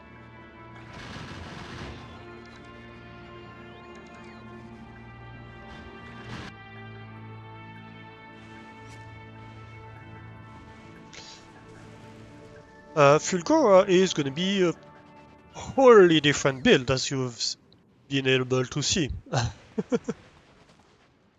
That's what I love about the expansion. Like, you have basically 5 games in one, with completely different rules each time.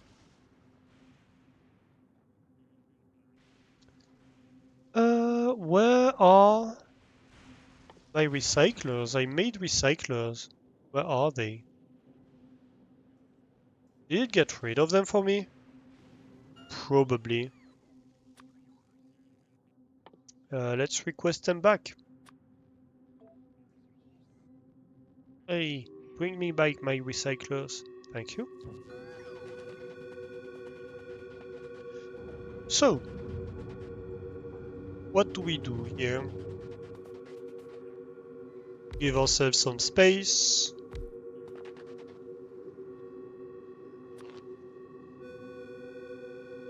I guess I can fit 4. Sure.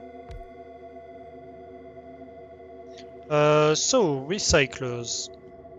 I need to give them a recipe, it looks like. No. Just item to be recycled. Okay, so if I want to recycle scrap, I guess I need to give them scrap. And then see what it tells me about it.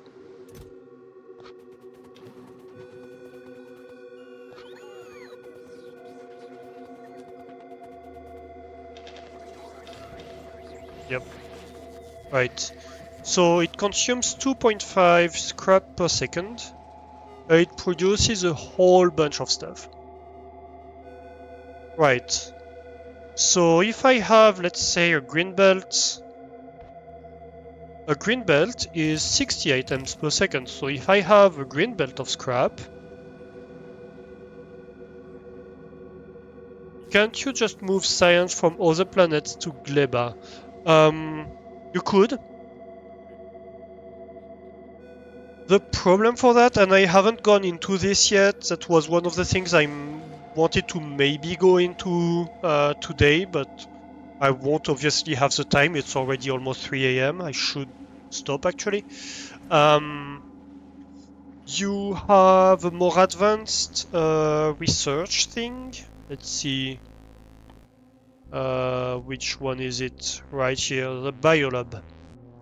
So we're going to be like able to produce biter eggs on Nairovis by capturing a spawner, thanks to the tech we've unlocked in Gleba. And we're going to need to bring bioflux actually to Nairovis to use them or do something with that.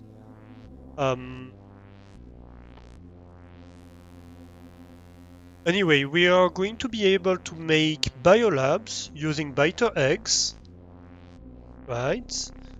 And these biolabs have a 50% science pack drain. So that means that for each science pack I use, I produce 2 science, right? So it's going to be much more efficient in terms of science usage. The problem is that it's only buildable on Naevis, right? So right now with the basic research centers, yes, I could move everything to Gleba, but if I want to use the biolabs in the future, I need to do research on Naevis. I don't have a choice. Which is gonna be interesting. Um, it's gonna allow us to do much more science with just the same production. Like just right now, right now I'm doing like 152 science per minute, right? If I make the biolabs right now, I produce 300 science per minute. Just, just with that change, from moving from the labs to biolabs. Because I'm going to be able to feed twice as much biolabs. So yeah, I guess you could choose to just stay on the labs and move to Gleba. That's absolutely a choice you could make. That's not the one I'm going to eventually make, so might as well just stay on Navis.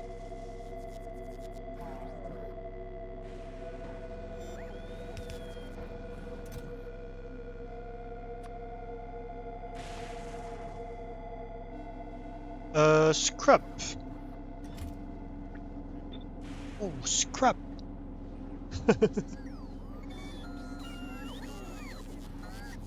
Alright, so 2.5 per second we are consuming.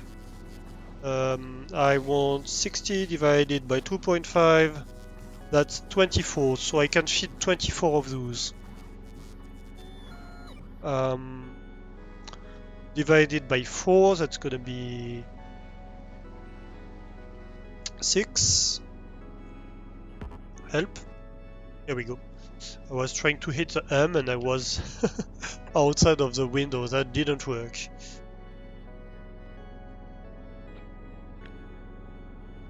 So... And wait, how many items does it produce? Crafting speed 0.5, so I assume it produces half a green belt of stuff?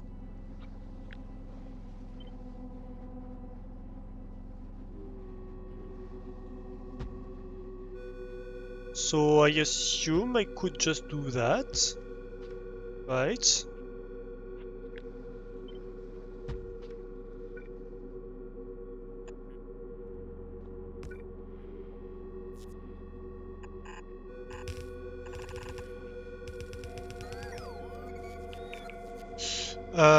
Wait, no, because... Well, I guess, yeah, if I do half a green belt per side, that could work. Sure. For now, we can do that.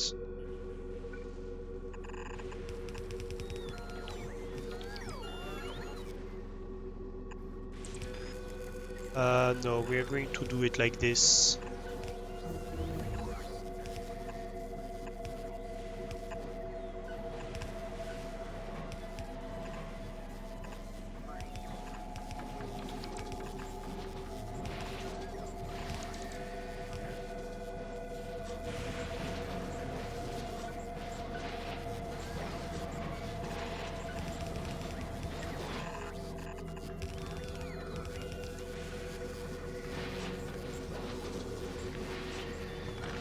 Ah!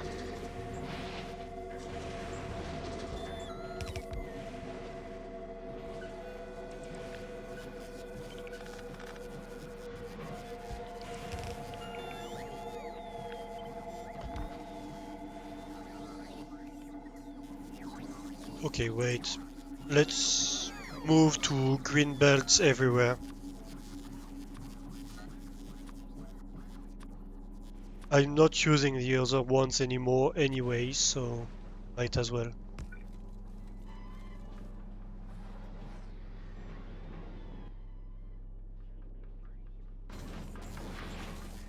Alright. Um,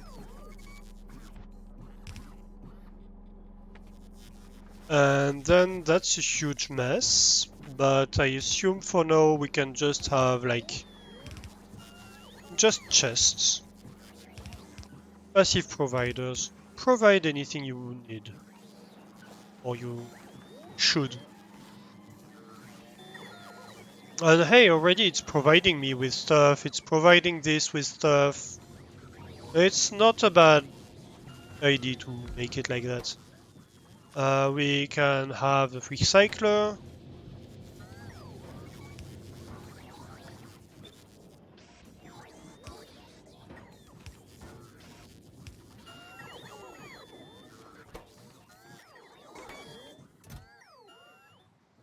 And yeah, that works. We are not going to want like 20 stacks of those, but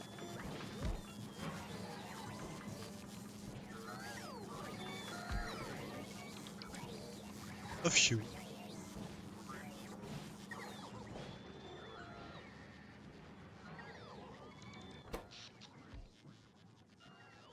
What are we doing on power? Well, a lot worse than we were a minute ago. But we also kinda increased quite significantly the power production.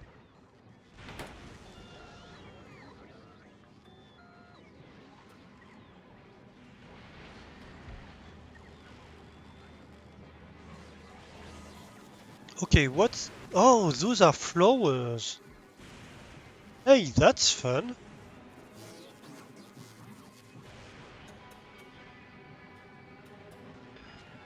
I didn't notice. Hey, we have a rocket available. Good.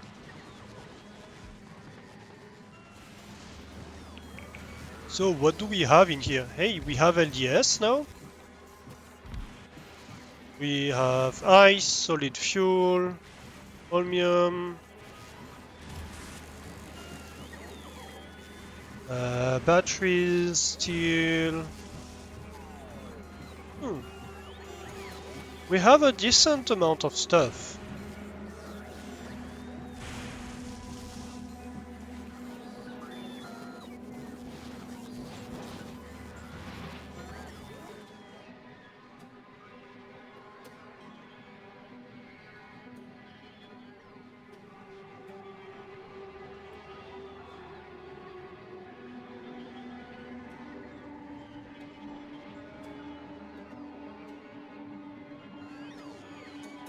Yeah, so that's kind of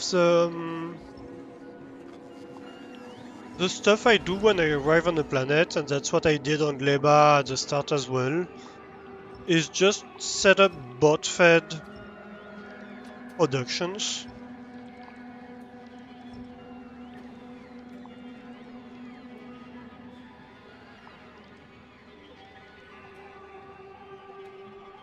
Interesting, it doesn't remove the rune for some reason.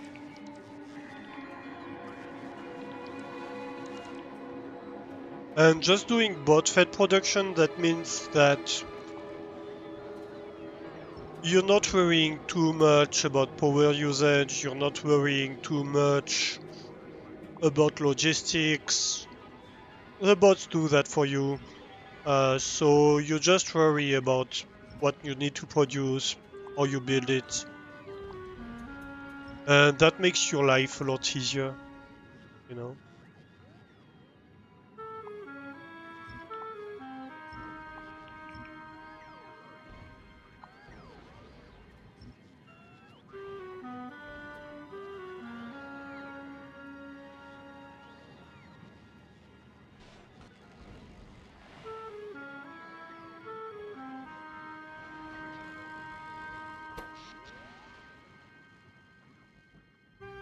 Doing not bad. Not bad at all.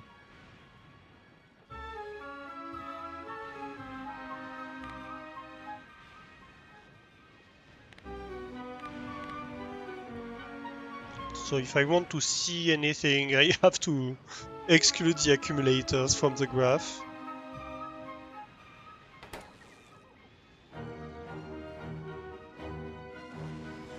And so now if we look at the production, we're producing quite a few stuff now. Oh, 130 gears per minute, that's not that bad.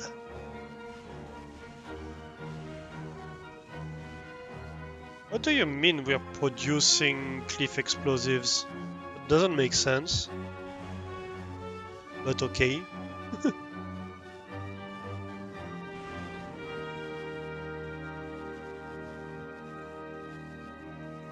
And rocket fuel, I have my doubts too.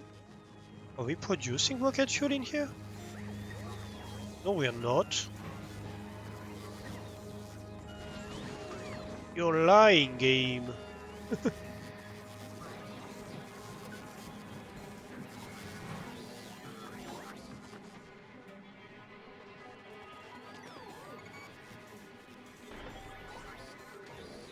So how are we doing on scrap? Not that much left. Alright. Let's go mine some scrap.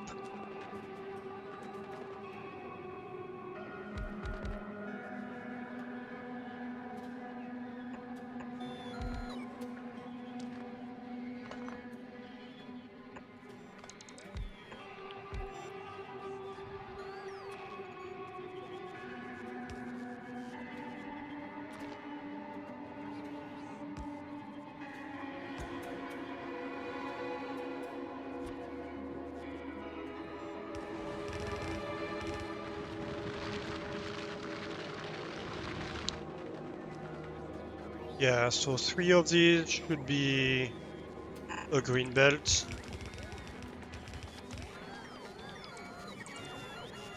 Does this go through? It does. Good. I guess we just go here for now.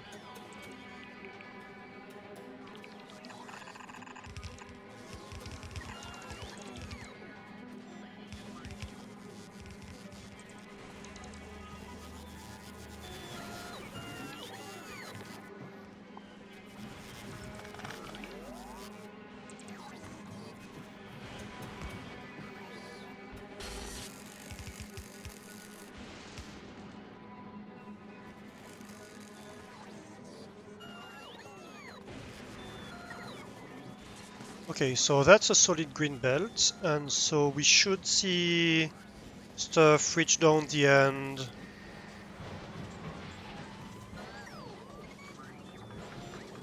Yeah, and we can fit 2 of those actually. We can fit twice that with this solid green belt. Um,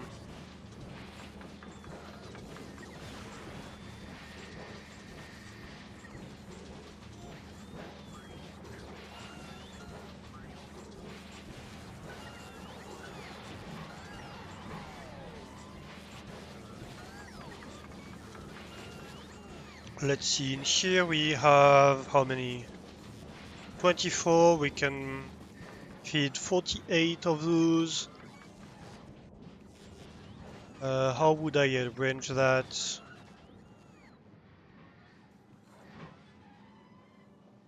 One, two, 4, 8, 12.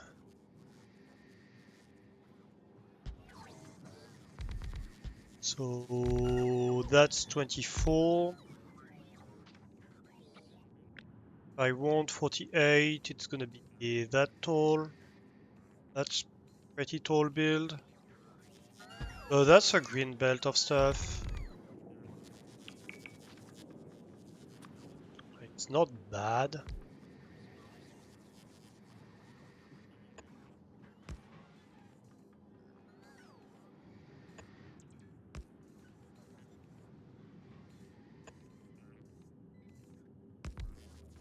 Or are we reaching not to the other side, so we need this to reach to the other side.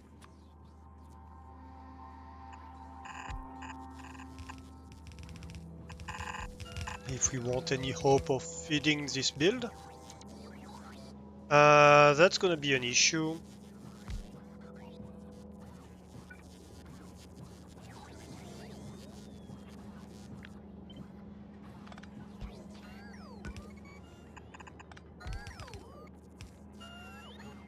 Can I just remove this?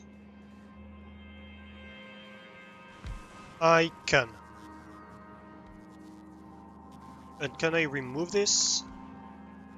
No.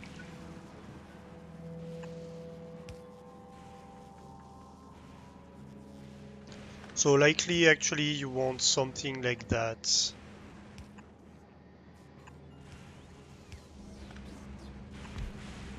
You just prefer having way too much power protection.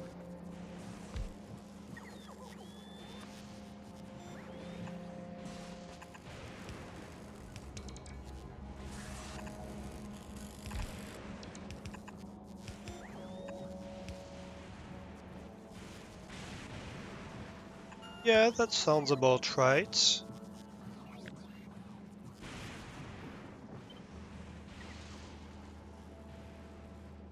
And then you do this. Then maybe horizontal flip. I love this horizontal flip tool.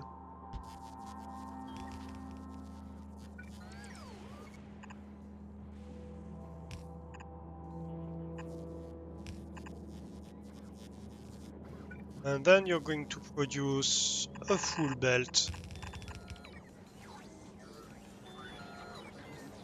So that's gonna be something like that. Actually, it's probably gonna be 6 because a full green belt is 6 of those.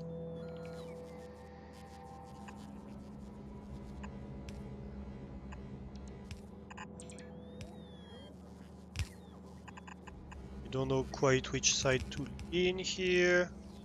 I guess we can do that. Ooh, way too tall, way too tall.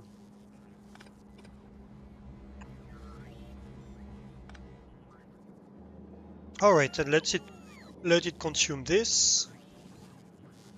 And then we can remove this starter build.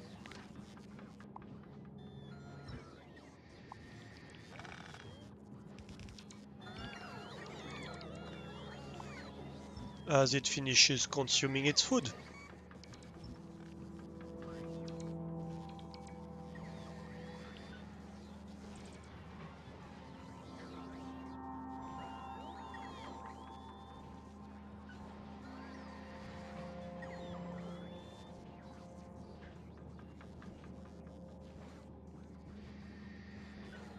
I guess I just have to wait for them to stop.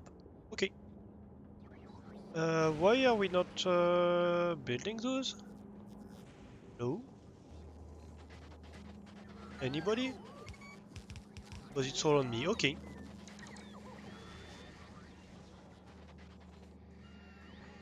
I see how it is.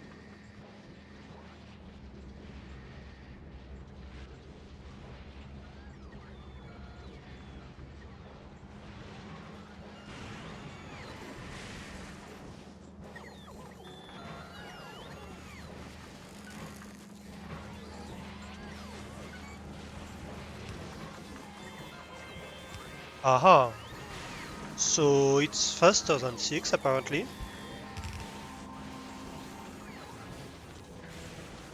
Question is just how fast is it?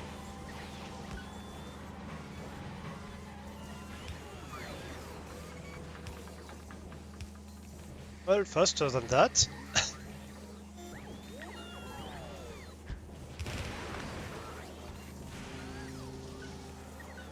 Ah. Oh my god.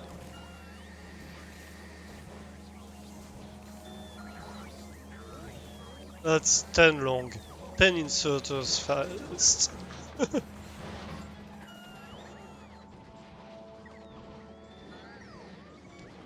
But hey, I'm consuming a full green belt. And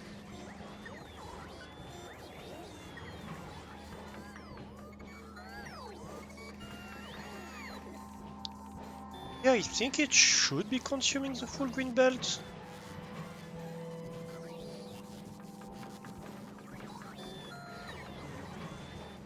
Oh, wait a minute. It's stacked. Of course it's stacked.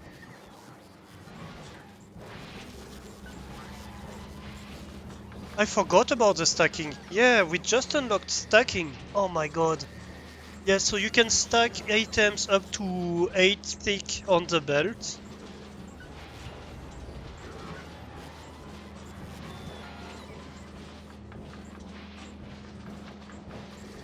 So I can probably field like or 4 thick. I don't remember exactly how much, but yeah, a couple thickness. So you can see that the items are stacked here on the belt.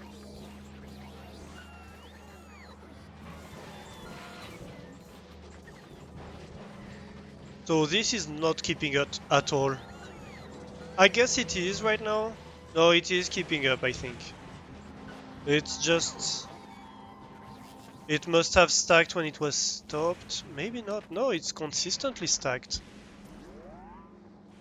Oh my god, it's... How many items per second is that?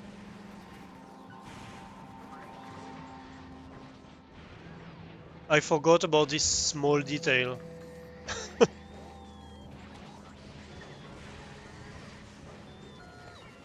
Oh god. That's an optimistic build. I mean, it's a starter build.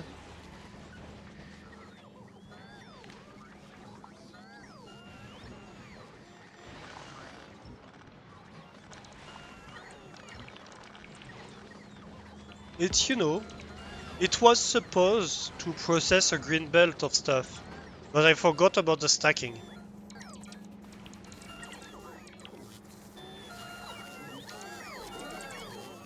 I forgot that this is actually like, I don't know how many green belts of stuff. Like, each of them produce 20 per second.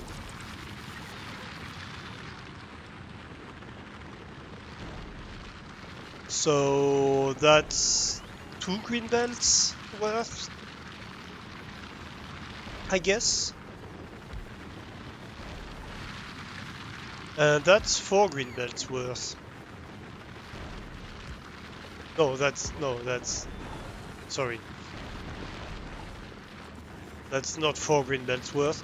That's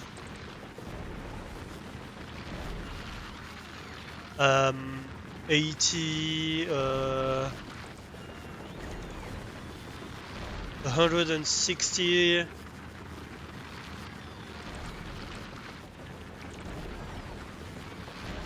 That's like 2 1/3 worth, something like that. Anyway, it's stupid amounts of stuff.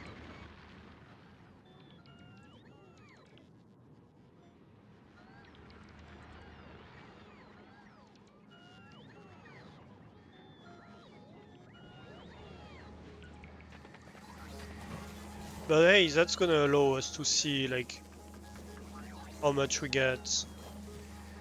So we get Omnium ore, we get stone, we can use the stone to produce stuff, we get concrete, we get ice, which I suppose is how we're going to get water on this planet.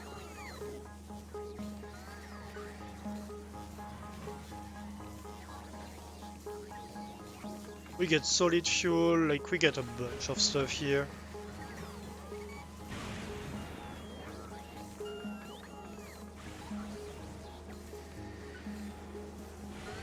Yeah.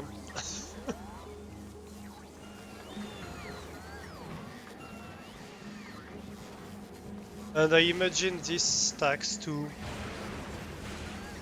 This is gonna produce stupid amount of stuff.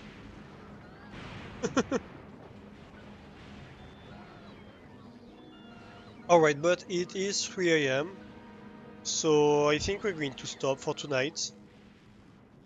Um, Next time we're going to start like what we need to do in here and come up with a plan, I guess.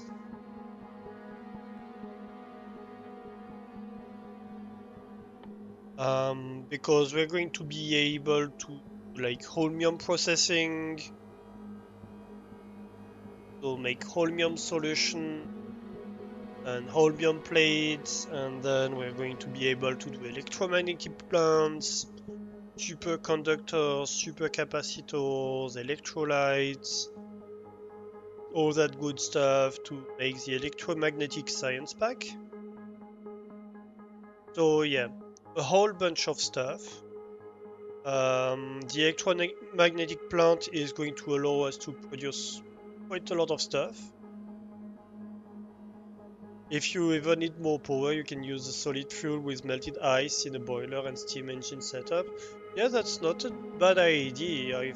Um, I fold Lego. Sorry, I have trouble.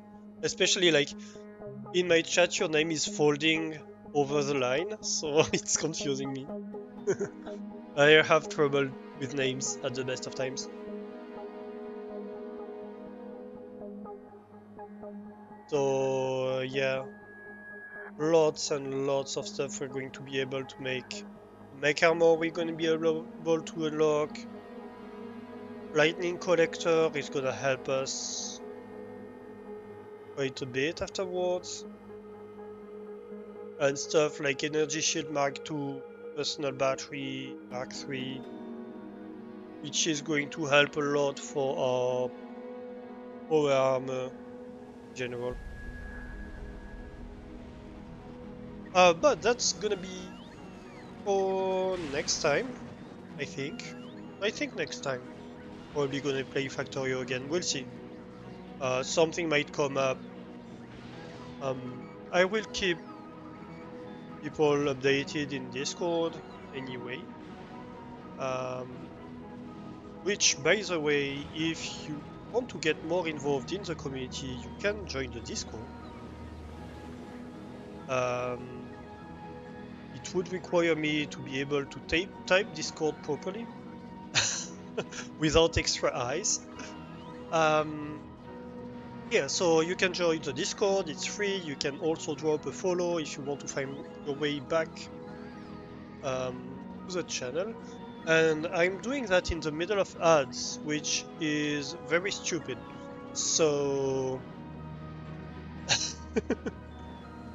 I missed that the ads were running. Then bot told me, but I missed it anyway. Because, you know, I'm a clever one sometimes.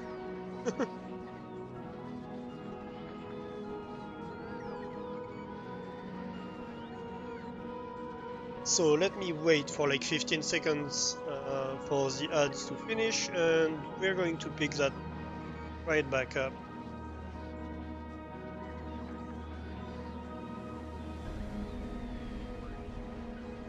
Yeah, there we go. We're back.